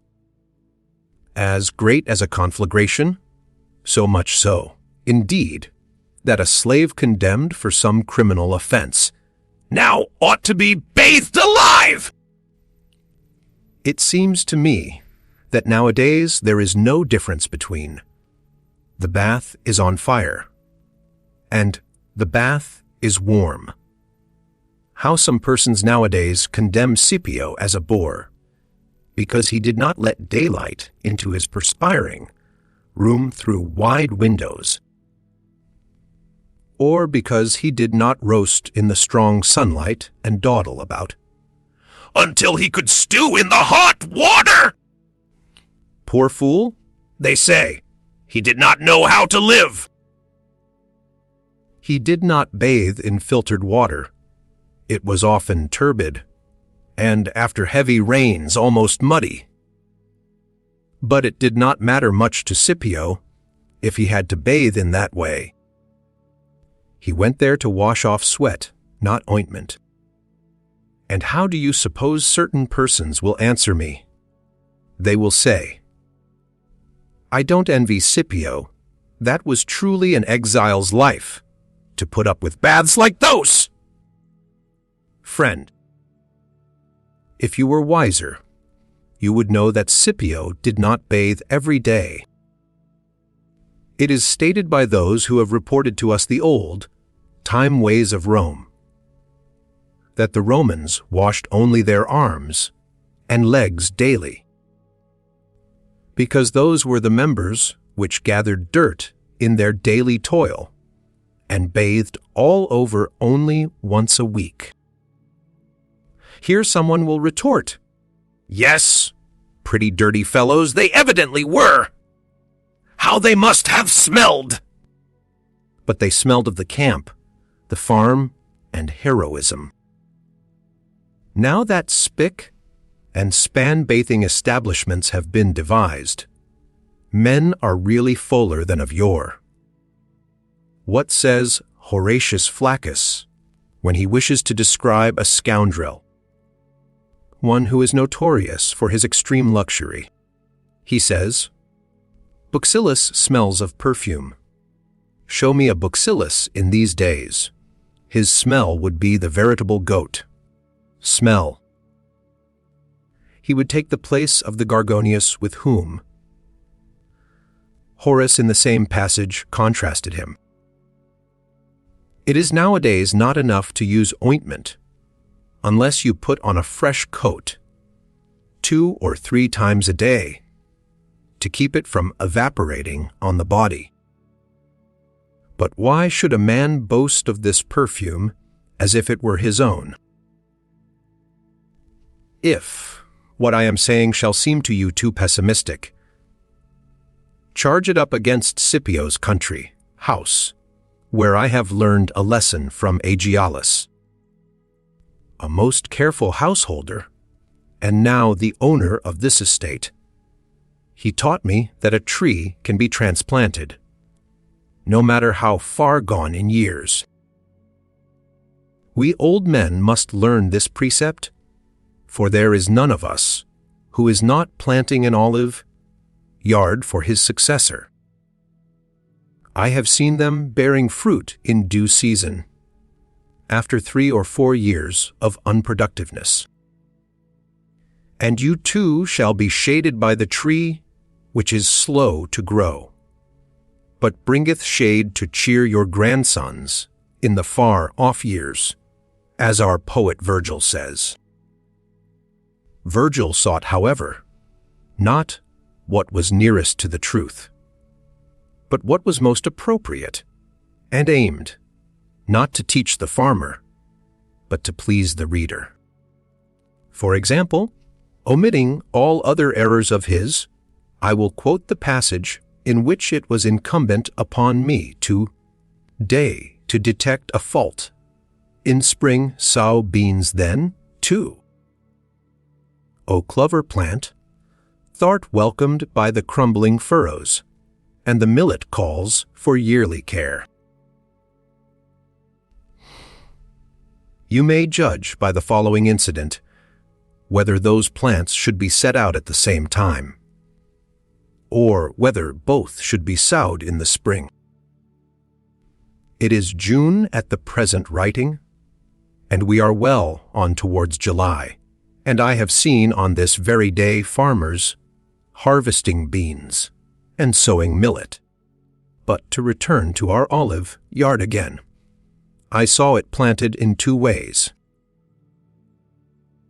If the trees were large, Aegialus took their trunks and cut off the branches to the length of 1 foot each.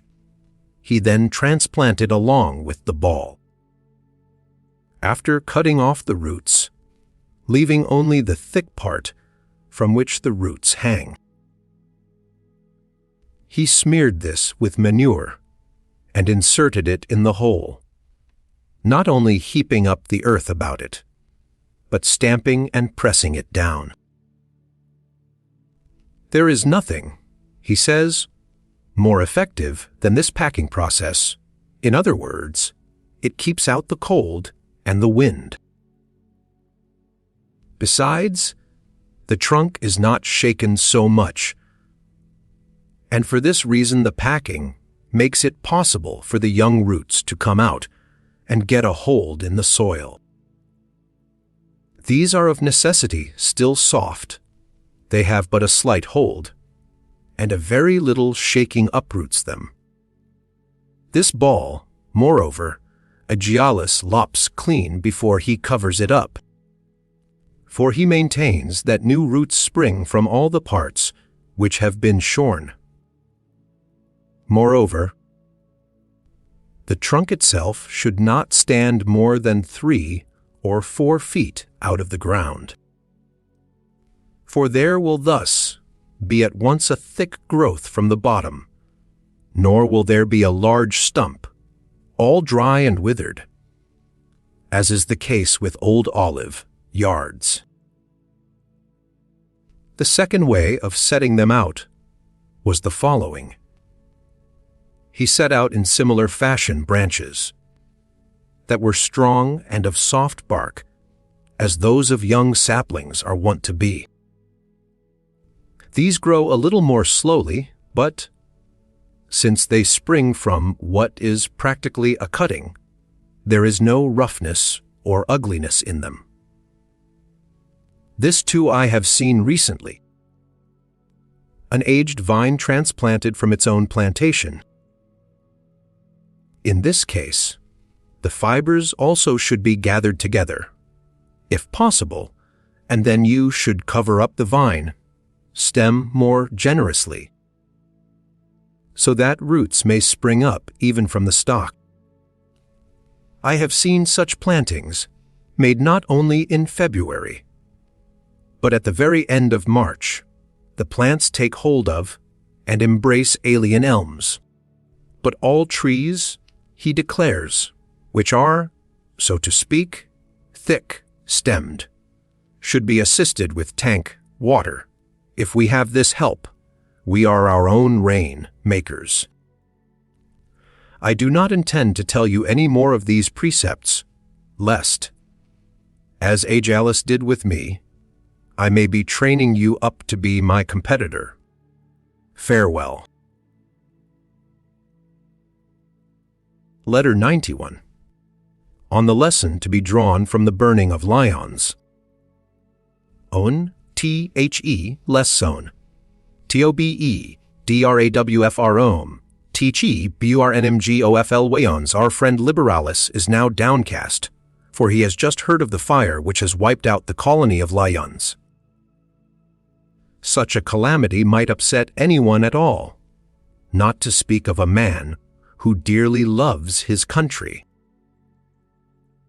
But this incident has served to make him inquire about the strength of his own character, which he has trained, I suppose, just to meet situations that he thought might cause him fear. I do not wonder, however, that he was free from apprehension touching an evil so unexpected and practically unheard of as this, since it is without precedent. For fire has damaged many a city, but has annihilated none. Even when fire has been hurled against the walls by the hand of a foe, the flame dies out in many places, and although continually renewed, rarely devours, so wholly as to leave nothing for the sword. Even an earthquake has scarcely ever been so violent and destructive as to overthrow whole cities. Finally, no conflagration has ever before blazed forth so savagely in any town that nothing was left for a second. So many beautiful buildings, any single one of which would make a single town famous, were wrecked in one night. In time of such deep peace, an event has taken place worse than men can possibly fear, even in time of war. Who can believe it?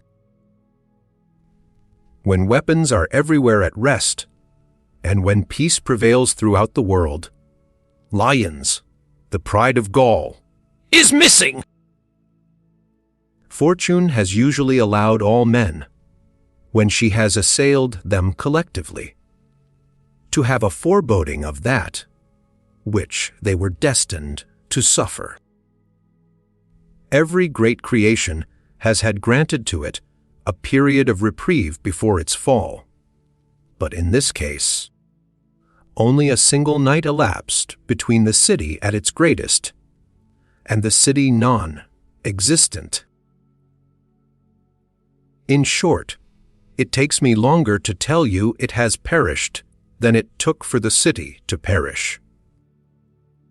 All this has affected our friend Liberalis, bending his will, which is usually so steadfast and erect in the face of his own trials. And not without reason has he been shaken, for it is the unexpected that puts the heaviest load upon us. Strangeness adds to the weight of calamities, and every mortal feels the greater pain as a result of that, which also brings surprise. Therefore, nothing ought to be unexpected by us. Our minds should be sent forward in advance to meet all problems, and we should consider not what is wont to happen, but what can happen. For what is there in existence that fortune, when she has so willed, does not drag down from the very height of its prosperity? And what is there that she does not the more violently assail, the more brilliantly it shines? What is laborious or difficult for her? She does not always attack in one way, or even with her full strength. At one time, she summons our own hands against us. At another time, content with her own powers, she makes use of no agent in devising perils for us. No time is exempt. In the midst of our very pleasures there spring up causes of suffering. War arises in the midst of peace, and that which we depended upon for protection is transformed into a cause of fear. Friend becomes enemy, ally becomes foeman. The summer calm is stirred into sudden storms, wilder than the storms of winter. With no foe in sight, we are victims of such fates as foes inflict. And if other causes of disaster fail, excessive good fortune finds them for itself. The most temperate are assailed by illness, the strongest by wasting disease, the most innocent by chastisement, the most secluded by the noisy mob. Chance chooses some new weapon by which to bring her strength to bear against us, thinking we have forgotten her. Whatever structure has been reared by a long sequence of years, at the cost of great toil and through the great kindness of the gods, is scattered and dispersed by a single day. Nay, he who has said, "A day," has granted too long a postponement to swift, coming misfortune. An hour, an instant of time, suffices for the overthrow of empires. It would be some consolation for the feebleness of ourselves and our works if all things should perish as slowly as they come into being. But as it is, increases are of sluggish growth, but the way to ruin is rapid. Nothing, whether public or private, is stable. The destinies of men, no less than those of cities, are in a whirl. Amid the greatest calm terror arises, and though no external agencies stir up commotion, yet evils burst forth from sources whence they were least expected. Thrones which have stood the shock of civil and foreign wars crash to the ground, though no one sets them tottering. How few the states which have carried their good fortune through to the end! We should therefore reflect upon all contingencies, and should fortify our minds against the evils which may possibly come. Exile, the torture of disease, wars, shipwreck, we must think on these. Chance may tear you from your country, or your country from you, or may banish you to the desert, this very place, where throngs are stifling, may become a desert. Let us place before our eyes in its entirety the nature of man's lot. And if we would not be overwhelmed, or even dazed, by those unwanted evils, as if they were novel, let us summon to our minds beforehand not as great an evil as oftentimes happens, but the very greatest evil that possibly can happen.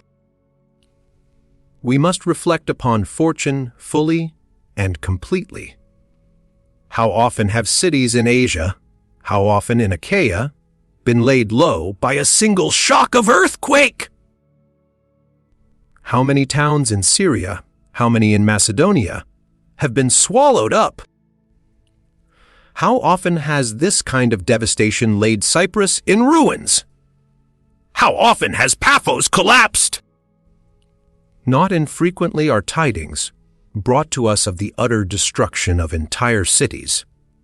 Yet how small a part of the world are we to whom such tidings often come? Let us rise, therefore, to confront the operations of fortune, and whatever happens, let us have the assurance that it is not so great as rumor advertises it to be. A rich city has been laid in ashes, the jewel of the provinces, counted as one of them, and yet not included with them, rich though it was. Nevertheless, it was set upon a single hill, and that not very large in extent. But of all those cities, of whose magnificence and grandeur you hear today, the very traces will be blotted out by time.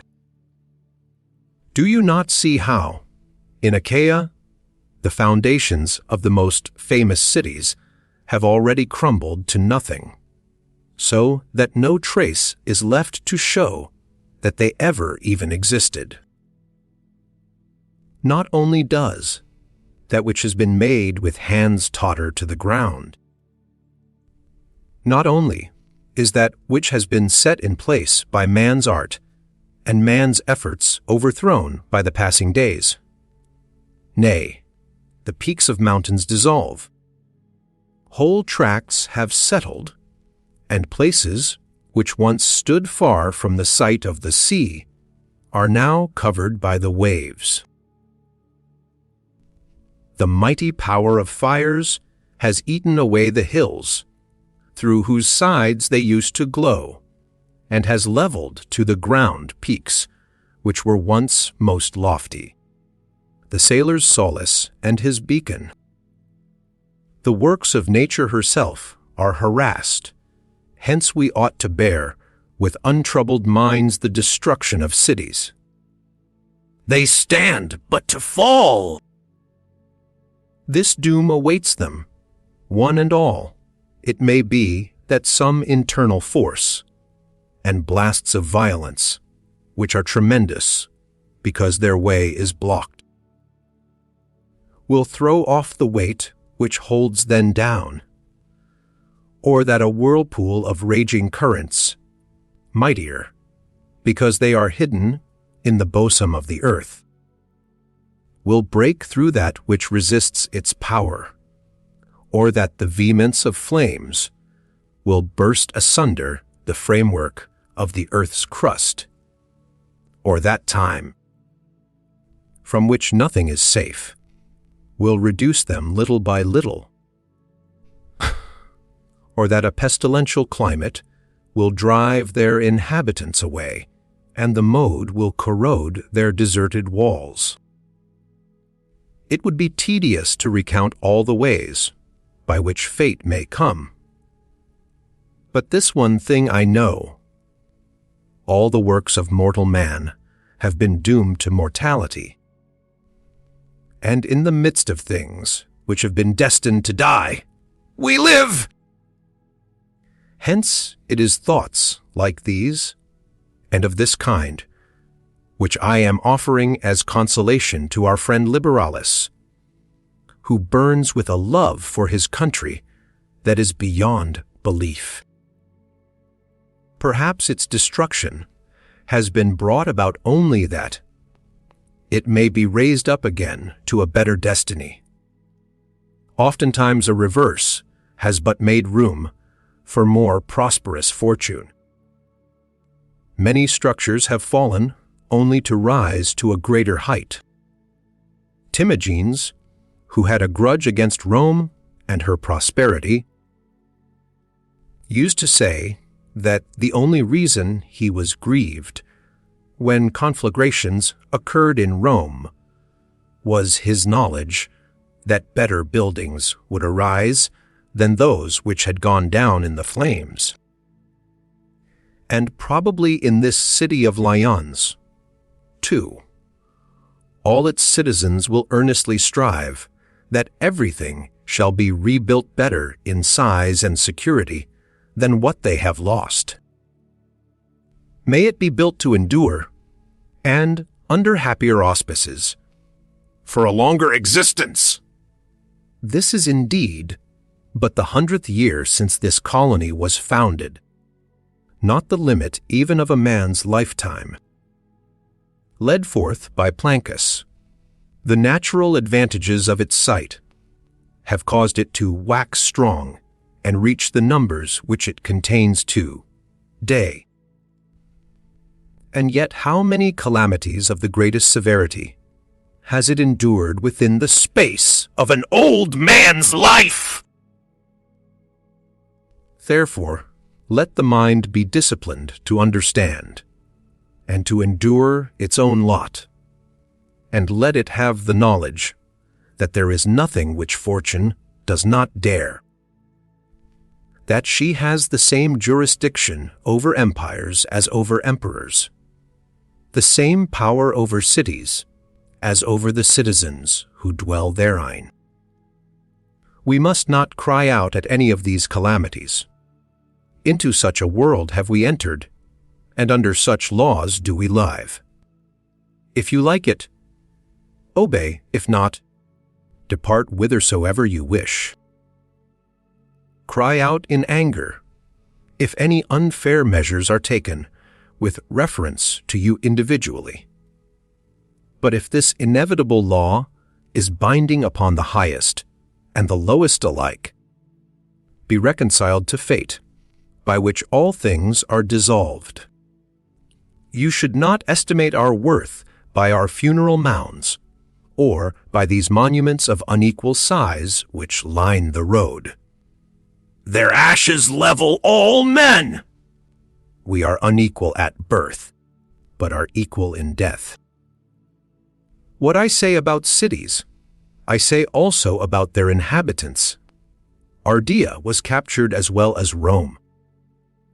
The great founder of human law has not made distinctions between us on the basis of high lineage or of illustrious names, except while we live. When, however, we come to the end which awaits mortals, he says, Depart, ambition. To all creatures that burden the earth let one, And the same law apply. For enduring all things, we are equal, no one is more frail than another. No one more certain of his own life on the morrow. Alexander, king of Macedon, began to study geometry, unhappy man, because he would thereby learn how puny was that earth of which he had seized But a fraction. Unhappy man, I repeat, because he was bound to understand that he was bearing a false title. For who can be great in that which is puny? The lessons which were being taught him were intricate, and could be learned only by assiduous application. They were not the kind to be comprehended by a madman, who let his thoughts range beyond the ocean. Teach me something easy. He cries, but his teacher answers, These things are the same for all, as hard for one as for another. Imagine that nature is saying to us, those things of which you complain are the same for all. I cannot give anything easier to any man, but whoever wishes will make things easier for himself. In what way? By equanimity. You must suffer pain, and thirst, and hunger, and old age too. If a longer stay among men shall be granted you, you must be sick, and you must suffer loss and death. Nevertheless, you should not believe those whose noisy clamor surrounds you. None of these things is an evil. None is beyond your power to bear, or is burdensome. It is only by common opinion that there is anything formidable in them. Your fearing death is therefore like your fear of gossip. But what is more foolish than a man afraid of words? Our friend Demetrius is wont to put it cleverly when he says, "For me the talk of ignorant men is like the rumblings which issue from the belly." He adds, "What difference does it make to me whether such rumblings come from above or from below? What madness it is to be afraid of disrepute in the judgment of the disreputable! Just as you have had no cause for shrinking in terror from the talk of men, so you have no cause now to shrink from these things, which you would never fear had not their talk forced fear upon you. Does it do any harm to a good man to be besmirched by unjust gossip? Then let not this sort of thing damage death, either. In our estimation, death also is in bad odor. But no one of those who malign death has made trial of it. Meanwhile, it is foolhardy to condemn that of which you are ignorant. This one thing, however, you do know, that death is helpful to many, that it sets many free from tortures, want, ailments, sufferings, and weariness. We are in the power of nothing, when once we have death in our own power. Farewell. Letter 104. On care of health and peace of mind. I have run off to my villa at Nomentum. For what purpose, do you suppose? To escape the city? No, to shake off a fever which was surely working its way into my system. It had already got a grip upon me. My physician kept insisting that when the circulation was upset and irregular, disturbing the natural poise, the disease was under way. I therefore ordered my carriage to be made ready at once, and insisted on departing, in spite of my wife Paulina's efforts to stop me. For I remembered my master Gallio's words, when he began to develop a fever in Achaia, and took ship at once, insisting that the disease was not of the body, but of the place. That is what I remarked to my dear Paulina, who always urges me to take care of my health. I know that her very life, breath comes and goes with my own, and I am beginning, in my solicitude for her, to be solicitous for myself. And although old age has made me braver to bear many things, I am gradually losing this boon that old age bestows. For it comes into my mind that, in this old man, there is a youth also, and youth needs tenderness. Therefore, since I cannot prevail upon her to love me any more heroically, she prevails upon me to cherish myself more carefully. For one must indulge genuine emotions, sometimes even in spite of weighty reasons.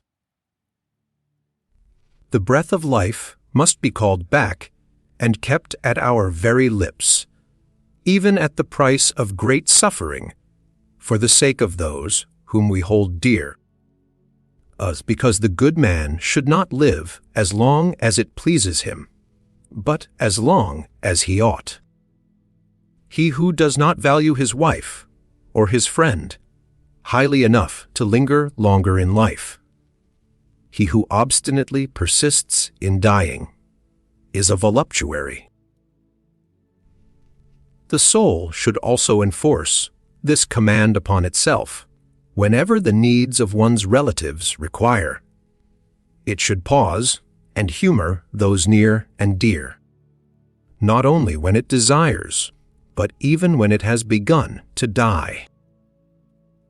It gives proof of a great heart to return to life for the sake of others. And noble men have often done this. But this procedure also, I believe, indicates the highest type of kindness.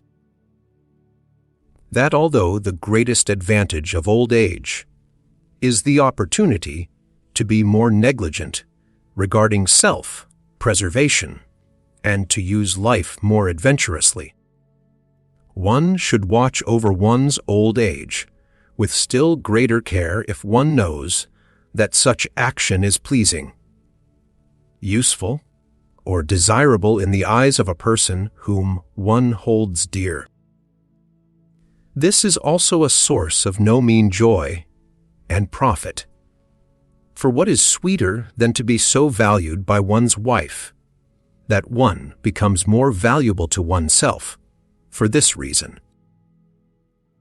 Hence, my dear, Paulina is able to make me responsible, not only for her fears, but also for my own. So you are curious to know the outcome of this prescription of travel.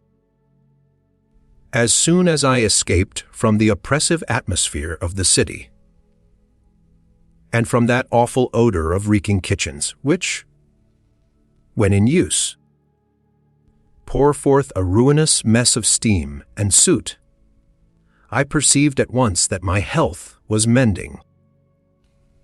And how much stronger do you think I felt when I reached my vineyards? Being, so to speak, let out to pasture, I regularly walked into my meals. So I am my old self again, feeling now no wavering languor in my system, and no sluggishness in my brain. I am beginning to work with all my energy.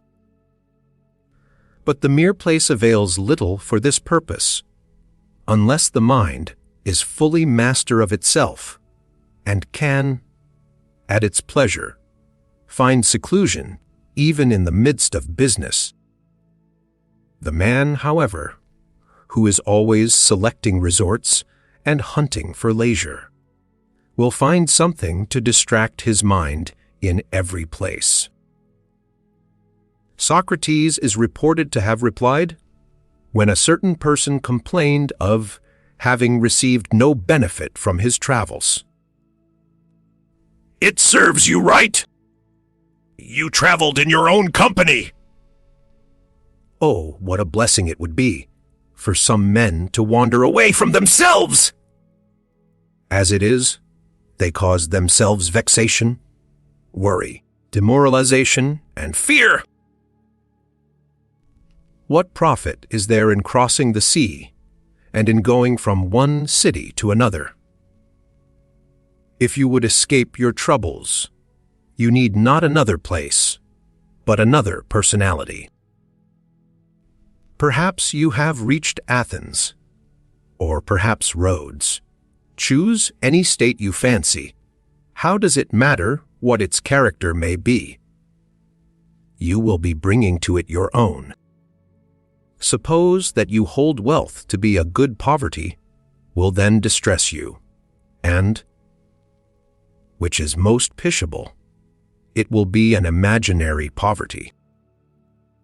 For you may be rich, and nevertheless, because your neighbor is richer, you suppose yourself to be poor exactly by the same amount, in which you fall short of your neighbor.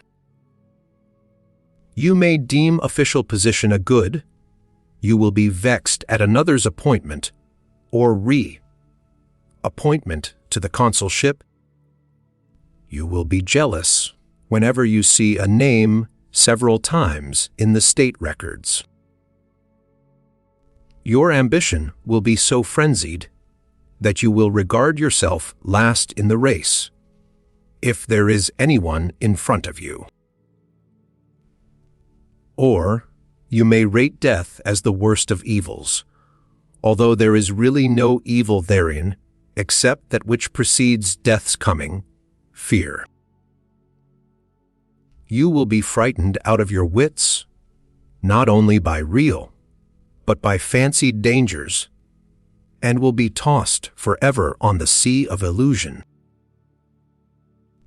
What benefit will it be to have threaded all the towns of Argolis, a fugitive through midmost press of foes? For peace itself will furnish further apprehension. Even in the midst of safety, you will have no confidence if your mind has once been given a shock, once it has acquired the habit of blind panic, of it is incapable of providing even for its own safety. For it does not avoid danger, but runs away. Yet we are more exposed to danger when we turn our backs. You may judge it the most grievous of ills to lose any of those you love, while all the same this would be no less foolish than weeping, because the trees which charm your eye and adorn your home lose their foliage. Regard everything that pleases you as if it were a flourishing plant. Make the most of it while it is in leaf, for different plants at different seasons must fall and die. But just as the loss of leaves is a light thing, because they are born afresh, so it is with the loss of those whom you love and regard as the delight of your life. For they can be replaced, even though they cannot be born afresh. New friends, however, will not be the same. No, nor will you yourself remain the same. You change with every day and every hour. But in other men, you more readily see what time plunders. In your own case, the change is hidden, because it will not take place visibly. Others are snatched from sight. We ourselves are being stealthily filched away from ourselves. You will not think about any of these problems, nor will you apply remedies to these wounds. You will of your own volition be sowing a crop of trouble by alternate hoping and despairing. If you are wise, mingle these two elements. Do not hope without despair, or despair without hope. What benefit has travel of itself ever been able to give anyone? No restraint upon pleasure, no bridling of desire, no checking of bad temper, no crushing of the wild assaults of passion, no opportunity to rid the soul of evil.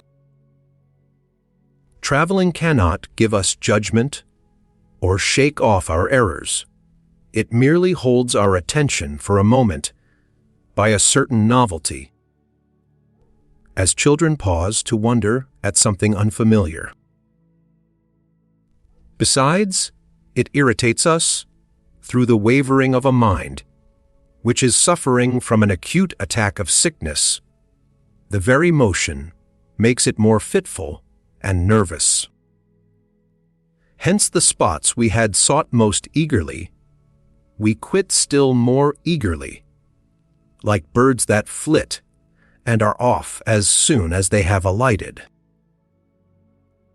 What travel will give is familiarity with other nations. It will reveal to you mountains of strange shape, or unfamiliar tracts of plain, or valleys that are watered by ever-flowing springs, or the characteristics of some river that comes to our attention. We observe how the Nile rises and swells in summer, or how the Tigris disappears, runs underground through hidden spaces, and then appears with unabated sweep, or how the meander, that oft rehearsed theme and plaything of the poets, turns in frequent bendings, and often in winding comes close to its own channel before resuming its course. But this sort of information will not make better or sounder men of us. We ought rather to spend our time in study, and to cultivate those who are masters of wisdom, learning something which has been investigated, but not settled. By this means the mind can be relieved of a most wretched serfdom, and won over to freedom. Indeed, as long as you are ignorant of what you should avoid or seek, or of what is necessary or superfluous, or of what is right or wrong, you will not be traveling, but merely wandering.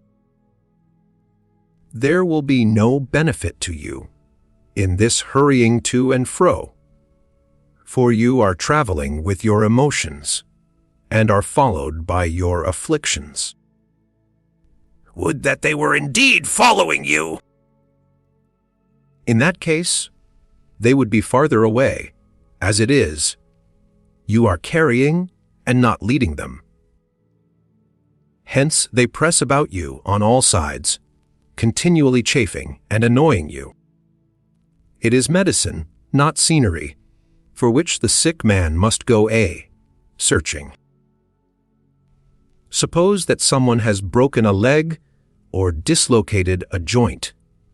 He does not take carriage or ship for other regions, but he calls in the physician to set the fractured limb, or to move it back to its proper place in the socket. What then? When the spirit is broken, or wrenched in so many places, do you think that change of place can heal it?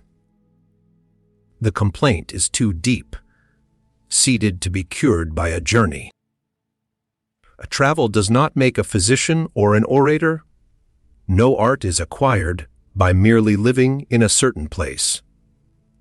Where lies the truth, then?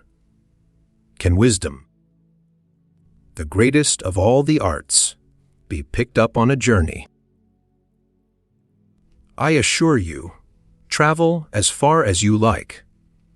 You can never establish yourself beyond the reach of desire, beyond the reach of bad temper, or beyond the reach of fear. Had it been so, the human race would long ago have banded together and made a pilgrimage to the spot.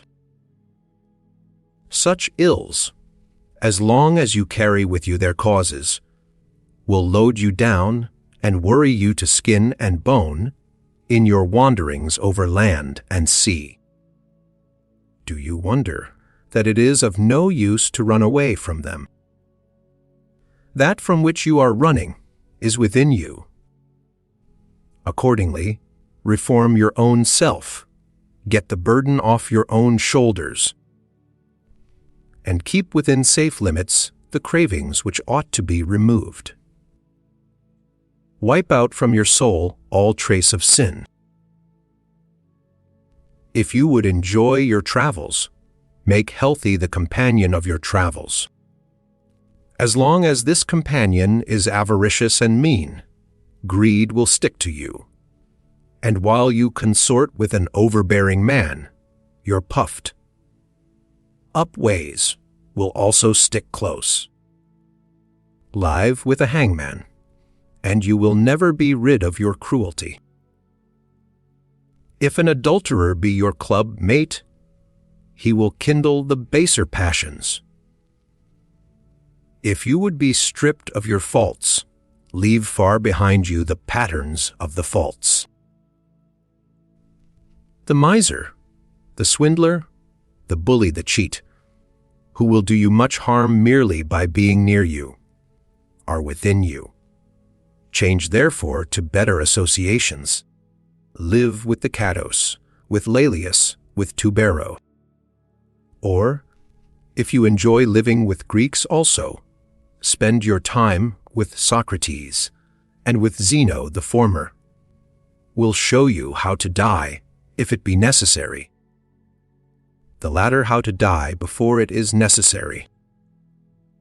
Live with Chrysippus, with Posidonius, they will make you acquainted with things earthly and things heavenly. They will bid you work hard over something more than neat turns of language and phrases mouthed forth for the entertainment of listeners. They will bid you be stout of heart and rise superior to threats. The only harbor safe from the seething storms of this life is scorn of the future, a firm stand, a readiness to receive fortune's missiles full in the breast, neither skulking nor turning the back. Nature has brought us forth brave of spirit, and, as she has implanted in certain animals a spirit of ferocity, in others craft, in others terror, so she has gifted us with an aspiring and lofty spirit, which prompts us to seek a life of the greatest honor, and not of the greatest security. That most resembles the soul of the universe, which it follows and imitates as far as our mortal steps permit. This spirit thrusts itself forward, confident of commendation and esteem. It is superior to all, monarch of all it surveys, hence it should be subservient to nothing, finding no task too heavy, and nothing strong enough to weigh down the shoulders of a man. Shapes dread to look upon, of toil or death, are not in the least dreadful, if one is able to look upon them with unflinching gaze, and is able to pierce the shadows. Many a sight that is held a terror in the night, time, is turned to ridicule by day. Shapes dread to look upon, of toil or death. Our Virgil has excellently said that these shapes are dread, not in reality, but only to look upon. In other words, they seem terrible, but are not. And in these visions what is there? I say, as fear-inspiring as rumor has proclaimed. Why, pray, my dear Lucilius, should a man fear toil or a mortal death?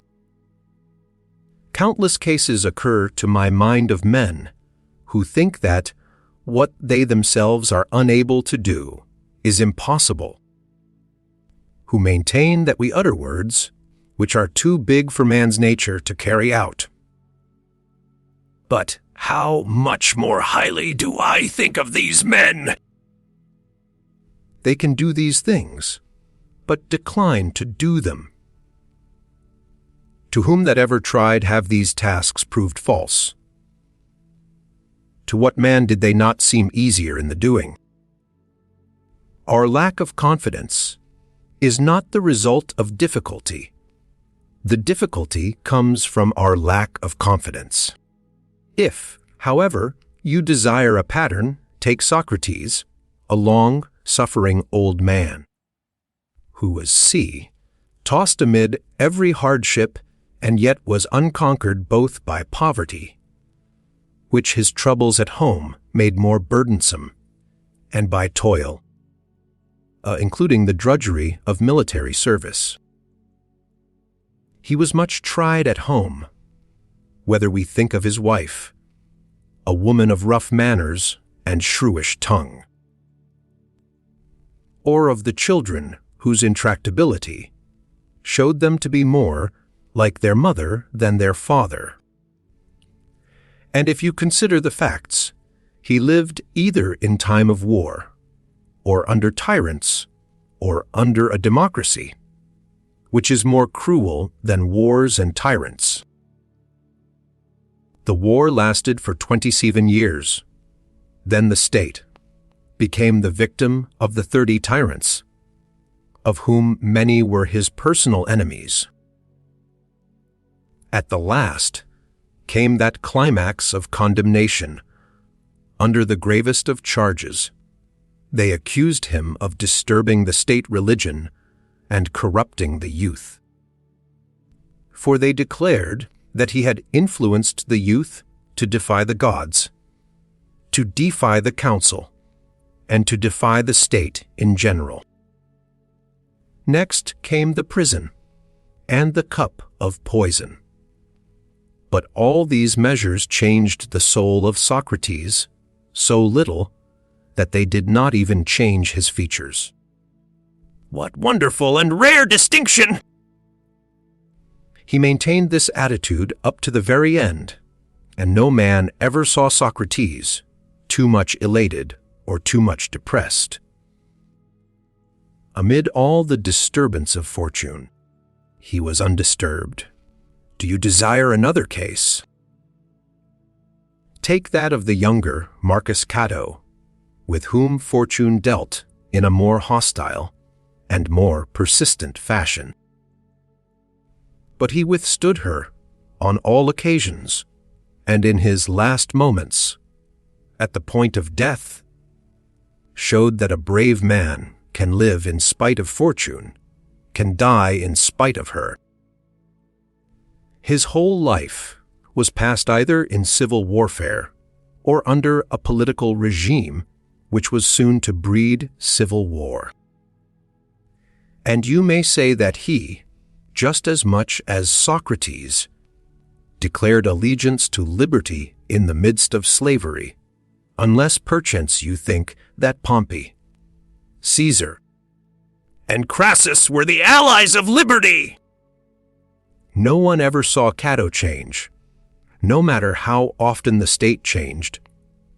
He kept himself the same in all circumstances, in the praetorship, in defeat, under accusation, in his province, on the platform, in the army, in death.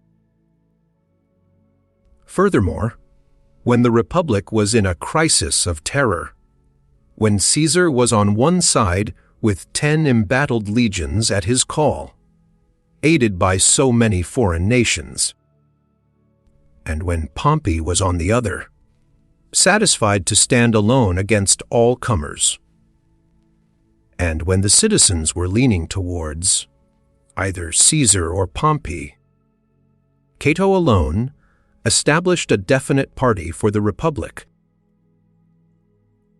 If you would obtain a mental picture of that period, you may imagine on one side the people, and the whole proletariat eager for revolution. On the other, the senators and knights, the chosen and honored men of the Commonwealth, and there were left between them but these two, the Republic and Cato. I tell you, you will marvel when you see Atreus' son, and Priam, and Achilles, wroth at both. Like Achilles, he scorns and disarms each faction. And this is the vote which he casts concerning them both. If Caesar wins, I slay myself. If Pompey, I go into exile.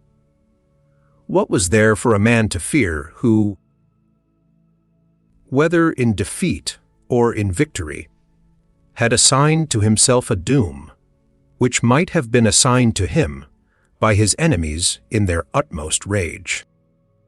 So he died by his own decision. You see that man can endure toil. Cato, on foot, led an army through African deserts. You see that thirst can be endured. He marched over sun-baked hills, dragging the remains of a beaten army, and with no train of supplies. Undergoing lack of water, and wearing a heavy suit of armor. Always the last to drink of the few springs, which they chance to find.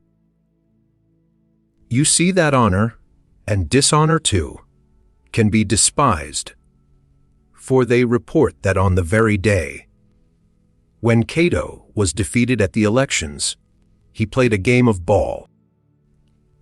You see also that man can be free from fear of those above him, in rank, for Cato attacked Caesar and Pompey simultaneously, at a time when none dared fall foul of the one without endeavoring to oblige the other. You see that death can be scorned, as well as exile. Cato inflicted exile upon himself, and finally death, and war all the while. And so, if only we are willing to withdraw our necks from the yoke, we can keep as stout a heart against such terrors as these. But first and foremost, we must reject pleasures. They render us weak and womanish. They make great demands upon us, and, moreover, cause us to make great demands upon fortune. Second, we must spurn wealth. Wealth is the diploma of slavery. Abandon gold and silver, and whatever else is a burden upon our richly furnished homes. Liberty cannot be gained for nothing. If you set a high value on liberty, you must set a low value on everything else. Farewell. Letter 120. On darkness as a veil for wickedness. The day has already begun to lessen. It has shrunk considerably, but yet will still allow a goodly space of time if one rises, so to speak, with the day itself. We are more industrious, and we are better men if we anticipate the day and welcome the dawn. But we are base churls if we lie dozing when the sun is high in the heavens, or if we wake up only when noon arrives, and even then to many it seems not yet dawn. Some have reversed the functions of light and darkness. They open eyes sodden with yesterday's debauch only at the approach of night. It is just like the condition of those peoples whom, according to Virgil, nature has hidden away and placed in an abode directly opposite to our own. When in our face the dawn with panting steeds breathes down, for them the ruddy evening kindles her lit fires. It is not the country of these men so much as it is their life, that is, directly opposite to our own. There may be antipodes dwelling in this same city of ours who, in Cato's words, have never seen the sun rise or set. Do you think that these men know how to live, if they do not know when to live? Do these men fear death, if they have buried themselves alive? They are as weird as the birds of night. Although they pass their hours of darkness amid wine and perfumes, although they spend the whole extent of their unnatural waking hours in eating dinners, and those too cooked separately to make up many courses, they are not really banqueting. They are conducting their own funeral services. And the dead at least have their banquets by daylight. but indeed to one who is active no day is long. So let us lengthen our lives, for the duty and the proof of life consist in action. Cut short the night, use some of it for the day's business. Birds that are being prepared for the banquet, that they may be easily fattened through lack of exercise, are kept in darkness, and similarly, if men vegetate without physical activity, their idle bodies are overwhelmed with flesh, and in their self-satisfied retirement, the fat of indolence grows upon them. Moreover, the bodies of those who have sworn allegiance to the hours of darkness have a loathsome appearance. Their complexions are more alarming than those of anemic invalids. They are lackadaisical and flabby with dropsy. Though still alive, they are already carrion. But this, to my thinking, would be among the least of their evils. How much more darkness There is in their souls. such a man is internally dazed. His vision is darkened. He envies the blind. And what man ever had eyes for the purpose of seeing in the dark? You ask me how this depravity comes upon the soul. This habit of reversing the daylight and giving over one's whole existence to the night. All vices rebel against nature. They all abandon the appointed order. It is the motto of luxury to enjoy what is unusual, and not only to depart from that which is right, but to leave it as far behind as possible, and finally even take a stand in opposition thereto. Do you not believe that men live contrary to nature who drink fasting, who take wine into empty veins, and pass to their food in a state of intoxication? And yet, this is one of youth's popular vices, to perfect their strength in order to drink on the very threshold of the bath, amid the unclad bathers, nay, even to soak in wine, and then immediately to rub off the sweat, which they have promoted by many a hot glass of liquor. To them, a glass after lunch or one after dinner is bourgeois. It is what the country squires do, who are not connoisseurs in pleasure. This unmixed wine delights them, just because there is no food to float in it, because it readily makes its way into their muscles. This boozing pleases them, just because the stomach is empty. Do you not believe that men live contrary to nature, who exchange the fashion of their attire with women? Do not men live contrary to nature, who endeavor to look fresh and boyish at an age unsuitable for such an attempt? What could be more cruel or more wretched? Cannot time, and man's estate ever carry, such a person beyond an artificial boyhood? Do not men live contrary to nature who crave roses in winter, or seek to raise a spring flower like the lily by means of hot water heaters and artificial changes of temperature? Do not men live contrary to nature who grow fruit, trees on the top of a wall, or raise waving forests upon the roofs and battlements of their houses, the roots starting at a point to which it would be outlandish for the tree tops to reach?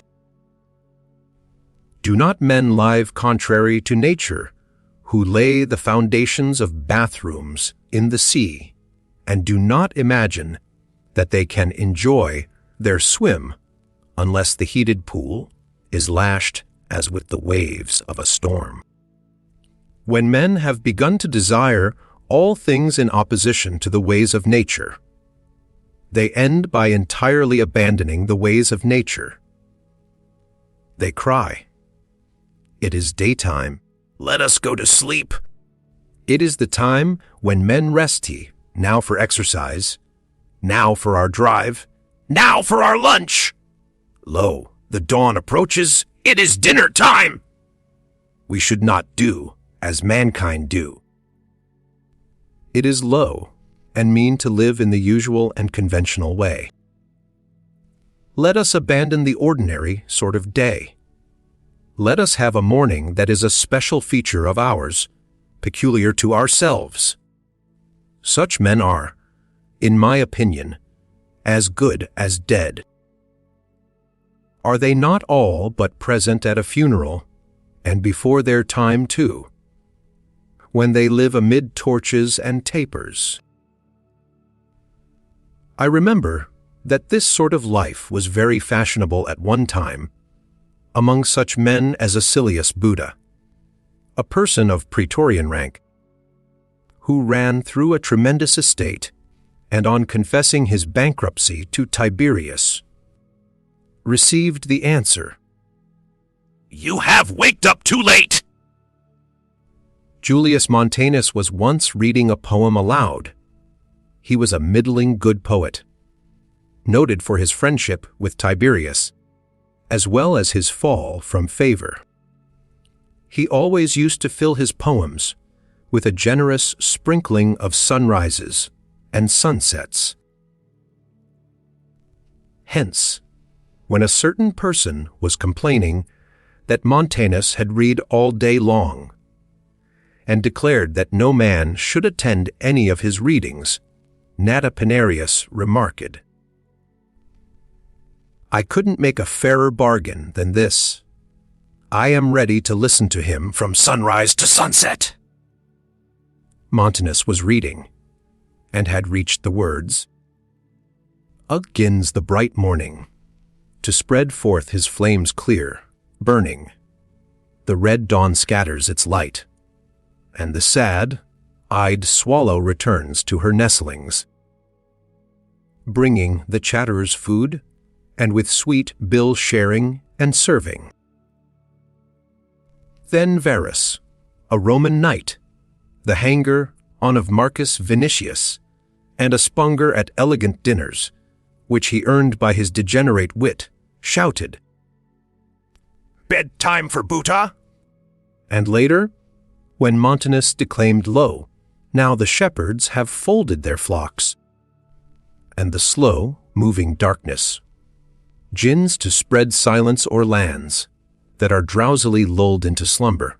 This same Varus remarked, What? Night already? I'll go and pay my morning call on Buddha. You see, nothing was more notorious than Buddha's upside, down manner of life. But this life, as I said, was fashionable at one time. And the reason why some men live thus is not because they think that night in itself offers any greater attractions, but because that which is normal gives them no particular pleasure, light being a bitter enemy of the evil conscience.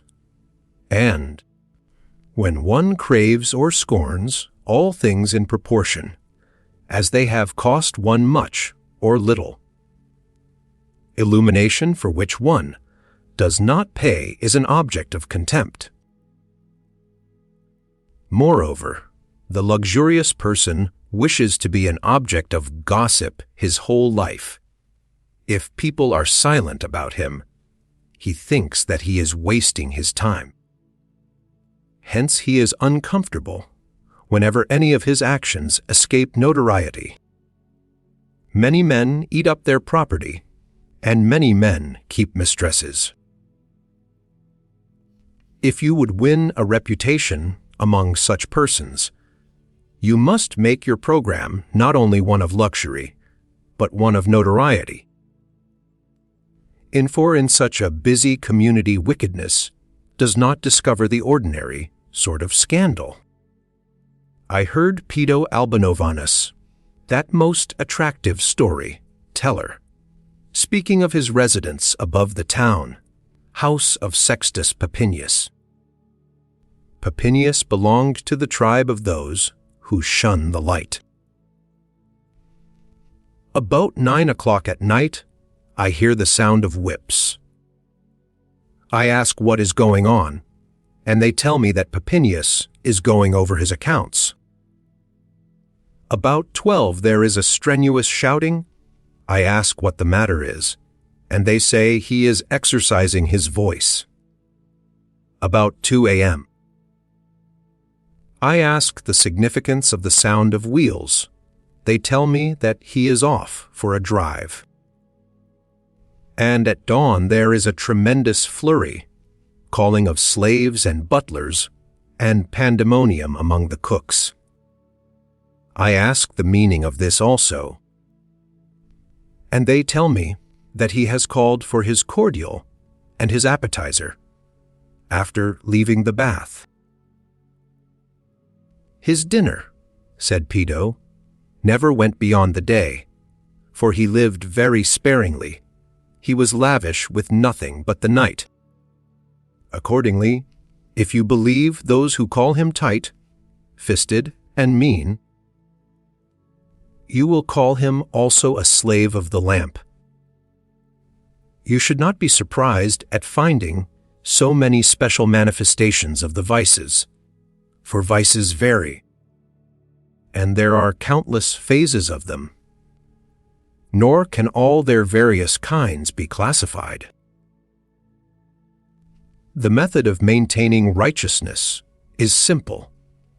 The method of maintaining wickedness is complicated and has infinite opportunity to swerve. And the same holds true of character if you follow nature. Character is easy to manage, free, and with very slight shades of difference. But the sort of person I have mentioned possesses badly warped character, out of harmony with all things, including himself. The chief cause, however, of this disease seems to me to be a squeamish revolt from the normal existence. Just as such persons mark themselves off from others in their dress, or in the elaborate arrangement of their dinners, or in the elegance of their carriages, even so they desire to make themselves peculiar by their way of dividing up the hours of their day. They are unwilling to be wicked in the conventional way, because notoriety is the reward of their sort of wickedness. Notoriety is what all such men seek, men who are, so to speak, living backwards. For this reason, Lucilius, let us keep to the way which nature has mapped out for us, and let us not swerve therefrom. If we follow nature, all is easy and unobstructed. But if we combat nature, our life differs not a whit from that of men who row against the current. Farewell. Letter 124. On the true good as attained by reason. Full many an ancient precept could I give, didst thou not shrink, and feel it shame to learn such lowly duties. But you do not shrink, nor are you deterred by any subtleties of study.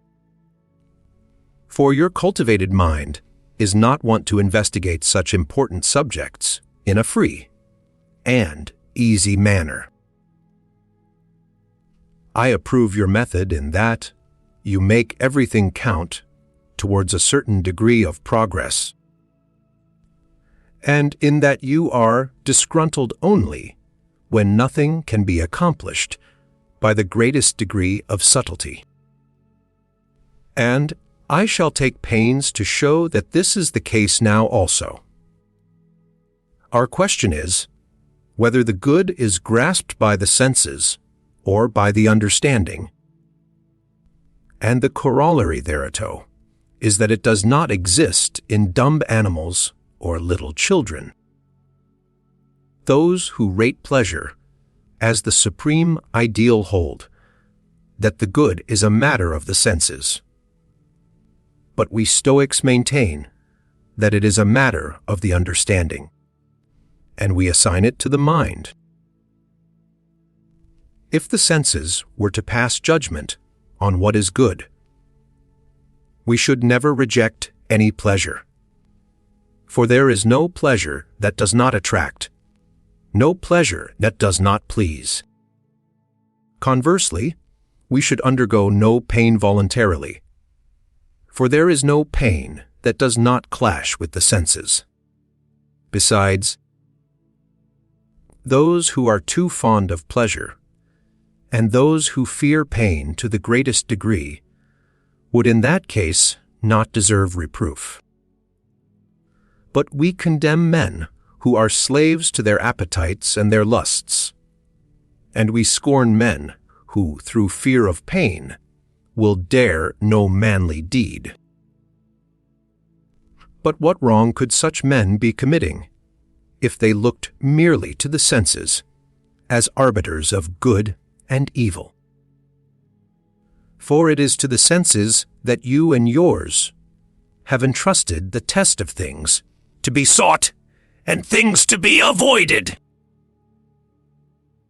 Reason, however, is surely the governing element in such a matter as this, as reason has made the decision concerning the happy life, and concerning virtue and honor also, so she has made the decision with regard to good and evil. For with them the vilest part is allowed to give sentence about the better, so that the senses, dense as they are, and dull, and even more sluggish in man than in the other animals, pass judgment on the good. Just suppose that one should desire to distinguish tiny objects by the touch rather than by the eyesight. There is no special faculty more subtle and acute than the eye that would enable us to distinguish between good and evil. You see, therefore, in what ignorance of truth a man spends his days, and how abjectly he has overthrown lofty and divine ideals, if he thinks that the sense of touch can pass judgment upon the nature of the supreme good and the supreme evil. He says, just as every science and every art should possess an element that is palpable and capable of being grasped by the senses, their source of origin and growth. Even so the happy life derives its foundation and its beginnings from things that are palpable, and from that which falls within the scope of the senses. Surely you admit that the happy life takes its beginnings from things palpable to the senses. But we define as happy those things that are in accord with nature. And that which is in accord with nature is obvious and can be seen at once, just as easily as that which is complete. That which is according to nature, that which is given us as a gift immediately at our birth, is, I maintain, not a good, but the beginning of a good. You, however, assign the supreme good, pleasure, to mere babies, so that the child at its birth begins at the point whither the perfected man arrives. You are placing the tree top where the root ought to be. If anyone should say that the child, hidden in its mother's womb, of unknown sex too, delicate, unformed, and shapeless, if one should say that this child is already in a state of goodness, he would clearly seem to be astray in his ideas. And yet, how little difference is there between one who has just lately received the gift of life and one who is still a hidden burden in the bowels of the mother. They are equally developed as far as their understanding of good or evil is concerned. And a child is as yet no more capable of comprehending the good than is a tree or any dumb beast. But why is the good non-existent in a tree or in a dumb beast? Because there is no reason there either. For the same cause, then the good is non-existent in a child, for the child also has no reason. The child will reach the good only when he reaches reason. There are animals without reason. There are animals not yet endowed with reason. And there are animals who possess reason, but only incompletely. In none of these does the good exist, for it is reason that brings the good in its company. What, then, is the distinction between the classes which I have mentioned? In that which does not possess reason, the good will never exist. In that which is not yet endowed with reason, the good cannot be existent at the time. And in that which possesses reason, but only incompletely, the good is capable of existing, but does not yet exist. This is what I mean. Lucilius, the good cannot be discovered in any random person or at any random age, and it is as far removed from infancy as last is from first, or as that which is complete from that which has just sprung into being. Therefore, it cannot exist in the delicate body, when the little frame has only just begun to knit together. Of course not, no more than in the seed. Granting the truth of this, we understand that there is a certain kind of good of a tree or in a plant, but this is not true of its first growth. When the plant has just begun to spring forth out of the ground, there is a certain good of wheat. It is not yet existent, however, in the swelling stalk, nor when the soft ear is pushing itself out of the husk, but only when summer days and its appointed maturity have ripened the wheat. Just as nature, in general, does not produce her good until she is brought to perfection, even so man's good does not exist in man until both reason and man are perfected. And what is this good? I shall tell you, it is a free mind, an upright mind, subjecting other things to itself and itself to nothing. So far is infancy from admitting this good that boyhood has no hope of it, and even young manhood cherishes the hope without justification. Even our old age is very fortunate if it has reached this good after long and concentrated study. If this, then, is the good is a matter of the understanding. But, comes the retort, you admitted that there is a certain good of trees and of grass. Then surely there can be a certain good of a child also. But the true good is not found in trees, or in dumb animals. The good which exists in them is called good only by courtesy. Then what is it? You say, simply that which is in accord with the nature of each. The real good cannot find a place in dumb animals not by any means. Its nature is more blessed and is of a higher class. And where there is no place for reason, the good does not exist. There are four natures which we should mention here of the tree, animal, man, and God. The last two, having reasoning power, are of the same nature, distinct only by virtue of the immortality of the one and the mortality of the other.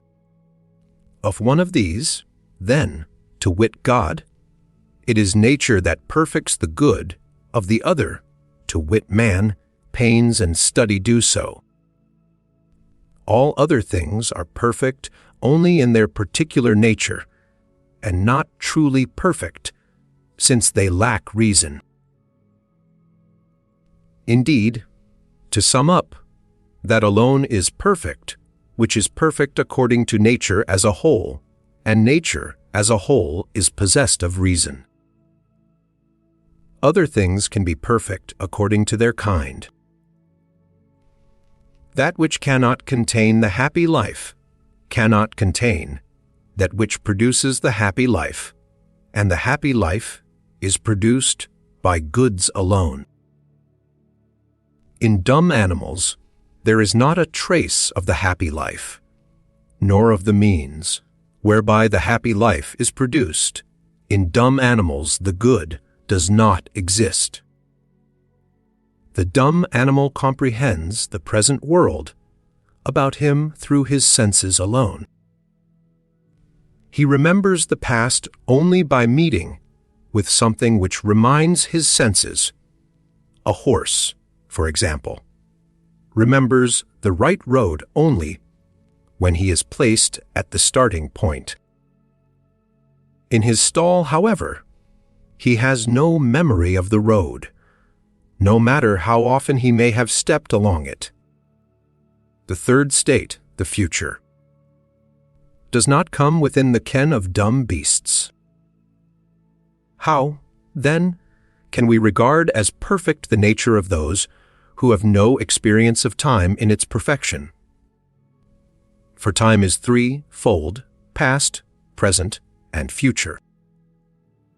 Animals perceive only the time, which is of greatest moment to them, within the limits of their coming and going, the present. Rarely do they recollect the past, and that only when they are confronted with present reminders. Therefore, the good of a perfect nature cannot exist in an imperfect nature, for if the latter sort of nature should possess the good, so also would mere vegetation. I do not indeed deny that dumb animals have strong and swift impulses toward actions, which seem according to nature, but such impulses are confused and disordered. The good, however, is never confused or disordered. What, you say, do dumb animals move in disturbed and ill-ordered fashion? I should say that they moved in disturbed and ill-ordered fashion. If their nature admitted of order, as it is, they move in accordance with their nature, for that is said to be disturbed, which can also at some other time be not disturbed. So, too, that is said to be in a state of trouble, which can be in a state of peace. No man is vicious except one, who has the capacity of virtue. In the case of dumb animals, their motion is such as results from their nature. But, not to weary you, a certain sort of good will be found in a dumb animal, and a certain sort of virtue, and a certain sort of perfection, but neither the good, nor virtue, nor perfection in the absolute sense. For this is the privilege of reasoning beings alone, who are permitted to know the cause, the degree, and the means. Therefore, good can exist only in that which possesses reason. Do you ask now whether our argument is tending, and of what benefit it will be to your mind? I will tell you, it exercises and sharpens the mind, and ensures, by occupying it honorably, that it will accomplish some sort of good. And even that is beneficial, which holds men back when they are hurrying into wickedness.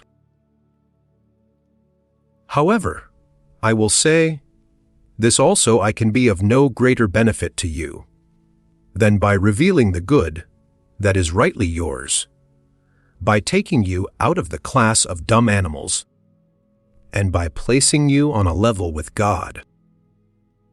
Why, pray, do you foster and practice your bodily strength? Nature has granted strength in greater degree to cattle and wild beasts. Why cultivate your beauty? After all your efforts, dumb animals surpass you in comeliness. Why dress your hair with such unending attention? Though you let it down in Parthian fashion, or tie it up in the German style, or, as the Scythians do, let it flow wild, yet you will see a mane of greater thickness tossing upon any horse you choose, and a mane of greater beauty bristling upon the neck of any lion. And even after training yourself for speed, you will be no match for the hare. Are you not willing to abandon all these details, wherein you must acknowledge defeat, striving as you are for something that is not your own, and come back to the good that is really yours? And what is this good? It is a clear and flawless mind, which rivals that of God, raised far above mortal concerns, and counting nothing of its own to be outside itself. You are a reasoning animal. What good then lies within you?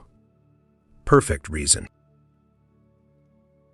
Are you willing to develop this to its farthest limits, to its greatest degree of increase? Only consider yourself happy when all your joys are born of reason, and when, having marked all the objects which men clutch at, or pray for, or watch over, you find nothing which you will desire, mind, I do not say prefer. Here is a short rule by which to measure yourself, and by the test of which you may feel that you have reached perfection. You will come to your own when you shall understand that those whom the world calls fortunate are really the most unfortunate of all. Farewell. Thank you for staying to the last letter. He never wrote these for applause. He wrote them to help one friend live better, and it still works. I asked you, who is spending your hours? His answer is blunt. Nothing is ours except time. Guard it like it is your only property, because it is. Tell me in the comments which letter stayed with you. And subscribe for more timeless wisdom. Read aloud, one complete classic at a time.